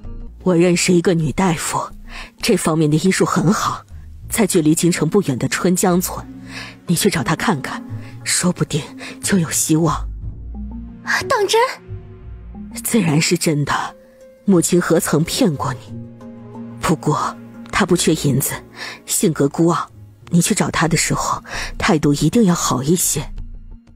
我知道了，谢谢母亲，母亲你真好，你是全天下最好的母亲了。傻孩子，我不对你好，还有谁能对你好？裴梦婉听到这句话，眸光微微动了动，眼底深处闪过一抹浓浓的疑惑。其实她很想问母亲为什么对她这般好，好到超过了亲生女儿，甚至超过了亲生儿子，但她又不敢问，怕她得到的答案是她接受不了的。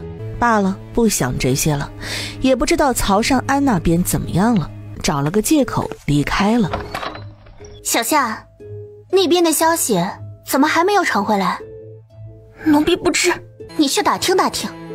若是计划失败被发现，所有责任推到定国公世子夫人身上，别让我们惹一身骚。是，奴婢这就去。就在裴梦婉着急的等待中，风离悄无声息地出现在她背后，毫不犹豫地抬手给她打晕，随后扛着她快速来到竹林中。竹屋中的曹尚安也被打晕，风和忍着嫌弃把他的衣服全扒了，就剩下一个谢裤。再看到谢裤扁扁平平的，眼里的嫌弃就更浓了。哼，就这儿，裴梦婉能收买侯府的下人，洛烟自然也能收买。其实倒也不用他收买，他只需要把裴梦婉被他打了一巴掌，在侯府里受欺负的消息送到林王府，洛廷义就会过来了。洛烟，本王有没有警告过你，不准对阿婉动手？今日本王就替皇叔好好教训教训你这个不知规矩的女儿。嗖的一声轻响，一只小石子不知从何处飞来，精准地打在了洛廷义的手腕上。吴寒站在不远处，面无表情地盯着洛廷义。看到此情此景，洛廷义眉头狠狠地拧了拧。黄伯伯已经下旨把裴梦婉贬为侧妃啦，她算我哪门子的皇嫂？皇兄，你这一口一个皇嫂的，是在欺君吗？就算阿婉被贬为了侧妃，你也不该对她动手。他无论有何过错，也是本王的人。你有什么资格对他动手？皇兄啊，你对裴梦婉还真是痴情呢。可我倒想问问，裴梦婉对你，有你对她这么痴情吗？你一个小丫头片子懂什么？阿婉对本王自然是爱的。本王再次警告你，若你下次还敢欺负阿婉，就别怪本王不顾皇叔的面子，狠狠地揍你一顿。我倒是不知道，原来身为一国王爷就能够不顾礼法规矩，直接闯入侯府内院。洛廷一皱眉，这只是一件小事而已。侯府是阿婉的娘家，他是阿婉夫君，他来侯府内院怎么了？这么久了还没有看到阿婉，洛廷一有些着急，懒得搭理裴淑玉。他看着靖远侯问道：阿婉去哪儿了？应该是在他母亲那里。洛廷一听到了靖远侯的话，直接甩袖离开。然而侯夫人那里并没有裴梦婉的身影，侯夫人说她早就离开了。小夏没有打听到消息，就回去找裴梦婉，但却一直找不到她，着急不已。看到洛廷义来了侯府，连忙去禀报。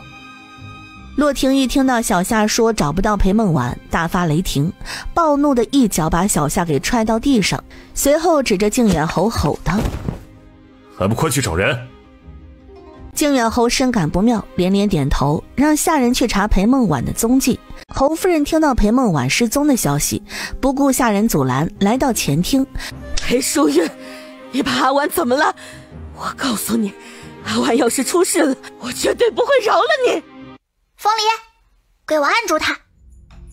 不用洛言吩咐，风离已经上前把侯夫人给拽住。所有人都没有想到侯夫人会突然出现，还打了裴淑玉一巴掌。她是疯了吗？秦王妃是侯夫人的亲生女儿，可如今她更是堂堂秦王正妃，是皇家的儿媳，身份尊贵，岂是一个侯府夫人能随意打骂教训的？而且她还是为了一个养女跟亲生女儿动手，这心眼子偏的呀，真是连瞎子都看得出来了。快把夫人给我拉下去！我不走，我不能走，阿婉还没有找到，放开我！你们快放了我！母妃，疼不疼啊？幸好他今日跟过来了。母妃没事，不疼。洛烟也不信裴淑玉不疼，他转过头盯着瞪圆了一双眼睛的侯夫人，捏着拳头闭了闭眼。不能打，不能打！他能对洛雨、洛彤，甚至对裴梦婉动手，也不能对侯夫人动手，因为他是长辈，是他嫡亲的外祖母。若是他这一巴掌下去，外人不会称好，只会认为他没有教养。他倒是不在乎什么名声，但会连累秦王府，连累父王和母妃。外祖父，不论如何，我母妃都是秦王妃，是皇家的儿媳，皇家的颜面不可丢。若是此事传到我皇祖母那里，侯府也不好交代吧。妍妍，你外祖母这段时间精神总是不太好，她也是太过着急侧妃，情急之下才动了手。她着急裴梦婉关我母妃什么事？她凭什么连问都不问一句就动手打我母妃的脸？外祖父，我不好动手，那就由你来动手吧。你让我打回去？那不然呢？妍妍，她是你的外祖母。原来外祖父还知道她是我外祖母呀。可你看看她现在这般模样，为了一个养女，不分青红皂白的动手打亲生女儿，她还认我这个外孙女吗？方才那一巴掌打得真响亮呀。不知道的怕是还以为我母妃根本不是她亲生的，裴梦婉才是她的亲生女儿。外祖父，事到如今，你当真不觉得不对劲吗？靖远侯的脸色阴沉的能滴出水来，又想到了那日洛烟跟他说过的话，确实不太对劲啊。侯夫人为什么会怀疑裴梦婉失踪与裴淑玉有关？裴淑玉从进侯府以后就一直和白氏待在一起，贴身丫鬟也不曾离开过，就连灵王着急裴梦婉失踪也没有怀疑过裴淑玉。况且仅仅只是怀疑，就对自己怀胎10月生下的女儿下如此重手，甚至还撂下那些绝情的狠话，这哪里是一个亲生母亲能做出来的事儿呢？你告诉我，你为什么会认定裴侧妃失踪是秦王妃做的？裴淑玉这个贱人，就是看不得。风离，给我打！风离连续打了3个巴掌，下手没有丝毫留情面。侯夫人嘴角都被打出了血，张了张嘴，一颗门牙连带着血水吐在了地上。我要杀了你！杀了你！给我的阿婉报仇！说罢，他拔起头上的簪子，恶狠狠地对着裴淑玉刺了过去。风离见状，眉头一皱，用力的一脚给他踹开。侯夫人被踹倒在地，又吐出一口鲜血，两眼一翻，晕倒在地。把夫人给拉下去。他杀了亲生女儿给养女陪葬，看来洛烟说的不错，他确实有问题。查，必须要查。妍妍，母妃不怕，我会保护好母妃的。裴淑玉拉着洛烟的手，眼眶微红，她何德何能生出这么暖心的女儿啊？侯爷，找到侧妃了。什么？侧妃在哪儿？在侯府后院的竹屋里。派人去通知灵王了吗？侯爷，老奴不敢通知灵王殿下，您还是自己去看看吧。靖远侯听着管家的语气，心中咯噔一声，二话不说就朝竹林的方向大步走了过去。母妃，走，我们去看戏。这边骆廷义正急得团团转，忽然看到靖远侯等人朝竹林的方向走过去。皇兄，裴管家说裴梦婉在竹林的竹屋里。前方靖远侯听到洛烟的声音，脚步一个踉跄，差点摔倒，回头狠狠瞪了一眼他，随后加快了脚步。裴梦婉绝对不能在侯府里出事，否则灵王不会放过侯府。骆廷义听着洛烟的话，眉头一竖，也不知道信没信，但还是跟着众人朝竹林的方向走过去。不多时，众人来到竹林中的竹屋外，骆廷义心急如焚，也不管那么多礼数了，用力地推开竹屋的门。下一秒，他瞳孔瞪大，只觉得浑身血液倒流，脑袋嗡嗡作响。靖远侯看着骆廷义站在那里不动，拧着眉走过去看。当他看清楚屋里的情况后，顿时大惊失色，神情崩溃，几欲晕厥。不对啊，我明明吩咐风离和风和扒了他们2个衣服就行了，怎么2人还亲到一块儿去了？瑶儿，不要看。裴淑瑶到底是未出阁的女子，脸颊微红，顺从的退后。妍妍，有脏东西，不要看。不妃，裴梦婉不是皇兄的侧妃吧？为什么要和别的男人抱在一起嘴对嘴啊？羞羞羞！骆廷义的魂儿被洛烟这句话给震了回过来，他终于反应过来，猛地握紧拳头，大步走进去，把2人分开。畜生，我杀了你！混乱中，裴梦婉终于从迷蒙中惊醒，她低头看见自己松垮的衣襟，又瞥见曹尚安不着寸缕的身体，目光猛地扫到门口脸色铁青的靖远侯等人，回想到刚刚发生的事儿，捂着脑袋爆发出一声凄厉的尖叫。我的儿！骆廷义却像没听见一般，眼中血丝密布，只映着曹尚安那张被打肿的脸。定国公世子夫人的手刚碰到他胳膊，他反手一挥，看似随意的动作却带着骇人的内力。砰的一声，定国公世子夫人被掀得踉跄后退，后脑不巧撞上了旁边的桌角，顿时人事不省。王爷，你听我解释，不是你想的那样。滚！裴梦婉踉跄着后退2步，脸色霎时白得像纸。他张了张嘴，却发现喉咙像是被堵住，一个字也说不出来，只能眼睁睁看着骆廷义重新将怒火发泄在曹尚安身上。王爷，曹尚安是定国公府的人，若真的打死了，不好交代啊。骆廷义到底还没有彻底失去理智，经过靖远侯的提醒，他放开了曹尚安。靖远侯松了口气，王爷还能听劝就好。然而靖远侯的这口气松得早了，洛廷义抬起脚，狠狠地踩在了曹尚安的双腿之间。曹尚安本来是被打晕了，现在硬生生地被疼醒过来，他痛苦地尖叫。靖远侯见状，下意识地合并双腿，默默地移开视线，额角一滴冷汗不自觉地冒了出来。洛烟嘴角张成了 O 字形，裴梦婉眼前一黑，活生生地被眼前的血腥暴虐给吓晕了过去。侧妃，你怎么了？王爷，侧妃娘娘晕倒了。洛廷义的脚还踩在曹尚安的腿上，闻言动作顿了半秒，他没往裴梦婉那边看，只盯着地上奄奄一息的人，眼底翻涌的戾气丝毫未减。他脚下再次用力，沉闷的骨裂声混着曹尚安的惨叫响起，直到那处溢出刺目的鲜血。洛廷义转过身，一步步走到裴梦婉身边，居高临下地看着她。裴梦婉脸色苍白，唇瓣毫无血色。洛廷义弯下腰，手下意识地抬了起来，指尖离他的肩只有寸许，可就在触碰到衣料的前一瞬，他猛地顿住，眸色沉沉地掠过他苍白的脸，不知想起了什么，那只手骤然收回，背到了身后。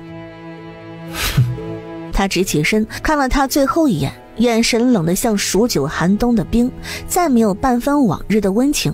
随后猛地甩袖，转身就走。洛廷义走到竹屋外，看着还没有离开的裴淑玉等人，最后把目光落在洛烟身上。洛烟，你很好。他不蠢，怎么看不透这是一场算计？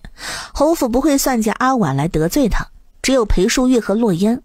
裴淑玉脑子不灵光，那就只有是洛烟了。皇兄，你说什么呀？我怎么听不懂？你最好祈祷秦王能护着你一辈子。父王当然会护着我一辈子啦，皇兄为什么会这么问啊？洛廷义冷笑一声，不再跟装傻的洛烟多说，甩袖离开。母妃，你把定亲的信物给大舅母，把大哥和大表姐的婚事就定下来吧，婚期等以后再商议吧，要不然我怕婚事有变。君主说的对，王妃，我们先把定亲信物交换，先把婚事定下来。裴淑玉思忖片刻，点了点头。今日侯府发生了这么大的事儿，短时间内他是不打算再来了。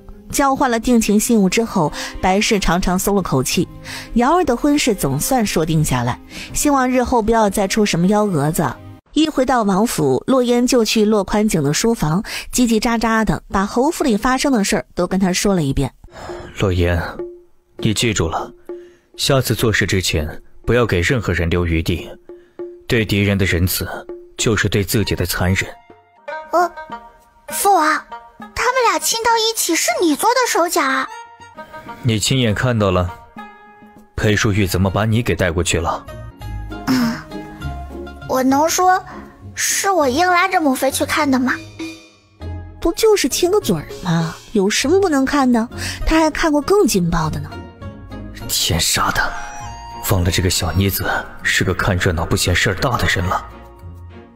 洛烟，你还小，下次遇到这种事不要凑过去看。我知道了。你呀，下次做这种事之前提前告诉本王一声。告诉了他，他也有时间去给他扫尾巴，省得被人找到了证据。今天这事儿是临时起意，谁知道定国公府的人这么恶心啊？定国公府做这种事这么熟练，我怀疑当年父王和母妃这件事，说不定也有定国公府的人手脚。本王会去查，你不用担心。对了，父王，你是怎么知道这件事的？吴寒帝的消息。我觉得洛廷义好像知道这件事是我做的了。父王，你得保护我呀。猜到也无妨，他没那个精力来对付你。父王，你开始对他动手啦？明日去了上书房，送到太孙手中，记住不要被其他人发现了。我能打开看看吗？不能。洛言，你听话，这是大人之间的事情，你知道的多了对你没有好处。好吧。王爷，你听我解释，我和曹尚安是被人算计的，我没有背叛你。为什么帮定国公府算计裴书瑶？我没有，王爷，我真的没有，是落叶和裴淑玉他们算计我的。那你说说，他们为什么会算计你？他们能率先知道你和定国公世子夫人带着曹尚安去靖远侯府，然后特意留了陷阱等着你去跳。裴梦婉脸色一白，顿时语塞，指尖微微颤抖。阿婉，你从前说过不会有任何事情瞒着本王，可现在你骗了本王。从前的你是多么的善良温柔，可现在你却瞒着本王和定国公府的人合作去算计你的侄女。阿婉，你会不知道曹尚安是一个什么样的人吗？王爷，我知道错了，国公府老夫人收我为义孙女，她亲自走到了我的面前，我已经不是王府正妃了，真是一个无足轻重的侧妃，我害怕，我根本不敢不答应她。王爷，我真的知道错了，求求你再给我一次机会吧。洛廷义看着他跪在地上楚楚可怜的模样，眼里闪过一抹不忍。他想把裴梦婉给扶起来，可又想到主屋里看到的那一幕，瞬间清醒过来。没有一个男人能容忍自己被戴绿帽子。上一回裴梦婉和年怀只是抱在一起，并没有过多的亲密举动，洛廷义说服了自己原谅。可如今他亲眼看到了裴梦婉和曹尚安的亲密举动，若是他再来晚一步，恐怕他们两个人已经彻底滚到了一起。洛廷义是个男人，正常男人，哪怕事到如今他心里还是喜欢裴梦婉的，现在也并不想看到他，他要自己一个人冷静冷静。你先回去吧，以后没事不要出府了。王爷，你要把我关起来？你身为一个侧妃，本就不该总是出府。王爷，您明明说过，不论我是正妃还是侧妃，您都不在乎，您只认我一个妻子的，这些话难道都是您骗我的？本王从未骗过你，阿婉，是你先欺骗本王的。裴梦婉的眼泪又瞬间涌了上来，抓住他的衣袖，张了张嘴想要辩解，却被洛廷义用力甩开。回去吧，往后府里的事你不必再过问。王爷这是什么意思？是要迎娶正妃了吗？王爷，千错万错，都是我一个人的错，我不该心存恶念去帮定国公府算计裴淑瑶和曹尚安，导致自己反被算计。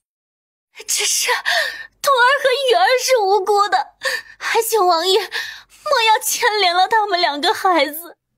童儿和雨儿是本王的孩子，本王不会牵连他们。裴梦婉闭了闭眼，慢慢起身，朝洛廷义扶了扶身，随后转身离开。第二日早朝，定国公朝皇帝跪下，痛哭流涕地跟皇帝哭诉此事。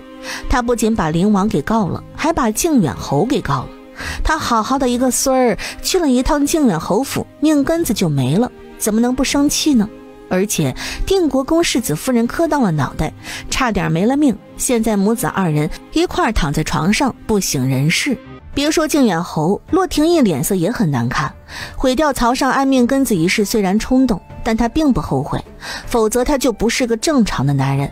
父皇，儿臣查到曹尚安欺男霸女，甚至仗着家世强抢了一个已经成过婚的妇女当妾，逼她和她的丈夫和离。她不同意，就当着她的面把她的孩子给活活打死。哼，胡说八道！灵王殿下，你有证据吗？本王既然能查到，那自然是有证据的。定国公，你真想要让本王在父皇和文武百官面前拿出证据？定国公被他这般笃定的模样噎住，心底顿时发虚。他何尝不知自家孙儿的德行呢？贪财好色，嚣张跋扈，府里因他闹出来的龌龊事就没断过，只是以往都被他压了下去。此刻见洛廷义胸有成竹，他哪里还敢赌呢？父皇，此事儿臣是有些冲动，但儿臣并不后悔。此等草菅人命的败类，死不足惜。曹尚安的罪证，你既然已经查清，便交由大理寺复核。若属实，定国公府纵容家中子弟罔顾国法，也需一并论罪。但你身为皇子，行事须有章法，私下用刑终究失了身份，就罚1年俸禄，禁足王府1月，静思己过。此事便先这么定了。是，父皇英明。早朝散去。哎呀，王爷，这可怎么办为好啊？灵王不会放过国公府的。外祖父，现在唯一的破局之法就是放弃表弟。你说的对，不能让安儿一个人毁了整个定国公府。外祖父，以后莫要让外祖母和舅母乱来了，否则下次指不定又闹出什么事了。你放心，我不会再让他们乱来了。外祖父先走吧，我去看望母妃。好。宋王回头看向那高高的龙椅，眼里势在必得。同样是皇子，他也有机会。岁岁，我问你个事。什么事啊，郡主？你说，如果我们逃学的话，会不会受罚？应该会吧。不想上学。郡主，再忍忍，还有4年，郡主就15岁了，可以不用再来尚书府了。还有4年啊！我睡一会儿。夫子来了也别叫我。哇，郡主现在演都不演了，直接睡觉了，怎么办？好羡慕。不多时，唐夫子抱着课本来到上书房，看着洛烟毫无顾忌地趴在桌子上睡觉，嘴角抽了抽。他拿着戒尺重重地拍了拍桌子，原本懒散的一群人立马坐直了身体，只有洛烟没动，睡得香甜。郡主，快起来，今天是唐夫子的课。洛烟半梦半醒之间，突然听到云之穗的声音，脑袋动了动，慢慢的抬起脸，猝不及防对上一双略显浑浊又带着严厉的眼睛。长宁郡主，你是不是觉得自己是皇家郡主就可以无视纪律，打瞌睡不听课？洛烟默默地坐直身体，低下头。其实他很想点头，但又不敢。上辈子他是爷爷捡来的弃婴，和爷爷相依为命，拼了命的学习，就是为了以后的日子能过得好一些。这辈子他是皇家郡主，不缺钱，不缺身份，什么都不缺，他就上课睡觉怎么了？他也没有故意扰乱课堂纪律啊。你去门外站着，什么时候想清楚了，什么时候进来。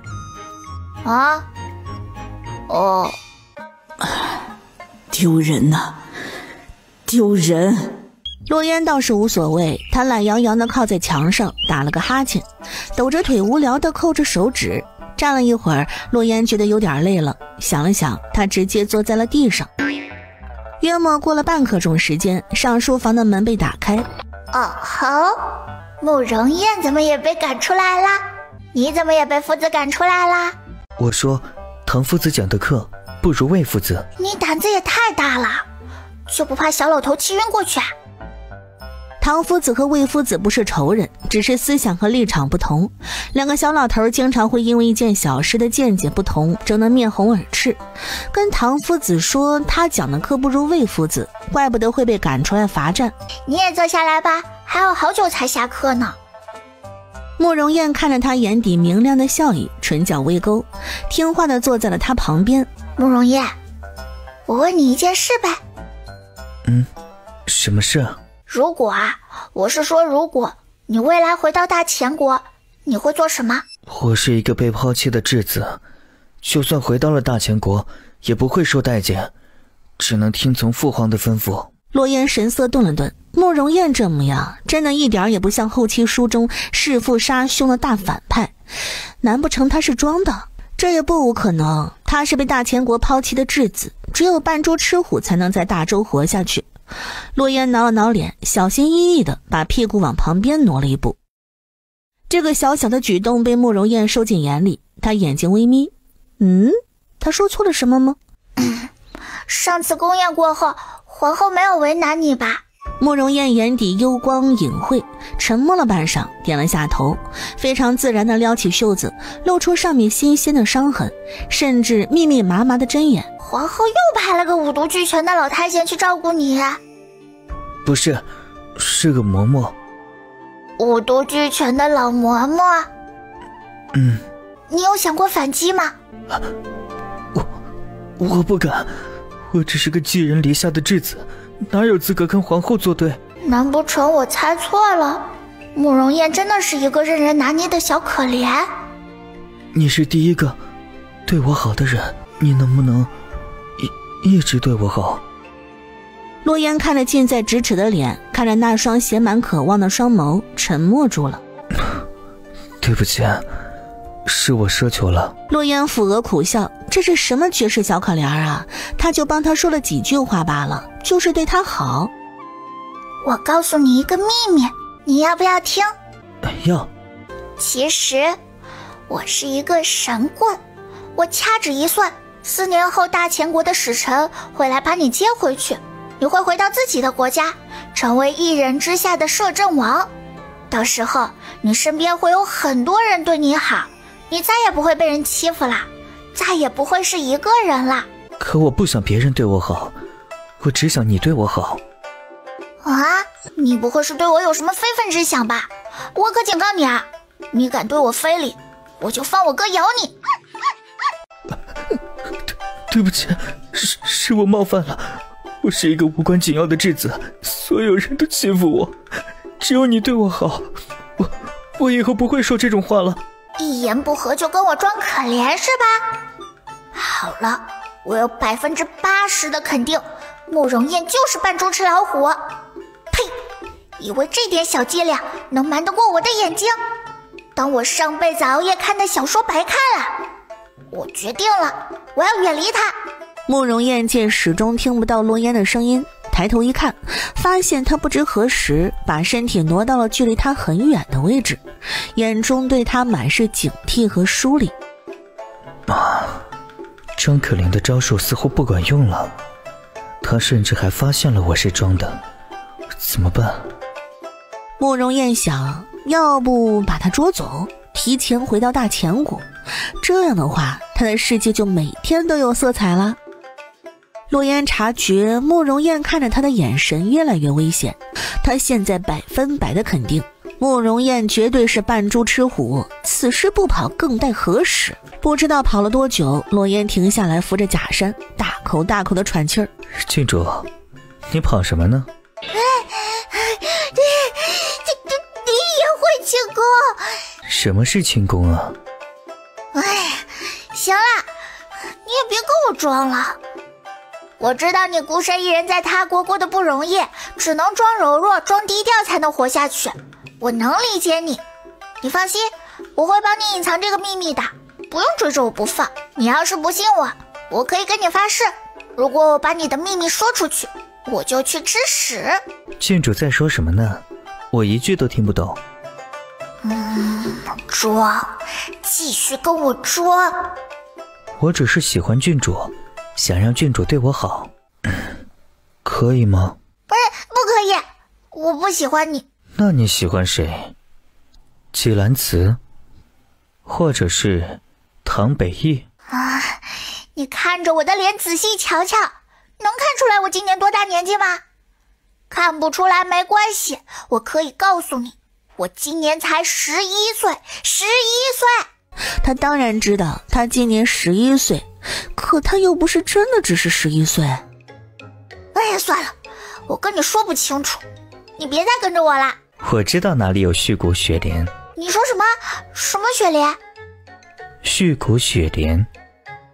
洛言震惊，眼珠子不停地转悠，大脑飞速运转。半晌，他试探性地问：你知道续骨雪莲是做什么的吗？当然知道，是秦王。闭嘴吧你！慕容燕眨了眨眼，纤长的颤了颤。他也没有半分挣扎，只是用指腹轻轻碰了碰他按在自己唇上的手。不准说出那2个字。慕容燕轻轻点头。慕容燕，我们做个交易吧，你告诉我续骨雪莲在哪儿，我帮你保守你扮猪吃老虎的秘密。我不需要你帮我保守什么秘密，我只想让你对我好，我想每天都看到你。你是不是脑子有病？最后2个字呢？洛言张了张嘴，忍了半晌，还是没有说出来。若你真的让我找到续骨雪莲，我可以答应你。当真？只要你说的是真的。不骗我？不骗你。确定吗？确定。不准反悔。放心吧，我肯定不会反悔的。你快跟我说续骨雪莲在哪儿吧。反正4年后大秦国的使臣会把他给带回去，只要父王的腿能站起来，我们一家人都还活着，父王就不会跟他合作，也不用娶她。过2日再告诉你。你耍我呀？没有耍你，我怕你耍我。我堂堂皇家郡主，怎么会说话不算数？郡主金口玉言，我自然信。过2日，我想请郡主陪我去城郊的玉泉寺走走，听说那里的泉水很甜。玉泉寺？罗言蹙眉，他怎么从来没听过这个寺庙的名字呢？你能出宫？只要你答应，我就能出宫。现在不跟我装了？慕容燕脸眸，他也想继续装，可他太谨慎太聪明了，稍微露出一丝丝的不对劲就被他发现了。行，我答应你了，还有3天休息，3天后你在玉泉寺等我。好，我等你。下课时间快到了，唐夫子想着可以让洛烟和慕容燕回来坐着了，就出来准备让他们进去。然而外面哪里还有人呢？唐夫子愣了一瞬，随后勃然大怒，岂有此理，一个上课睡觉，一个质疑他讲课内容，他让他们在外面罚站，他们竟敢逃走，简直是太不把他放在眼里了。小老头忍不住气，就去找皇上告状，幸好洛昭反应快啊，及时把他给拦了下来，再加上有唐北义的帮腔，洛昭又连连道歉，总算是让夫子停止了去告状的想法。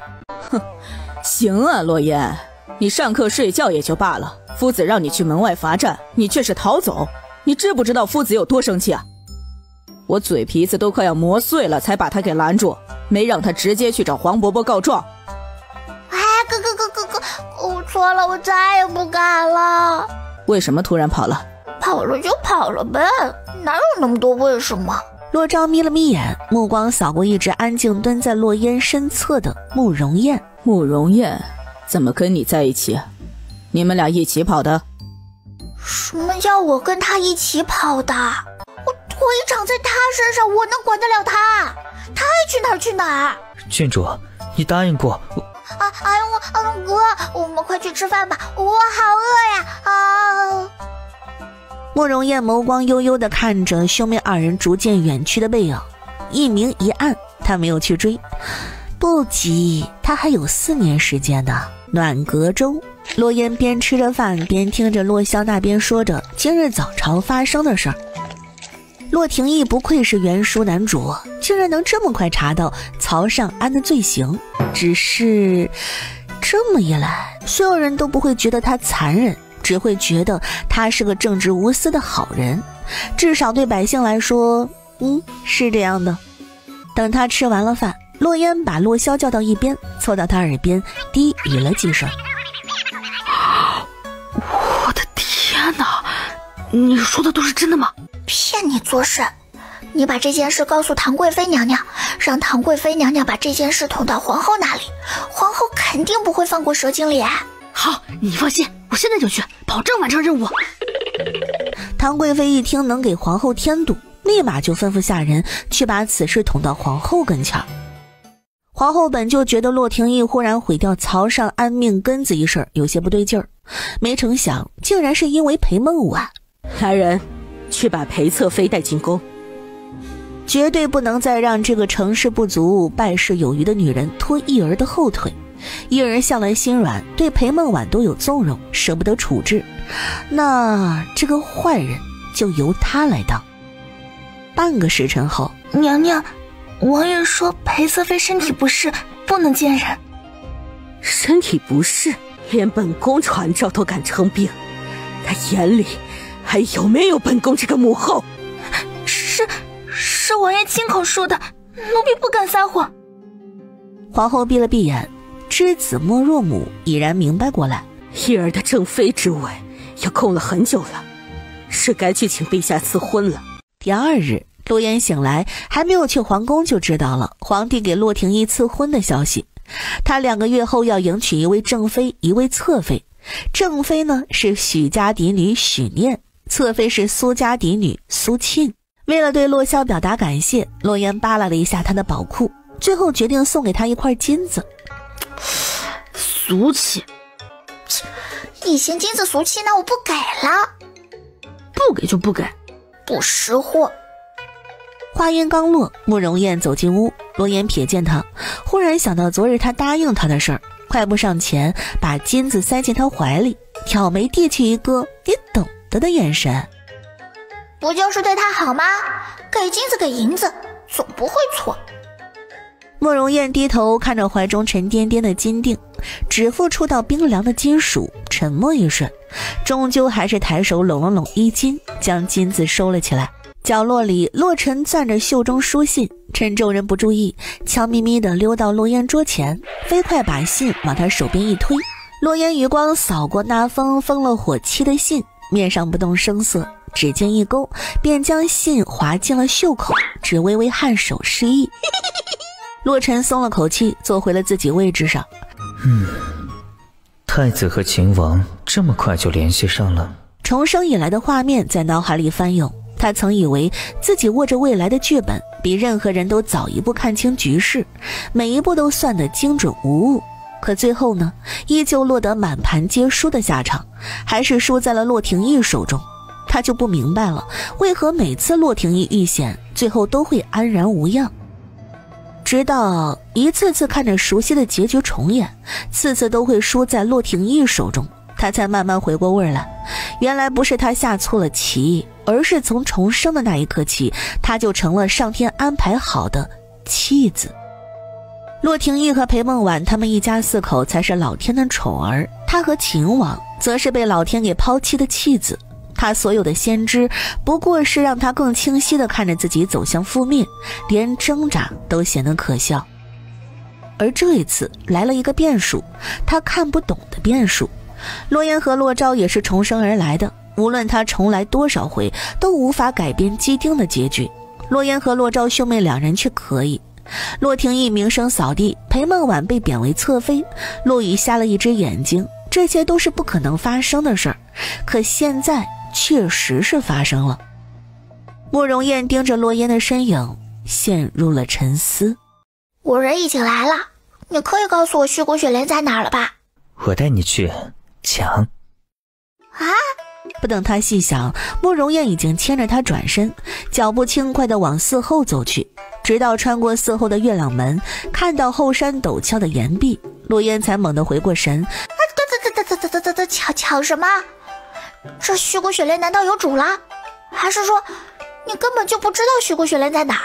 你是故意骗我来这里的？你想要杀人灭口？没骗你。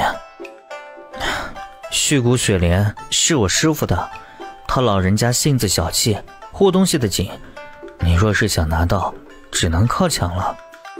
师父？你还有师父啊？话刚出口，他又自己冷静下来。也是，慕容燕若没有师父悉心教导，怎么会有武功能那么轻而易举地从皇宫里溜出来？而且回国后他还杀了他父亲和兄弟，没有高深的武功是做不到的。慕容燕没有接他的话茬，只垂眸看了眼他垂在身侧的手，再次伸手将他的手腕握住。这次洛烟没有再挣扎，指尖轻轻拳了拳，任由他牵着往山林深处走。风离盯着二人牵在一起的手，脸色一沉，拳头有些硬了。我家郡主年纪这么小就被惦记了。冷静，郡主自己没有挣扎，咱们不能多管。我能不能去跟王爷告状？可以，但今后你可能不能在郡主身边当差了。行了，你也别气了，不是还有吴寒吗？他虽然跟得远，看不到郡主和慕容九皇子牵手了，但肯定能看到郡主见的人是他，他会去禀告王爷的。风离松开了拳头，无奈地吐出一口浊气。就在洛烟疑惑还要走多久时，慕容燕停下脚步，指了指瀑布右侧的崖壁。雪莲就长在那处。你就这么把你师父的宝贝告诉我啦？你就不怕你师父揍你吗？不过被揍一顿罢了，不重要。你想要的东西，我都能为你抢过来。我问你个事儿，你别生气啊。你问。你是不是有那个，那个癖好？什么那个癖好啊？练那啥癖？没有。洛烟长呼一口气，拍了拍自己胸口，没有就好，没有就好。他应该就是从小缺爱，所以他只是对他好了那么一丢丢，他就缠上来了。以你们的武功，能去崖上安然无恙的把虚骨雪莲摘下来吗？风离顺着他指的方向望去，仔细打量了崖壁的陡峭程度和凸起的岩石，又估算了距离，随即点头。回郡主，应该能，属下这就去试一试。好，务必注意安全啊！若实在难行，不必勉强。是，属下明白。风离应了声，随即往后退了2步，足尖轻轻一点地面，身形便如青焰般掠起，朝着崖壁而去。洛烟看得都有些紧张，这可是悬崖呀，虽然下面有水摔不死，但也会疼的好不好？好在一切都很顺利。这就是虚骨雪莲啊，真漂亮。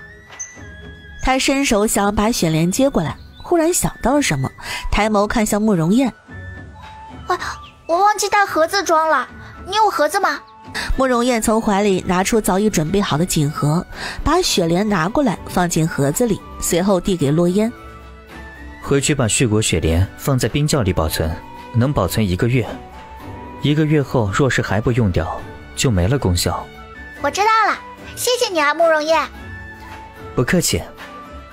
反正每一次血骨雪莲都会落在秦王手中，这次他提前把雪莲送给秦王，也能卖他一个好，还能得到洛烟的信任，何乐而不为呢？慕容燕，你师父去哪儿了？要不我在这里等你师父回来吧。没事，你把雪莲拿走吧。可这是血骨雪莲啊！在我师父眼里，再珍贵的药材也不及我这个徒弟。记住你答应过我的事就好。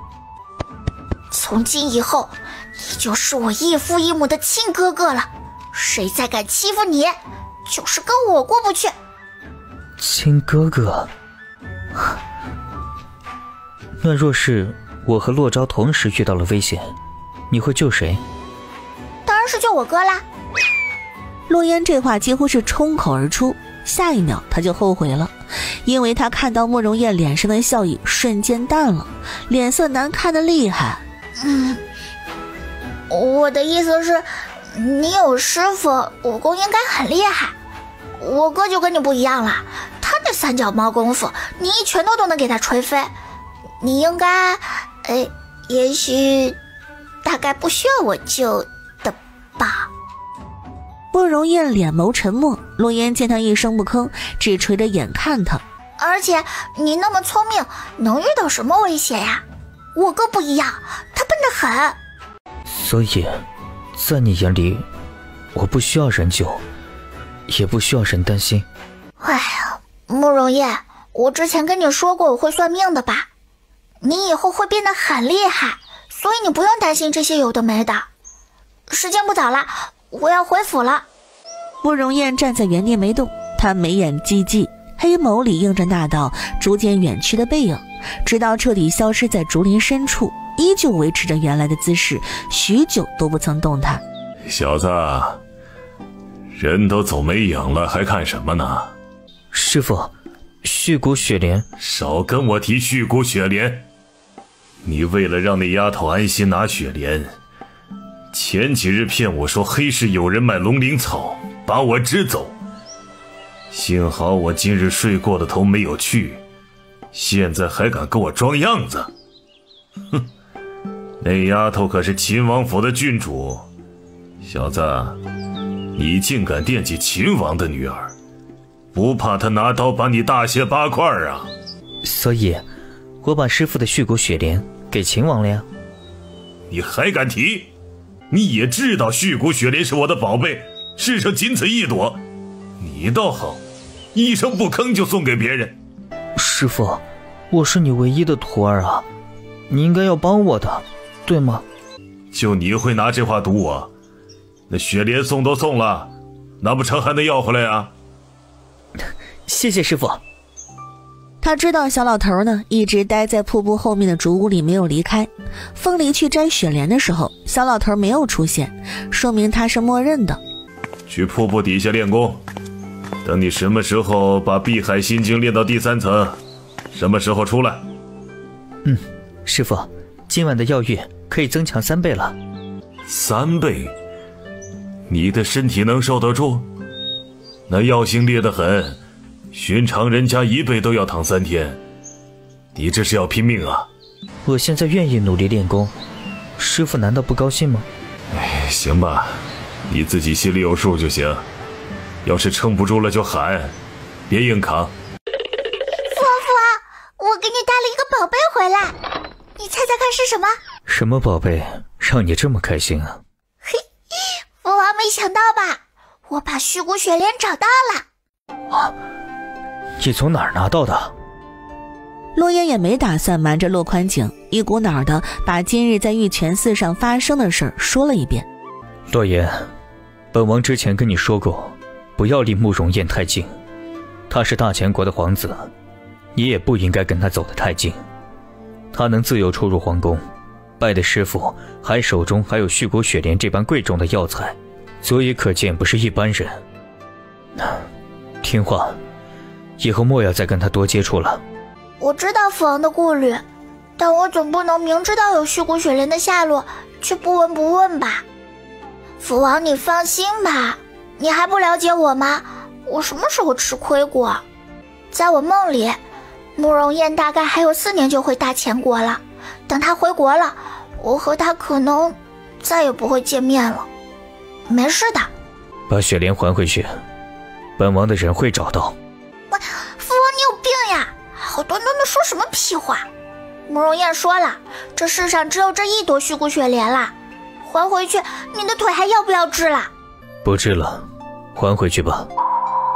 如果他的腿需要牺牲女儿的心意，甚至让女儿被人算计才能治好，那他宁愿一辈子坐轮椅，也绝不会要这烫手的雪莲。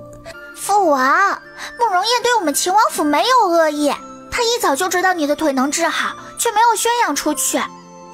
我好不容易把续骨雪莲拿回来，你现在说不要就不要了，你就这么不把我的心意当回事吗？不论慕容燕对秦王府有没有恶意，本王也不需要你的牺牲。洛言，听话，把雪莲还回去。我就不，反正我已经把雪莲拿到手了，我现在就去找魏兰大夫。这个腿你不治也得治。秋玉，把他手中锦盒拿走，送到玉泉寺。秋玉师傅，这是续骨雪莲，给父王治腿的，这世上只有这么1朵了，你确定要抢走？秋玉就守在屋外，自然是听到了屋里父女2人的对话。王爷和魏神医找了很久的续骨雪莲就在这里，有了续骨雪莲，王爷的腿马上就能治好了。他有些犹豫了。还愣着做什么？本王的吩咐你也不听了吗？郡主，得罪了。好啊，父王，既然你这么不领我的情，那今日我就一头撞死在这里，你信不信？你敢？你看我敢不敢？洛烟！好在秋叶反应很快，快速闪身来到洛烟前面。小雨师傅，你……话音还未落，洛烟就看到了跪倒在轮椅旁边的洛宽景。父王，你怎么了？洛宽景没有说话，膝盖传来的剧痛顺着神经蔓延到四肢百骸，连带着手臂都在微微发颤。方才那一瞬间，他以为自己要失去女儿了，那种恐惧压得他几乎喘不过气。他深吸口气，试着撑着地面想要自己起身，可双腿像灌了铅一般沉重，稍一用力，腿间的剧痛就让他倒抽一口冷气，手指忍不住蜷缩起来。他现在连站起来都成了奢望，又怎么保护女儿，保护家人？骄傲了一辈子的秦王殿下，此刻看起来竟像个无力的孩童。父王，我跟你开玩笑呢，我怎么可能真的撞墙？我可还没有活够，我扶你起来吧。他把手中盒子放在地上，拉着洛宽景的胳膊，用力地把他扶起来，坐在轮椅上。罢了，雪莲留下吧。当真？那太好了，我这就去找小魏大夫。洛烟拿着盒子就急匆匆地离开，生怕洛宽景反悔。看着洛烟转身跑出去的背影，洛宽景缓缓松开蜷缩的手指，掌心早已被汗水浸湿，他要快些好起来。坐在瀑布下练功的慕容燕忽然打了2个喷嚏，他睁眼吐出一口浑浊之气。碧海心经第3层大成，起身离开了瀑布下。药浴已经做好了，去吧。多谢师父。慕容燕朝老头拱了拱手，随后进了竹屋，衣衫全部褪去。慕容燕抬步踏入石域，药液瞬间裹住身体，一股温热力量顺着毛孔渗入经脉，与体内流转的碧海真气相融，沿着心经路线缓缓游走。随之而来的是经脉上传来的丝丝疼痛。不一会儿，慕容燕便白了脸，死死咬住嘴唇，才没有叫出声。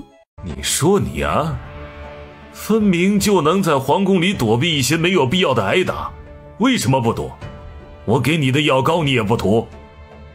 一边说着，一边把手中药材撒进浴桶中。慕容燕忍着疼，闭上眼睛，没有说话。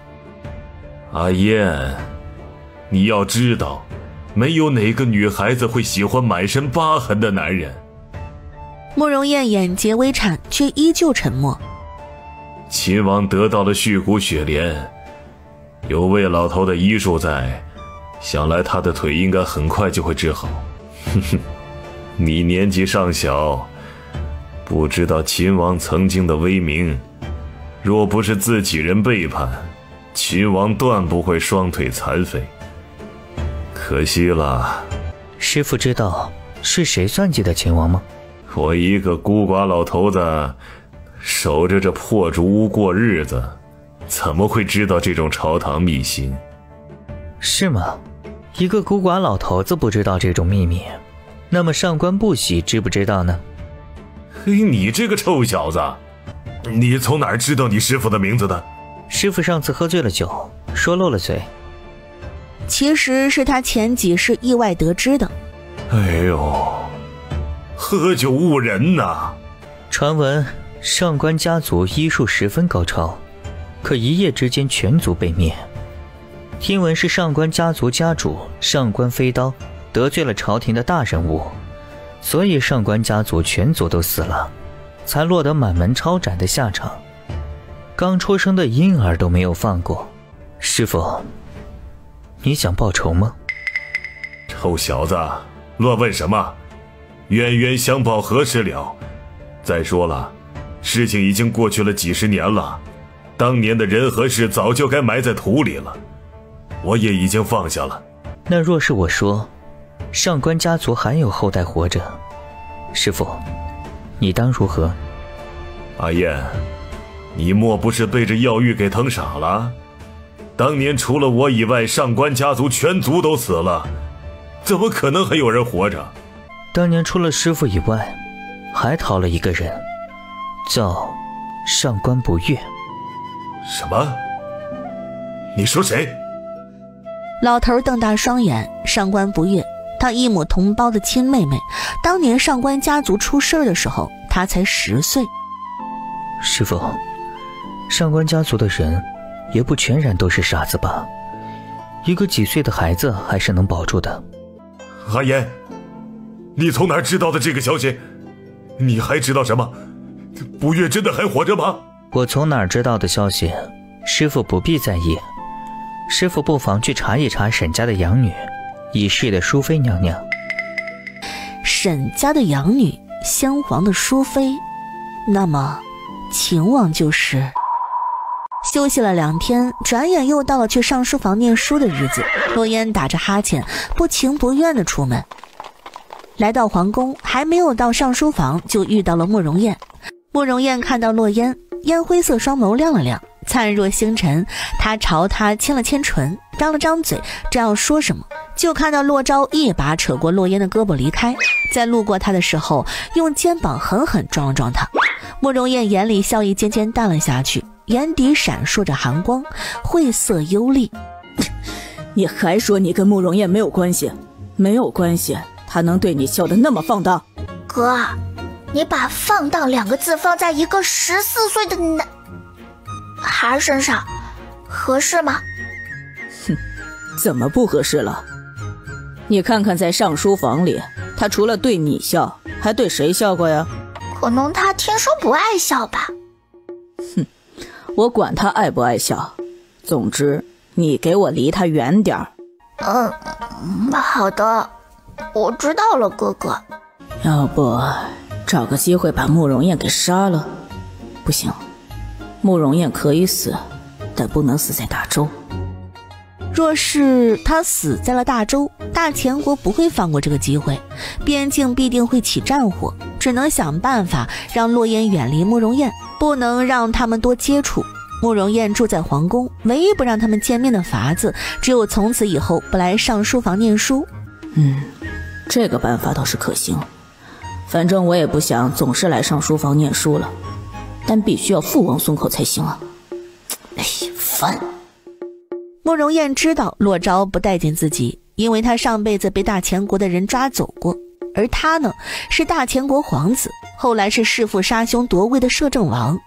慕容燕轻啧一声，把洛昭抓走当俘虏的命令，可不就是他吩咐的，否则的话，秦王也不会在后来主动跟他合作。他转头看向又趴在桌子上呼呼大睡的洛烟。洛昭不待见我没关系，只要洛烟喜欢我就好了。回到王府，洛昭破天荒的主动去书房找洛宽景。母妃，我哥他吃错药了，不会跟父王吵起来吧？别瞎说，这是好事，父子之间哪有隔夜仇的？其实夫妻之间也没有隔夜仇。母妃，你这段时间和父王在一个屋里睡觉，感觉怎么样啊？大人之间的事，小孩子不要多问。母妃，父王的腿现在不能走，你要主动呀，直接对父王霸王硬上弓，反正父王也跑不了。就是不知道双腿残废那方面还行不行？不过父王的腿能治好，应该能行吧？哎，不行也没事，反正虚骨雪莲已经拿到了。小魏大夫说，等到半个月后，魏神医就来了，到时候父王的腿就能治好了。嫣嫣呐，你是不是太看得起你母妃了？母妃，机会都给你了，你却不能把握住，你真是太让我失望了。哼，我去练武场练功去了，不跟你说了。我觉得我和洛烟并不需要去上书房念书，你去跟黄伯伯说，今后我们就不去上书房了。上书房是你想去就去，想不去就不去的地方。你是秦王，你去说一声，黄伯伯不会不同意的。为何？没有为什么。既然你说不出理由，本王就不同意。你知不知道，慕容燕在勾……对洛烟笑得很放荡。若是让他们天天见面，指不定哪天洛烟就要跟他私奔了。什么私奔？别胡说！哼，我骗你做什么？现在唯一的办法就是让洛烟离开上书房，远离慕容燕。这件事，你跟洛烟商量过了吗？不用跟他商量，他每天上课都打瞌睡，恐怕巴不得以后不去上书房了。你还是先去问过他的意见，再来告诉本王。你不是最宠洛烟了吗？你就这么眼睁睁地看着他被坏人觊觎？洛宽景抿唇，他当然不想看到有人觊觎自己女儿，但直觉告诉他，若是就这么答应了洛昭的请求，那小妮子可能会跟自己闹。我原以为你是真心疼爱洛烟的，却是没想到这一切都是假象。我呸！伪君子！你去跟父王说，我们以后就不去上书房了。啊？为什么呀？没有为什么，你去说就是了。哥，你刚刚去找父王，该不会就是说这事儿吧？然后父王没同意，你就让我去说。哼，你就说你去不去跟父王说吧。不去。洛烟也哼了一声，他还要帮父王给太子送信，他要是不去上书房了，怎么送信啊？而且他还答应了慕容燕，总不能食言吧？毕竟人家都把血骨雪莲送给他了。你每天都在打瞌睡，明明不喜欢念书，为什么还要去上书房？你管我？我就是喜欢在上书房睡觉，那里的桌子比我院子里的软，不行吗？好啊，洛烟，你现在有秘密瞒着我了，是吧？说，你瞒着我什么了？我没有秘密，我哪有什么秘密呀？哼，还狡辩！你什么性格我能不知道啊？你这么讨厌念书，有机会不去上书房，你却是不同意，不是有秘密是什么？洛烟，你简直太让我伤心了。哥，我别叫我哥，我不是你哥。啊，哥，你听我狡辩。我不听，除非你告诉我，你到底隐瞒了我什么？我得去问问父王。问问父王？好啊，洛言，原来在你的心里，我的地位就排在父王的后面是吧？话音落下，他再也没看洛言一眼，一把甩开他的手，转身就大步往外走。这都是什么事儿啊？洛昭这次是真的生气了，无论洛烟怎么哄他，他都冷着脸不搭理他，一身的低气压，就连洛萧和纪兰慈他们都发现了。世子，你和郡主怎么了？一点小事。什么小事？让你这么生气啊？看见慕容燕了吗？啊，看到了，跟慕容燕有什么关系啊？你们不觉得慕容燕对洛烟很特殊吗？有什么特殊的？十一殿下，你也太笨了。洛昭世子的意思是，慕容九皇子对长宁郡主有非分之想。你说什么？慕容燕对洛言有非分之想？洛萧瞪大了双眼，扭头看向洛昭，不可思议地问道：“他说的是真的啊？”洛昭点点头：“你没跟我开玩笑吧？”哼，我亲眼看到慕容燕对着洛烟笑得非常放荡，她整天要死不活的模样，你看她对谁笑过？我还真没看她笑过。别说笑了，都没怎么听他说过话，不知道还以为他是哑巴呢。在上书房里存在感非常低，就算夫子上课提问也不会问他，之前还总是被端王世子揍呢。后来洛烟来上书房了，帮他说话，端王世子就不敢揍他了。等等，不会洛烟也对慕容燕有想法吧？慕容燕对他有非分之想也就罢了，反正他也不会一直待在大周。最重要的是洛烟，我提醒过他，让他远离他，他却是不听我的。郡主很善良，或许郡主只是对慕容九皇子的遭遇心生怜悯，并不是像你们想的那样。你不懂，以洛烟的性格，若只是对慕容燕心生怜悯，跟他走得近，不会瞒着我的。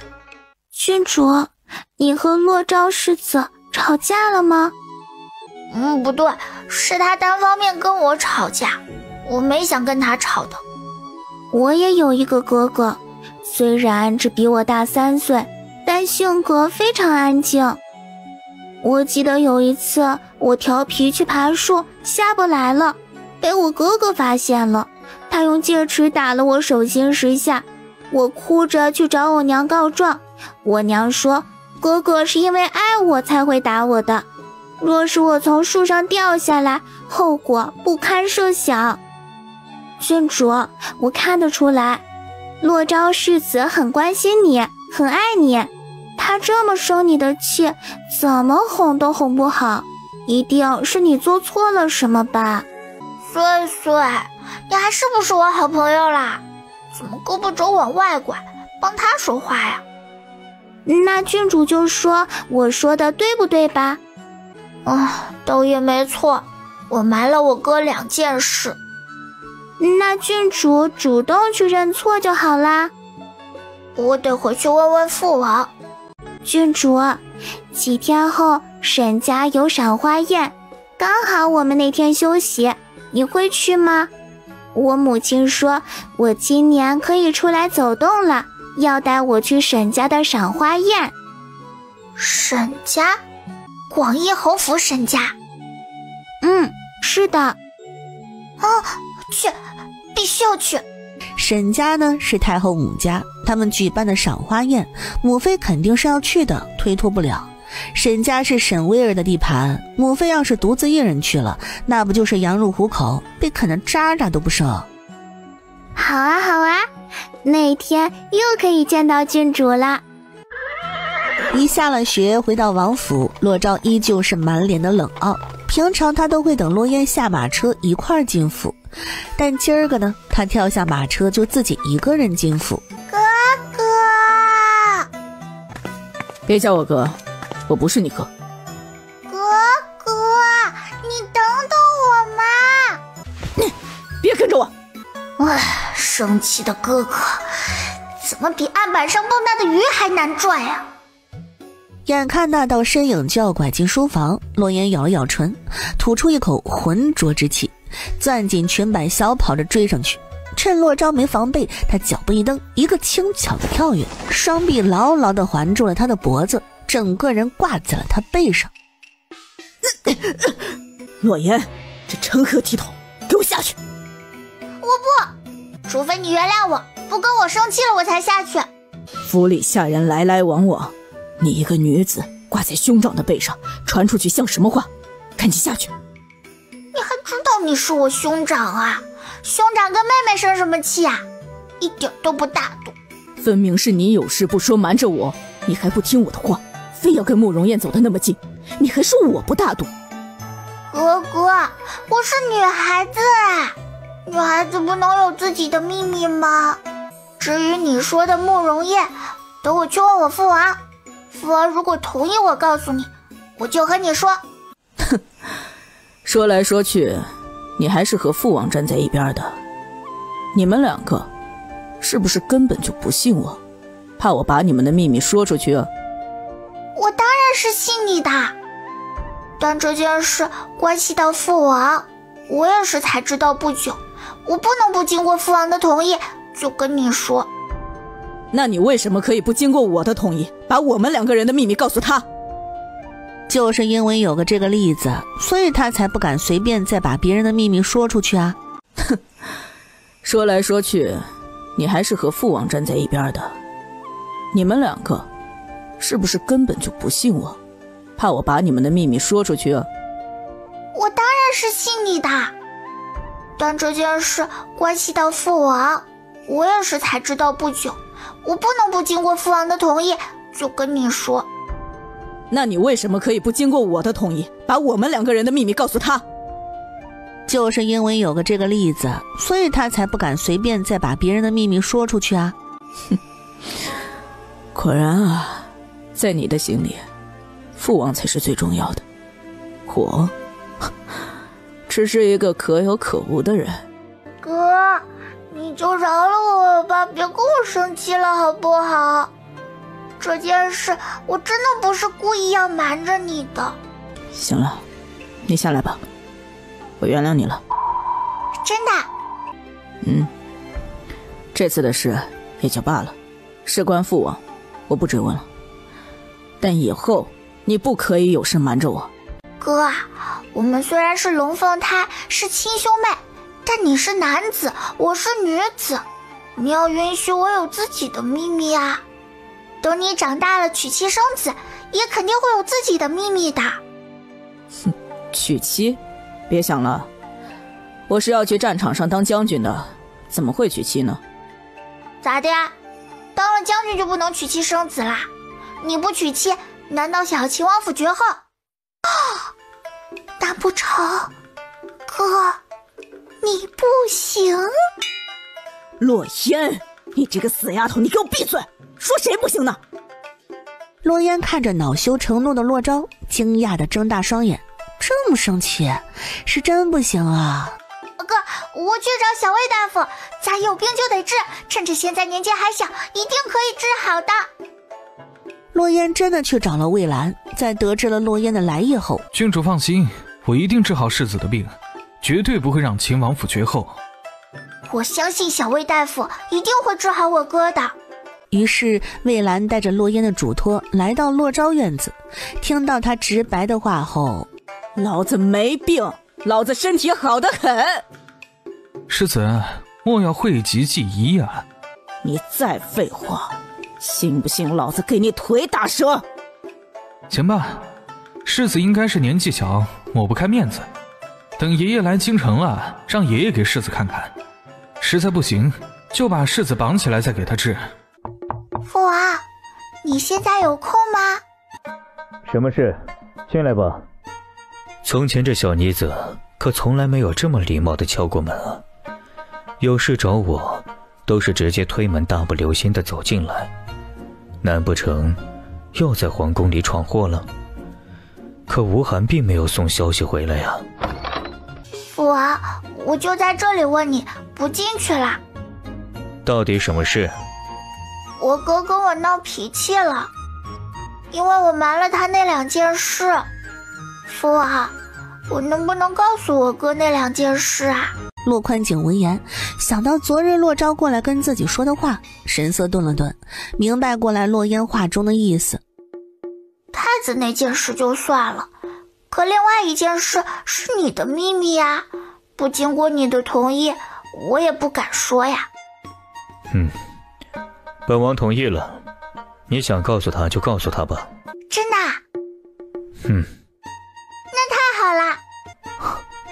昨日洛昭过来跟本王商议，他说以后你们不去上书房念书了。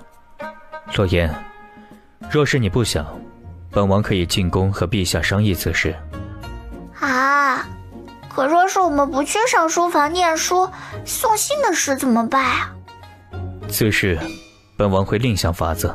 还是得去上书房，我觉得让我和太孙传信是最好最安全的办法。我哥就是觉得我和慕容燕走得太近，有点担心。等会儿我跟他解释了后，他应该就不会担心了。你真的想好了？机会可就只有这么一次哦。反正我去了上书房也是趴着睡觉，去不去都无所谓。还真敢当着我的面说出来呀！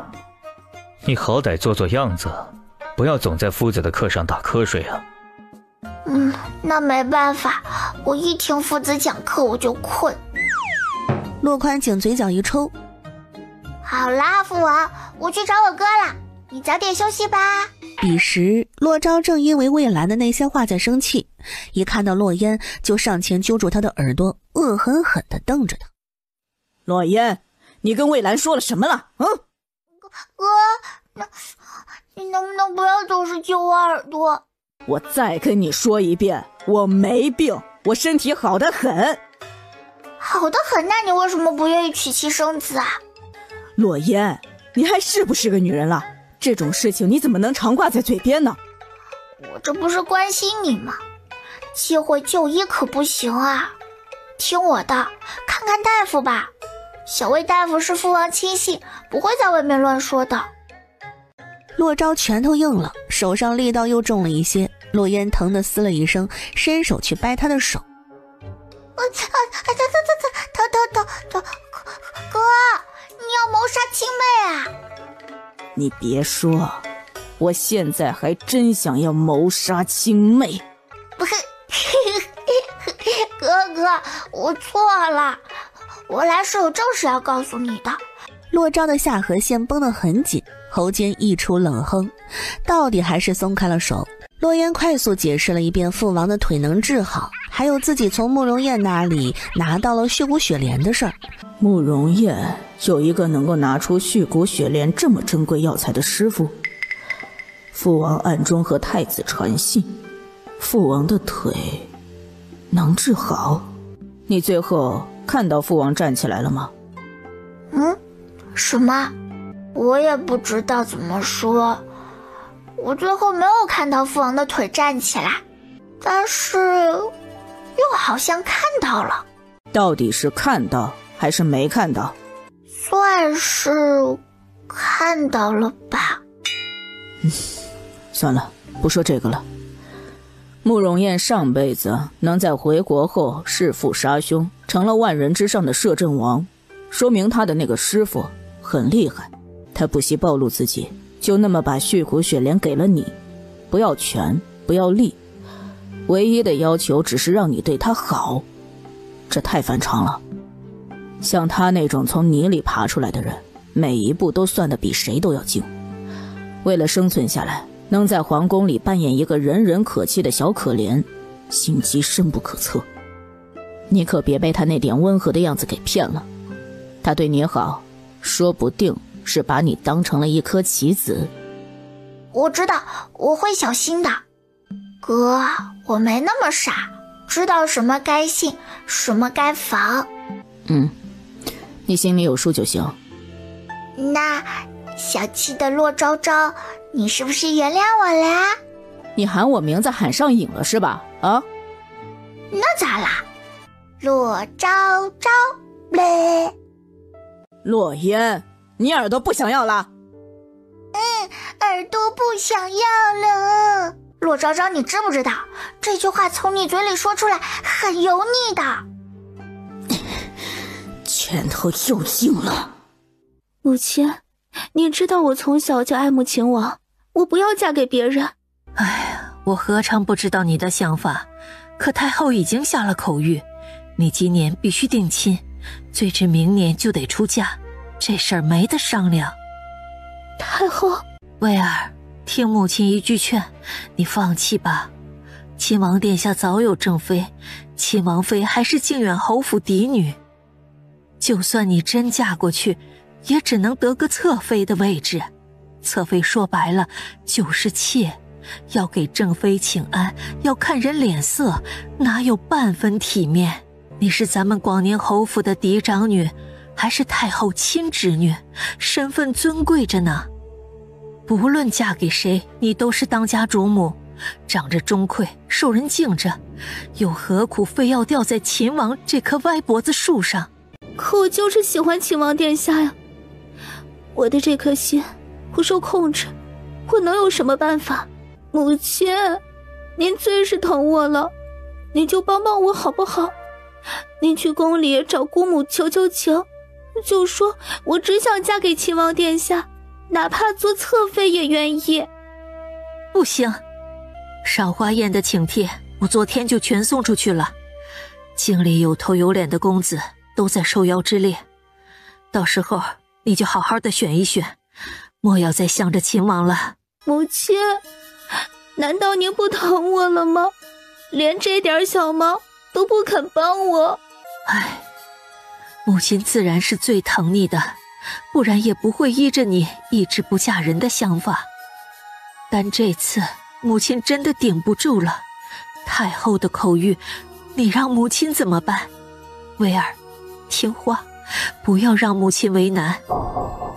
母亲，我再最后争一次，若是这次输了，我就认了。往后您说嫁谁，我就嫁谁。啊，你想做什么？秦王殿下不会来沈家的。秦王殿下不会来，但秦王妃会来。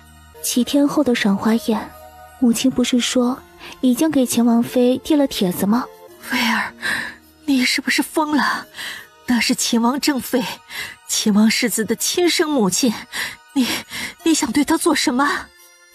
没什么，我只是想请她帮个忙，让秦王殿下知道谁才是最适合待在他身边的人。你可千万别糊涂，一旦事情败露，别说你嫁入秦王府，便是连太后都保不了你。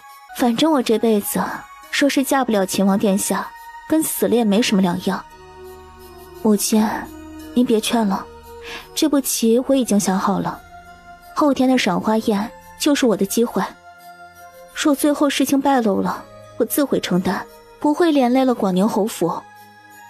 侯夫人看着他离开的背影，只觉得心口发堵，手里的锦帕被攥得皱成一团，一股不祥的预感慢慢笼罩在他心头。廊下日影斜斜，把石板切成不一样的光。亭子里，陆龟灵和纪兰慈在下棋，洛尘和洛昭在旁边观看。唐北翼双臂环胸，靠在柱子上，无聊地抬头看天。洛萧坐在一边，撑着下巴昏昏欲睡。云之穗和洛烟在逗弄笼里那只洛萧带过来炫耀的绿鹦鹉。慕容燕目光扫视一圈，放轻脚步上前，凑近洛烟，声音压低地说：郡主，我师父想见秦王一面，不知可行？我得回去问问我父王的意见。好。他没离开，就这么站在洛烟身侧，离得不远不近，刚好能看见他垂眸时眼结在眼下头的小影子。若是能一直这般便好了。云之穗没听到两人说什么，也没在意，他把剥好的瓜子仁递进鸟笼。好甜好甜。小人拜见长宁郡主。绿鹦鹉歪了歪脑袋，没有出声。你说小人拜见长宁郡主，我就给你剥瓜子。小人拜见长宁郡主，小人拜见长宁郡主，小人拜见长宁。连叫3声，最后2个字还拖了点颤音，像是怕他反悔。洛烟被逗得笑出了声，眼角都眯成了月牙，赶紧把瓜子递进笼缝里。算你机灵。鹦鹉叼着瓜子吃进肚子里。别急，还有呢。你说长宁郡主是全天下最善良、最漂亮、最美丽、最可爱的女人，这话要是说对了，这碟子里的果仁全归你。笼子里的鸟儿顿了顿，歪着脑袋像是在琢磨。洛烟耐着性子等。长宁郡主最善良、最漂亮、最美丽、最可爱。好，都是你的。洛烟，你要不要脸？好宝宝，你说洛萧萧大魔王是全天下最丑的男人。洛萧萧大魔王是全天下最丑的男人。你这没良心的鸟，到底谁才是你的主人啊？洛萧萧大魔王是全天下最丑的男人。